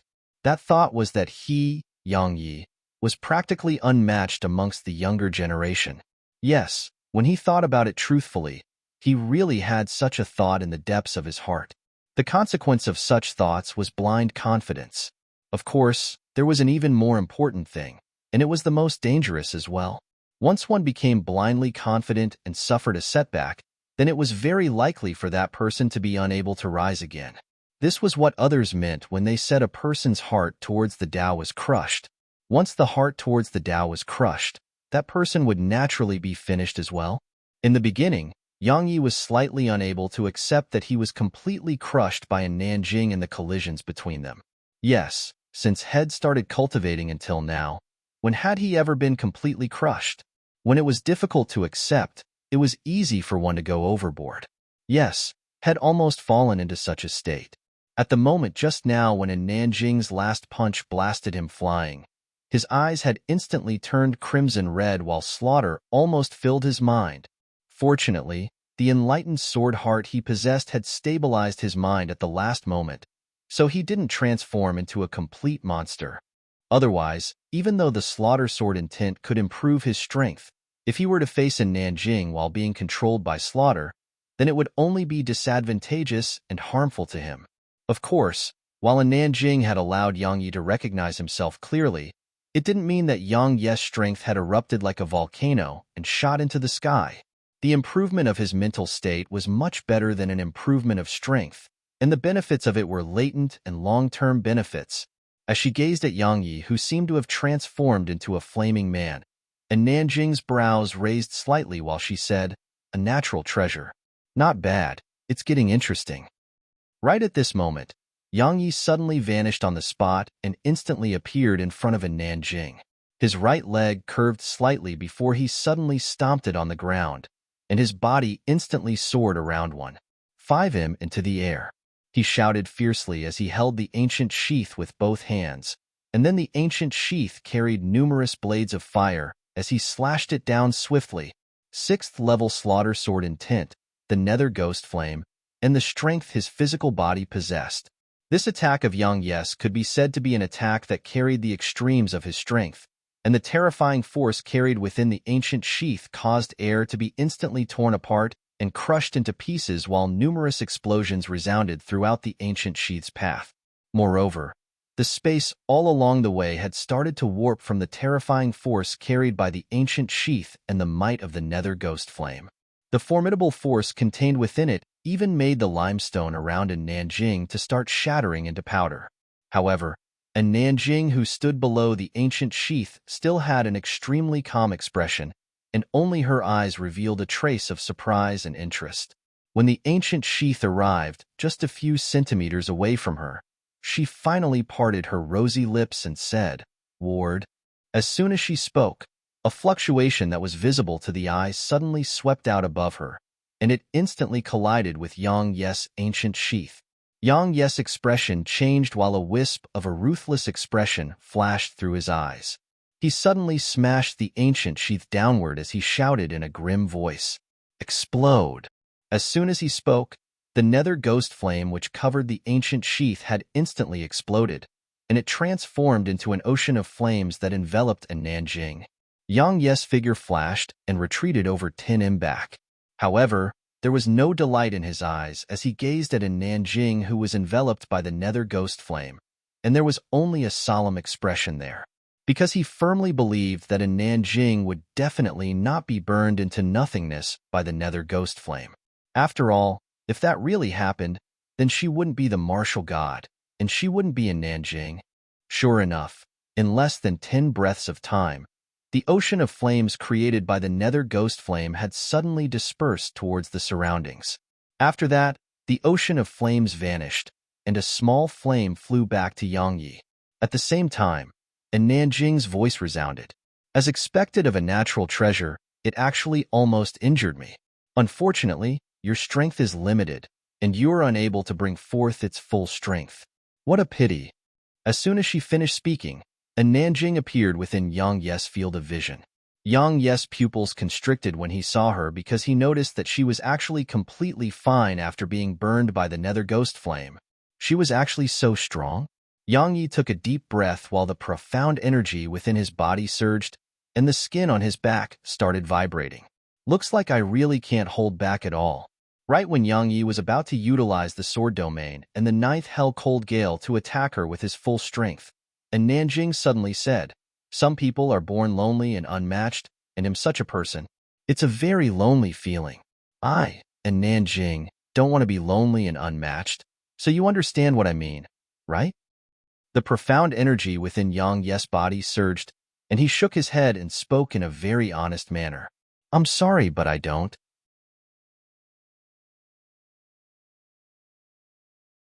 Chapter 379, Sword Threads. In other words, you don't have to die anymore. Understand? And Nanjing spoke indifferently. Yang Yi couldn't help but chuckle when he heard this, and he said, "Are you so sure that you can kill me?" This woman's strength was extremely formidable. It was unprecedentedly formidable. However, he really didn't believe she could kill him, even though she hadn't revealed her true strength. But had he? The enlightened sword heart's ability to destroy everything with a single strike of the sword wasn't just empty talk. "There's no one beneath the spirit realm who I can't kill." And Nanjing glanced indifferently at Yang Yi. Her tone was natural, as if she was speaking about something extremely normal. "Why don't you come and give it a try?" Yang Yi swung the ancient sheath in his hand as he spoke these words. And Nanjing shook her head slowly and said, "I have too few opponents. So killing you would deprive me of some enjoyment. Thus, for the sake of providing me with some enjoyment, you should continue living." As soon as she finished speaking, she turned around and walked down from the 5th level. When she arrived at the entrance of the 4th level, she suddenly stopped and said, "If you want to live longer, then work hard to become stronger. Otherwise, if I feel you don't have the qualifications anymore someday, then you'll die. Understand?" And Nanjing didn't stay here any longer and walked into the 4th level after she finished speaking. Yang Yi was stunned, and then he chuckled lightly. "I, Yang Yi, am only able to live because I'm able to provide her with some enjoyment? She really is arrogant to the extreme." Yang Yi didn't flare up from being underestimated. In any case, if nothing unexpected happened, then they would encounter each other during the battle for the rankings on the Hidden Dragon rankings. At that time, one of them would definitely die, because the battles during the Hidden Dragon rankings were battles of life and death, and she would definitely not allow him to live. Similarly, he wouldn't allow her to live as well. Right at this moment, a ray of light flashed before the sword spirit of the ancient sheath appeared in front of Yang Yi. It has been so long since I've come here. She glanced at the surroundings before a wisp of a complicated expression flashed through her eyes. You've been here? Yang Yi was astounded. The sword spirit nodded lightly and said, The unfettered one came here all those years ago, so I naturally came here with him. Wasn't the sword sect's founding ancestor unable to enter this place all those years ago? Yang Yi was puzzled. He didn't during the time that Hidden Dragon Rankings was held. However, it wasn't because he couldn't, but he disdained to enter this place. The ancient sheath spoke in a light voice. Why? Because the first martial god left a strand of his soul here. To be more precise, the inheritance of one of his combat techniques lies here. With his pride, he would naturally not come here to seize that inheritance when had chosen not to become the martial god. So, he didn't come in here at that time. The facts of the past price that even the martial god who obtained such a top-rate inheritance couldn't defeat the unfettered one, said the sword spirit. An inheritance? Yang Yi's eyes lit up when he heard this, and he said, Where is it? He wasn't as proud as the unfettered one. The inheritance of the first martial god would probably not be trash at all, and he lacked combat techniques the most. It's useless even if you obtain it. The sword spirit shook her head and said, Because the requirements to cultivate that technique are extremely harsh. You can't even fulfill the first requirement, which is the most basic requirement, and that it to comprehend speed intent and strength intent. Speed intent and strength intent represents an understanding of the true meaning behind speed and strength. Yang Yi said, And Nanjing has comprehended both those intents? The sword spirit nodded and said, You must be careful when you fight her in the future because she's truly extremely formidable. Even if it was the unfettered one, he was merely slightly stronger than her at her age. After all, she already possesses 5 different intents. Any one of these intents isn't inferior to your slaughter sword intent. You ought to be very clearly aware of how formidable her speed intent and strength intents are. Moreover, I feel that she has concealed another intent. 5 intents. Yang Yi's expression couldn't help but turn solemn when he heard her. 5 different intents. How monstrous is her genius? Yang Yi fell silent. After a short while, he laughed bitterly and said in a low voice, Looks like I really have to work hard. The sword spirit nodded lightly and said, Your current strength is still slightly weak, especially in terms of sword techniques. Even though the might of that sword formation is extraordinary when enhanced by the Nether Ghost Flame and the Soul-Seek sword techniques isn't bad, that combination of sword formation and Nether Ghost Flame isn't very effective against true experts like a Nanjing and Emoku. Yang Yi nodded in agreement. She was right. While the combination of the sword formation and Nether Ghost Flame was extremely strong, it wasn't able to pose a true threat to experts like Emoku and a Nanjing. This caused him to have practically no choice but to strike them ferociously when he fought. When he thought up to here, Yang Yi shook his head while feeling rather helpless. Your Nether Ghost Flame is extremely formidable. The reason it wasn't effective against a Nanjing wasn't its fault. The sword spirit spoke slowly. The main reason is that you didn't utilize it correctly. Moreover, your sword formation and sword techniques themselves have huge flaws. In short, it's like a slight waste of a treasure when the Nether Ghost Flame is utilized by you. The corners of Yang Yi's mouth twitched when he heard this. Can't this fellow be a little reserved when she speaks? However, he had no choice but to admit that her words made sense. Because Head never really studied the Nether Ghost Flame since Head obtained it, and Head purely released it during every battle. So, is there some sort of special method to control the Nether Ghost Flame? Yang Yi asked for guidance. The sword spirit remained silent and merely gestured with her hand. In an instant, the Nether Ghost Flame flew into her palm, and then she pulled it apart with her hands, and it was instantly pulled apart into a long and straight line. After that, she pushed it together slightly, and it instantly transformed into a ball of flame. Next, her hands moved about for a moment, and then a flame dragon that was over 3 m long had instantly appeared in front of Yang Yi. Then, her hands moved again, and the flame dragon became a flame phoenix. Yang Yi was stunned by this scene. The nether ghost flame simply seemed alive in her hands.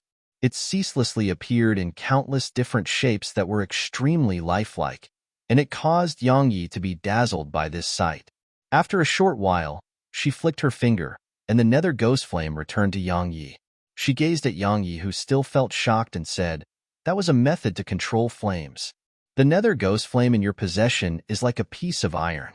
If you know how to use it, then it will become a sharp sword that's a weapon of slaughter. If you don't know how to use it, then it would just be a piece of iron that can only be smashed against another." Yang Yi was about to speak when the sword spirit spoke again. "Lend me your sword." Yang Yi was stunned, and then he flipped his palm and Dragonbone appeared before the sword spirit. The sword spirit shook her head while she held Dragonbone and said, "You're actually using such trash. Could it be that you truly think this Dragonbone of yours can resist Skysplit?" Yang Yi hurriedly said, "Then why don't you give me one?" "I don't have any," the sword spirit said, "but I know a place that has a sword. Even though it's much more inferior to the Unfettered One's Heavenly Inquisitor, it's not that bad." "Where is it?" Yang Yi's eyes lit up. Had always wanted to find a sword that was good and suited him. Unfortunately, had never seen one until now. The azure sword he possessed at that time wasn't bad, but it was taken back by the sword sect, and it had made him feel depressed for quite some time. "It's in the southern territory." The sword spirit glanced indifferently at Yang Yi and said, "Let's go get it when we have the chance. Now, watch carefully." As soon as she finished speaking, the sword spirit swung Dragonbone lightly. In an instant, a strand of white and fine sword chi that seemed like a thread had shot out violently from the tip of Dragonbone. At the same time, a needle-sized hole had appeared on the stone wall over 100 m away from her. Yang Yi's eyes instantly opened wide when he witnessed this scene, and his eyes were filled with shock, because that strand of sword chi was truly too small and fine, and it was fine to the point it was almost invisible to the eye. Right at this moment, the sword spirit gestured once more with her hand, and the nether ghost flame instantly attached itself to Dragonbone. After that, she swung Dragonbone again, and then a thread of sword chi shot out violently. Unlike before, the nether ghost flame was attached to this thread of sword chi, and to Yang Yi's astonishment, the nether ghost flame attached to the thread of sword chi had actually transformed into a thread as well. Bang! The thread of sword chi blasted onto the stone wall, and then a light bang resounded. After that, the enormous stone wall cracked apart.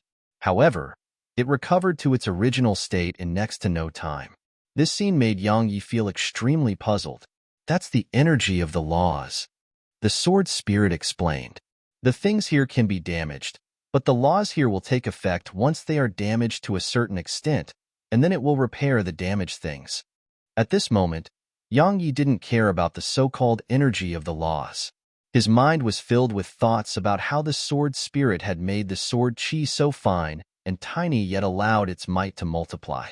Moreover, even the nether ghost flame was the same. Yes, he was able to clearly sense that the nether ghost flame's might had improved greatly as well. So, when both of them were combined, their might far exceeded the ghost flame sword formation and soul-seek sword technique.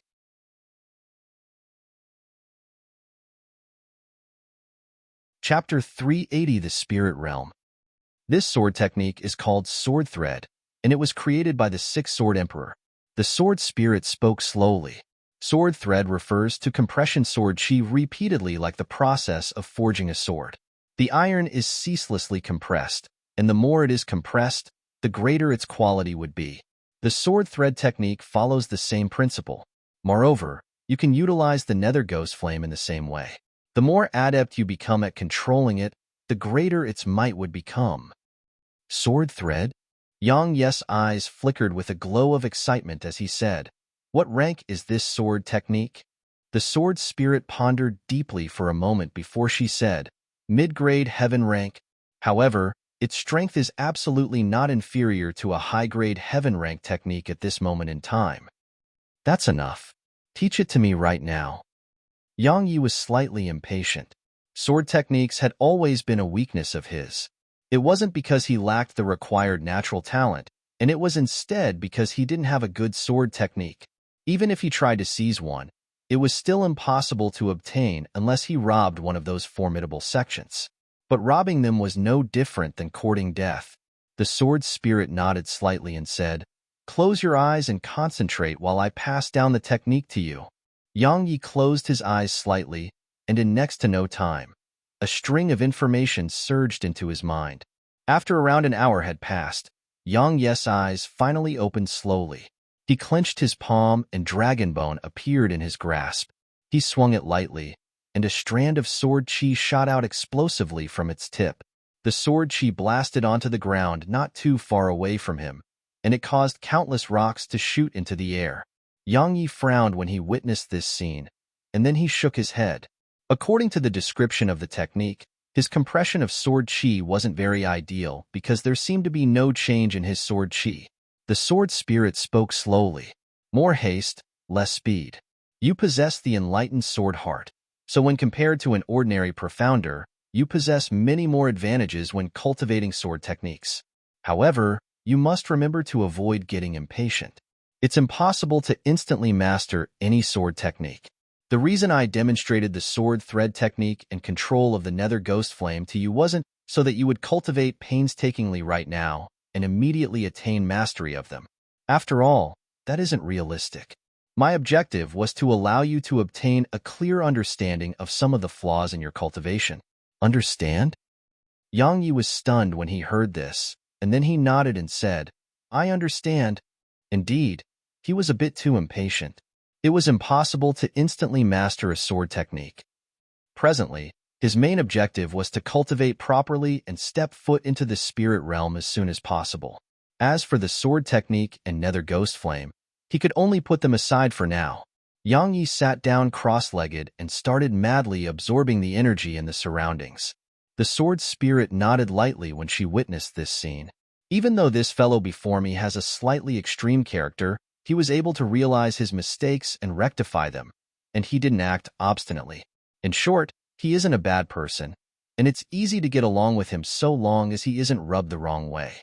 A ray of light flashed, and then the sword spirit returned to her original form and floated in front of Yang Yi. The sword sect, Sky Hall. At this moment, only two people were standing in the enormous Sky Hall. One of them was a white-haired old man who had a wine gourd hanging from his waist, while the other was a refined middle-aged man. The atmosphere in the hall seemed cold and cheerless at this moment. After a short while, the refined middle-aged man said, "Martial uncle, are you really going to try and overcome the heaven path?" The white-haired old man took the wine gourd from his waist and drank a mouthful of wine, and then his gaze shot towards the horizon as he said, "Muja, I know what you're worried about, but you should be aware that my lifespan is almost depleted. If I don't try to overcome it, then only death awaits me. Conversely, I would still have a chance at survival if I were to give it a try. But if you fail, then the sword sect will be doomed." The refined middle-aged man spoke in a low voice. "The sword sect will still be doomed once my lifespan is depleted." The white-haired old man sighed. "If I try, then I would still have a chance at survival, and the sword sect would have a chance at survival as well. But if I don't, then the sword sect will still face a calamity in 3 years at most. At that time, the sword sect will really have no chance at survival." The refined middle-aged man sighed and said, "Muja is ashamed. Not only was the sword sect unable to relive its former glory in my hands, it has even been declining steadily. I've disappointed the ancestors of the sect." The white-haired old man shook his head and said, "It's not your fault. If I hadn't brought trouble to the sword sect by infuriating the origin school all those years ago, then the sword sect wouldn't have suffered their oppression throughout the last 1,000 years. Of course, I don't regret what happened all those years ago. What I regret is that kid called Yang Yi. What a pity." "Yang Yi," the refined middle-aged man said in a light voice, "that fellow who killed the Sword Emperor and is called the Sword Emperor now?" The white-haired old man nodded while a wisp of regret flashed through his eyes. He said, at that time, "For the sake of resolving the enmity between our sword sect and both the Flower Palace and Origin School, I didn't just make the sect lose an extraordinary genius in the Sword Tao, I even made the sword sect become the laughingstock of the entire southern territory. I caused the sect's reputation to crater, and it made the entire sect feel displeased with me. Needless to say, that was my biggest mistake. It really is a pity. The refined middle-aged man said, if he's a disciple of the sword sect, then so long as he remains alive, he would definitely be able to utilize the title of Sword Emperor to rebuild the sword sect even if the entire sword sect is obliterated. However, there's still room to turn the situation around. Hasn't Qingshi? Daoist Zue interrupted the refined middle-aged man and said, it's not necessary for now. If I overcome the heaven path, then all the problems that the sword sect faces now wouldn't be problems anymore. If I fail, then the fate of the sword sect will be up to the heavens. There was a short moment of silence in the hall before the refined middle-aged man said, how confident are you, Martial Uncle? 30%. The refined middle-aged man's heart immediately sank. After a short while, he said, at that time, I'll borrow the strength of all the sect's disciples to lend Martial Uncle a hand. After a short moment of deep thought, Daoist nodded lightly and said, all right. A day has passed. Yang Yi was like a vortex within the 5th level, and all the energy within the level surged violently towards him. At this moment, the aura he emanated was much stronger than before, and if someone was present here, that person would notice that the air around Yang Yi seemed to have warped strangely. Controlling aura.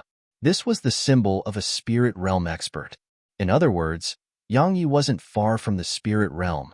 Actually, Yang Yi was extremely depressed because he could have advanced a long time ago. However, 80% of the profound energy within the tiny vortex had been sucked into the door atop the pool of profound energy. In other words, less than 20% became his own. However, it was still all right because even this 20% was much greater than all the profound energy possessed by an ordinary King Realm Profounder. Besides Yang Yi, some geniuses on the 4th level like Emoku, Hunyu, Luo Shui, Shi Luo, and Ji Yanshi had shown signs of breakthrough as well. All of them were geniuses amongst geniuses, and they'd already attained the peak of the King Realm. Especially Emoku and Luo Shui, they were halfway into the spirit realm. So, with such abundant energy here, advancing into the spirit realm was extremely easy for them. Everyone on the 4th level was cultivating desperately because once a profounder from one side attained the spirit realm, then the other side was bound to suffer a tragic fate.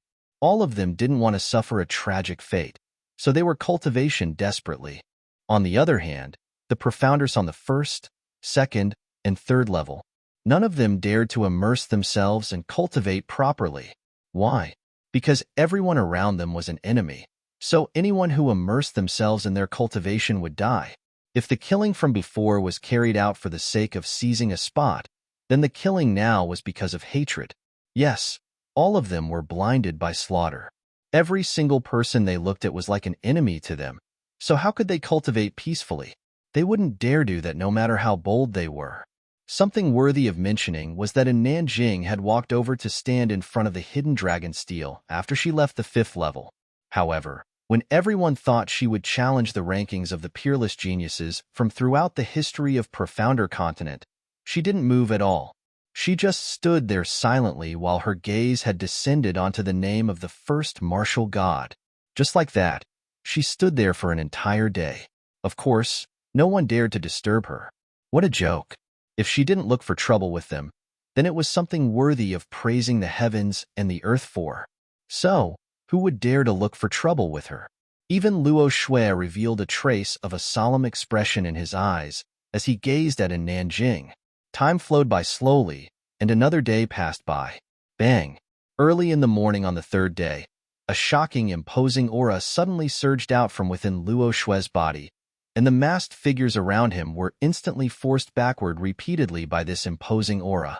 Everyone in the surroundings was shocked. He has advanced? Right at this moment, a terrifying strand of devil energy suddenly erupted from within Emoku. The devil energy seemed material, and it instantly enveloped Emoku within it. When they witnessed this scene, wild joy surged onto the faces of the countless devil profounders here, and then the expressions of the human profounders at the side became utterly gloomy instead. All the human profounders here shall die. Emok's voice was like a thunderclap that rumbled and resounded by the ears of all the human profounders.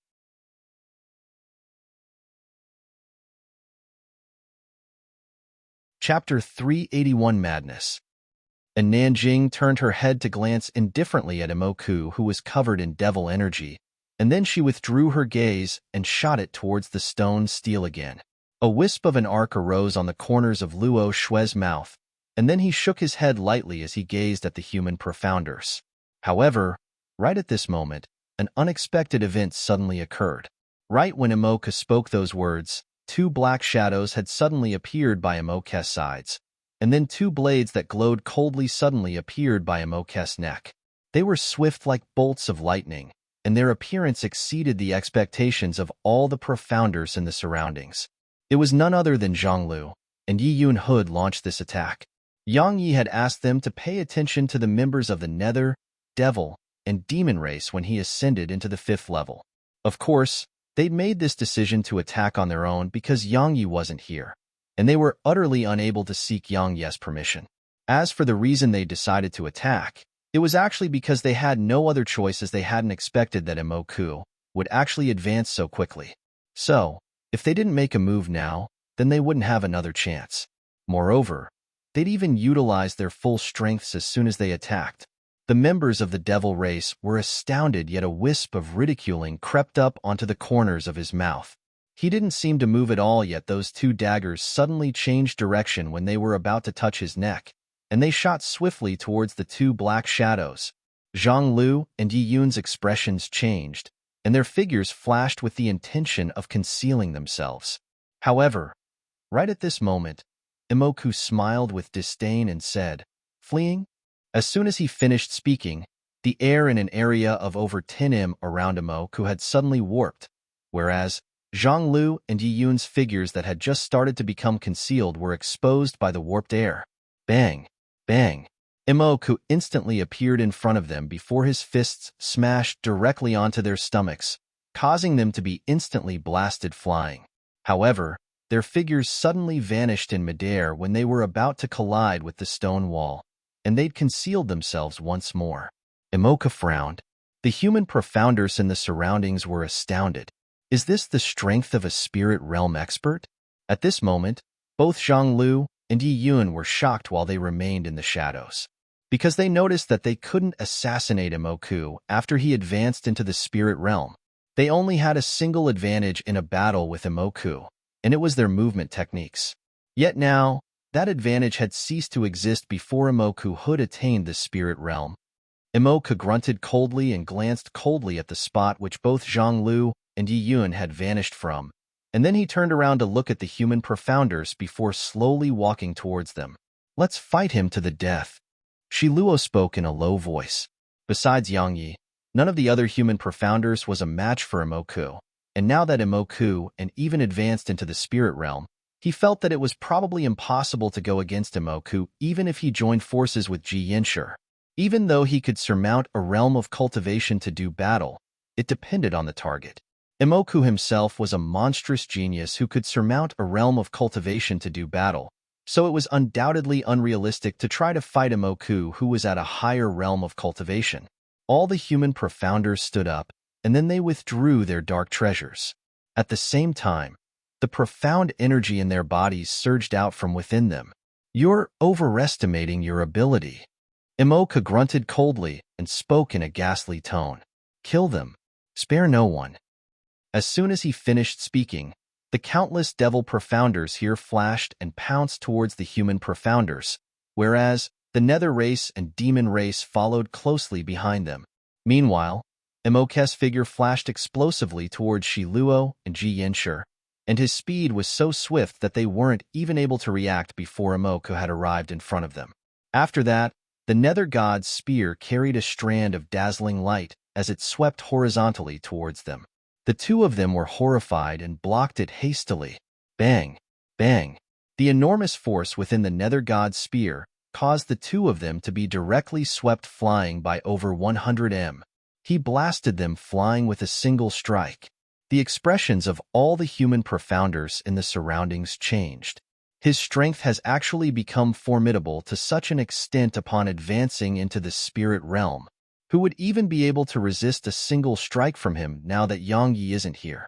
Even if Yang Yi was here, would Yang Yi be able to go against him if Yang Yi hasn't advanced into the spirit realm? Meanwhile, Zhang Lu and Yi Yun had suddenly appeared both in front and behind Imoku. The two of them had timed it perfectly. The moment Imoku had just blasted both Shi Luo and Ji Yinshi back would be the moment Imoku was the most relaxed. So, they launched a joint assassination against him again, and it happened just as they hoped it would. Both of their daggers struck forcefully upon Imoku's neck. However, their expressions changed violently again because it was like they'd struck hard iron, and their daggers couldn't move even an inch further. A wisp of ridicule arose on the corners of Imoku's mouth as he suddenly swept the nether god's spear horizontally. Zhang Lu and Yi Yun were astounded. They hurriedly moved their daggers to a vertical position to block the attack. However, they were still blasted flying. This time, they suffered extremely heavy injuries because countless fine cracks had split apart on their arms when they blocked the attack from Imoku's nether god's spear. You overestimate your ability. Imoku grunted coldly as he suddenly stomped his right foot on the ground, and his figure shot forward like a cannonball.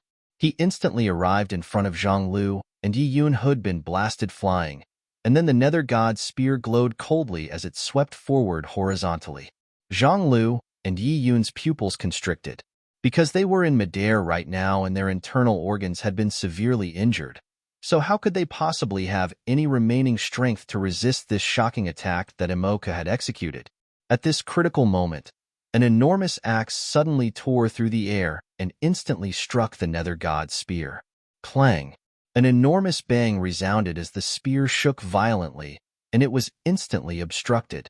Zhang Lu and Yi Yun were delighted by this, and they didn't waste this chance to swiftly retreat by over 20 m before they suddenly vanished on the spot. Imoku turned around to look at Shi Luo while a wisp of icy cold, killing intent flashed through his eyes. He didn't waste his breath at all before he suddenly tossed the nether god's spear at Shi Luo.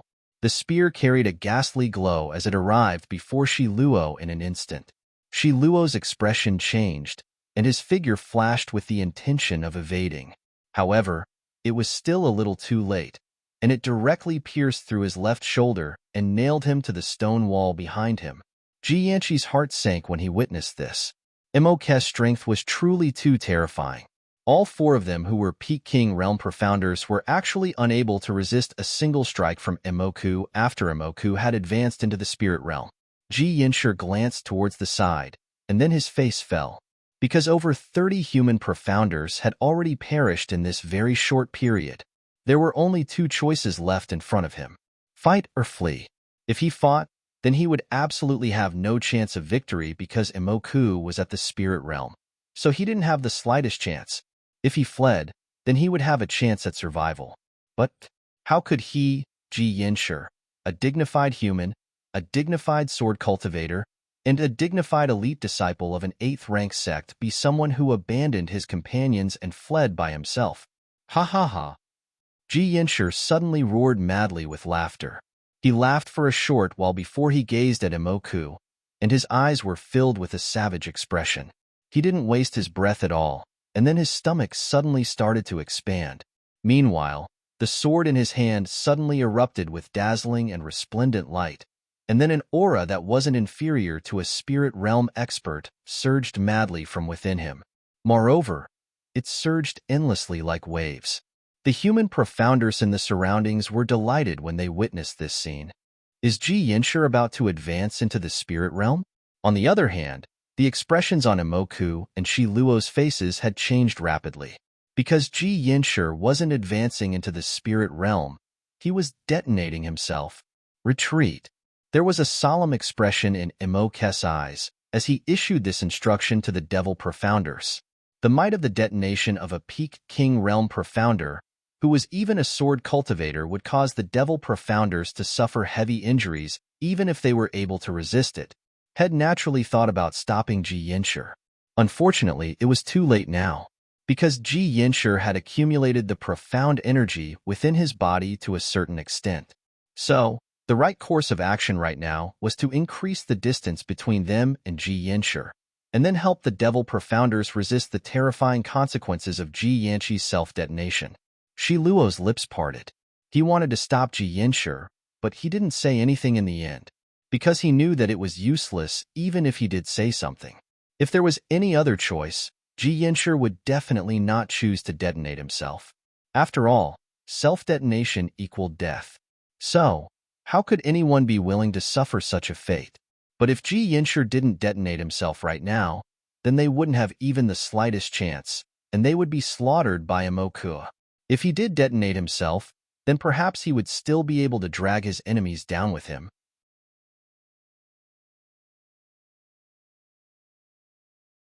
Chapter 382. Wanna die? Emoku, eat this. Ji Yanshi laughed like a madman as he suddenly shot explosively towards Emoku. Emoku's eyes narrowed slightly while his right hand spun a little, and then devil energy effused out from the center of his palm. He could evade this attack, but he couldn't do that, because the Devil Profounders were standing behind him. He, Emoku, was unable to do something like making his brothers face danger by themselves, so he intended to resist it on his own. When Ji Yanshi arrived less than 10 m away from Emoku, the sword in Ji Yanqi's hand suddenly shot forward explosively. At the same time, his stomach suddenly shrunk. After a moment of silence, "Tell Yang Yi to avenge me." Ha. As soon as he finished speaking, Ji Yanqi's entire body exploded. Bang! A world-shaking bang suddenly resounded on the 4th level, and then a white-colored wave of energy suddenly swept out and instantly enveloped Emoku. The Profounders from the Nether race, Devil race, and Demon race were affected by it as well. Over 10 Profounders from the Devil, Nether, and Demon races weren't able to dodge in time, and they were instantly mutilated by the wave of energy. The human Profounders weren't able to arouse any happiness in their hearts upon witnessing this scene, because Ji Yanshi had used his life in exchange for this. In next to no time, the human Profounders suppressed the sorrow and rage in their hearts, and they gazed at the terrifying white wave of energy that was still raging through the area. They weren't truly safe right now, and their fate would depend on Emoku, who was enveloped by the wave of energy. If Emoku died, then they would have a chance at survival, but if Emoku survives, then... Under the perturbed gazes of all the human Profounders, the white wave of energy gradually dispersed, and a tall man that was covered in mysterious pitch-black scales was standing there. The faces of the human Profounders instantly fell when they saw him. Meanwhile, Zhang Lu and Yi Yun suddenly appeared in front of Emoku again, and then their daggers swept towards Emoku's throat. Emoku's eyes narrowed slightly as he raised his spear to block their attacks, and a light bang resounded before Emoku took 2 steps back. The first reaction the human Profounders had when they witnessed this scene was astonishment, and then they were delighted, because they knew that while Emoku hadn't died, had definitely suffered a heavy injury from Ji Yanqi's self-detonation. In other words, Emoku wasn't the same invincible Emoku they faced just now. So, all of them were filled with the will to fight when they thought up to here. Zhang Lu and Yi Yun were delighted as well, because they could sense that Emoku really was heavily injured right now. Of course, Emoku had been the one to bear the brunt of the self-detonation of a peak King Realm expert who possessed 5th level sword intent. Emoku was already very abnormal to be able to survive the explosion. However, if he were to be completely fine, then he wouldn't be abnormal but a god instead. The two of them grabbed this opportunity. They pressed forward and locked Emoku in battle with them. The two of them were assassins, yet they had to fight Emoku head-on right now, so they would definitely be at a disadvantage. However, they had no choice. After all, amongst all the human Profounders present here, only their strengths were barely sufficient to fight Emoku. Emoku couldn't stop them if they chose to flee, but they couldn't flee. Why? Because just like Yang Yi had, they'd taken those Profounders from the Southern Territory to be one of their own. Since the moment they chose to follow Yang Yi down to the 3rd level, it had predetermined that they had to live and die together. They firmly believed that Yang Yi would make the same choice if he was here. As he watched the human Profounders fight the Profounders from the 3 races, Luo Shui chuckled lightly and said in a low voice, "How boring, how terribly boring." As soon as he finished speaking, his gaze moved away, and descended onto a Nanjing. He said, "The martial god? Interesting." Bang! Right at this moment, a terrifying, imposing aura suddenly surged out from Han Yu's body as he sat cross-legged there, and then gloomy laugh echoed through the surroundings. Hee hee hee. Human, all of you can dream of leaving with your lives today. The spirit realm. This time, the hearts of all the human profounders fell to rock bottom. Just Emoku alone was practically impossible for them to resist. Now, another spirit realm profounder, Hanyu, had appeared. Do the heavens seek to put an end to us? Luo Shui was stunned as well, and then he chuckled and said, "Looks like the heavens intend to annihilate these humans." However, to everyone's astonishment, Hanyu didn't charge forward to kill the human profounders here, and he gazed at a Nanjing instead. Moreover, a wisp of gloominess had flashed through his eyes. This woman had utterly humiliated him that day, so when it was in comparison to the other human profounders, he hated a Nanjing even more. In the past, his strength wasn't sufficient, so he wasn't confident in his ability to kill her. Yet now, he was a spirit realm profounder while a Nanjing was still at the king realm. As if Shed noticed Han Yu's gaze, a Nanjing turned around to gaze at Han Yu before she said indifferently, "Are you sure you want to die right now?"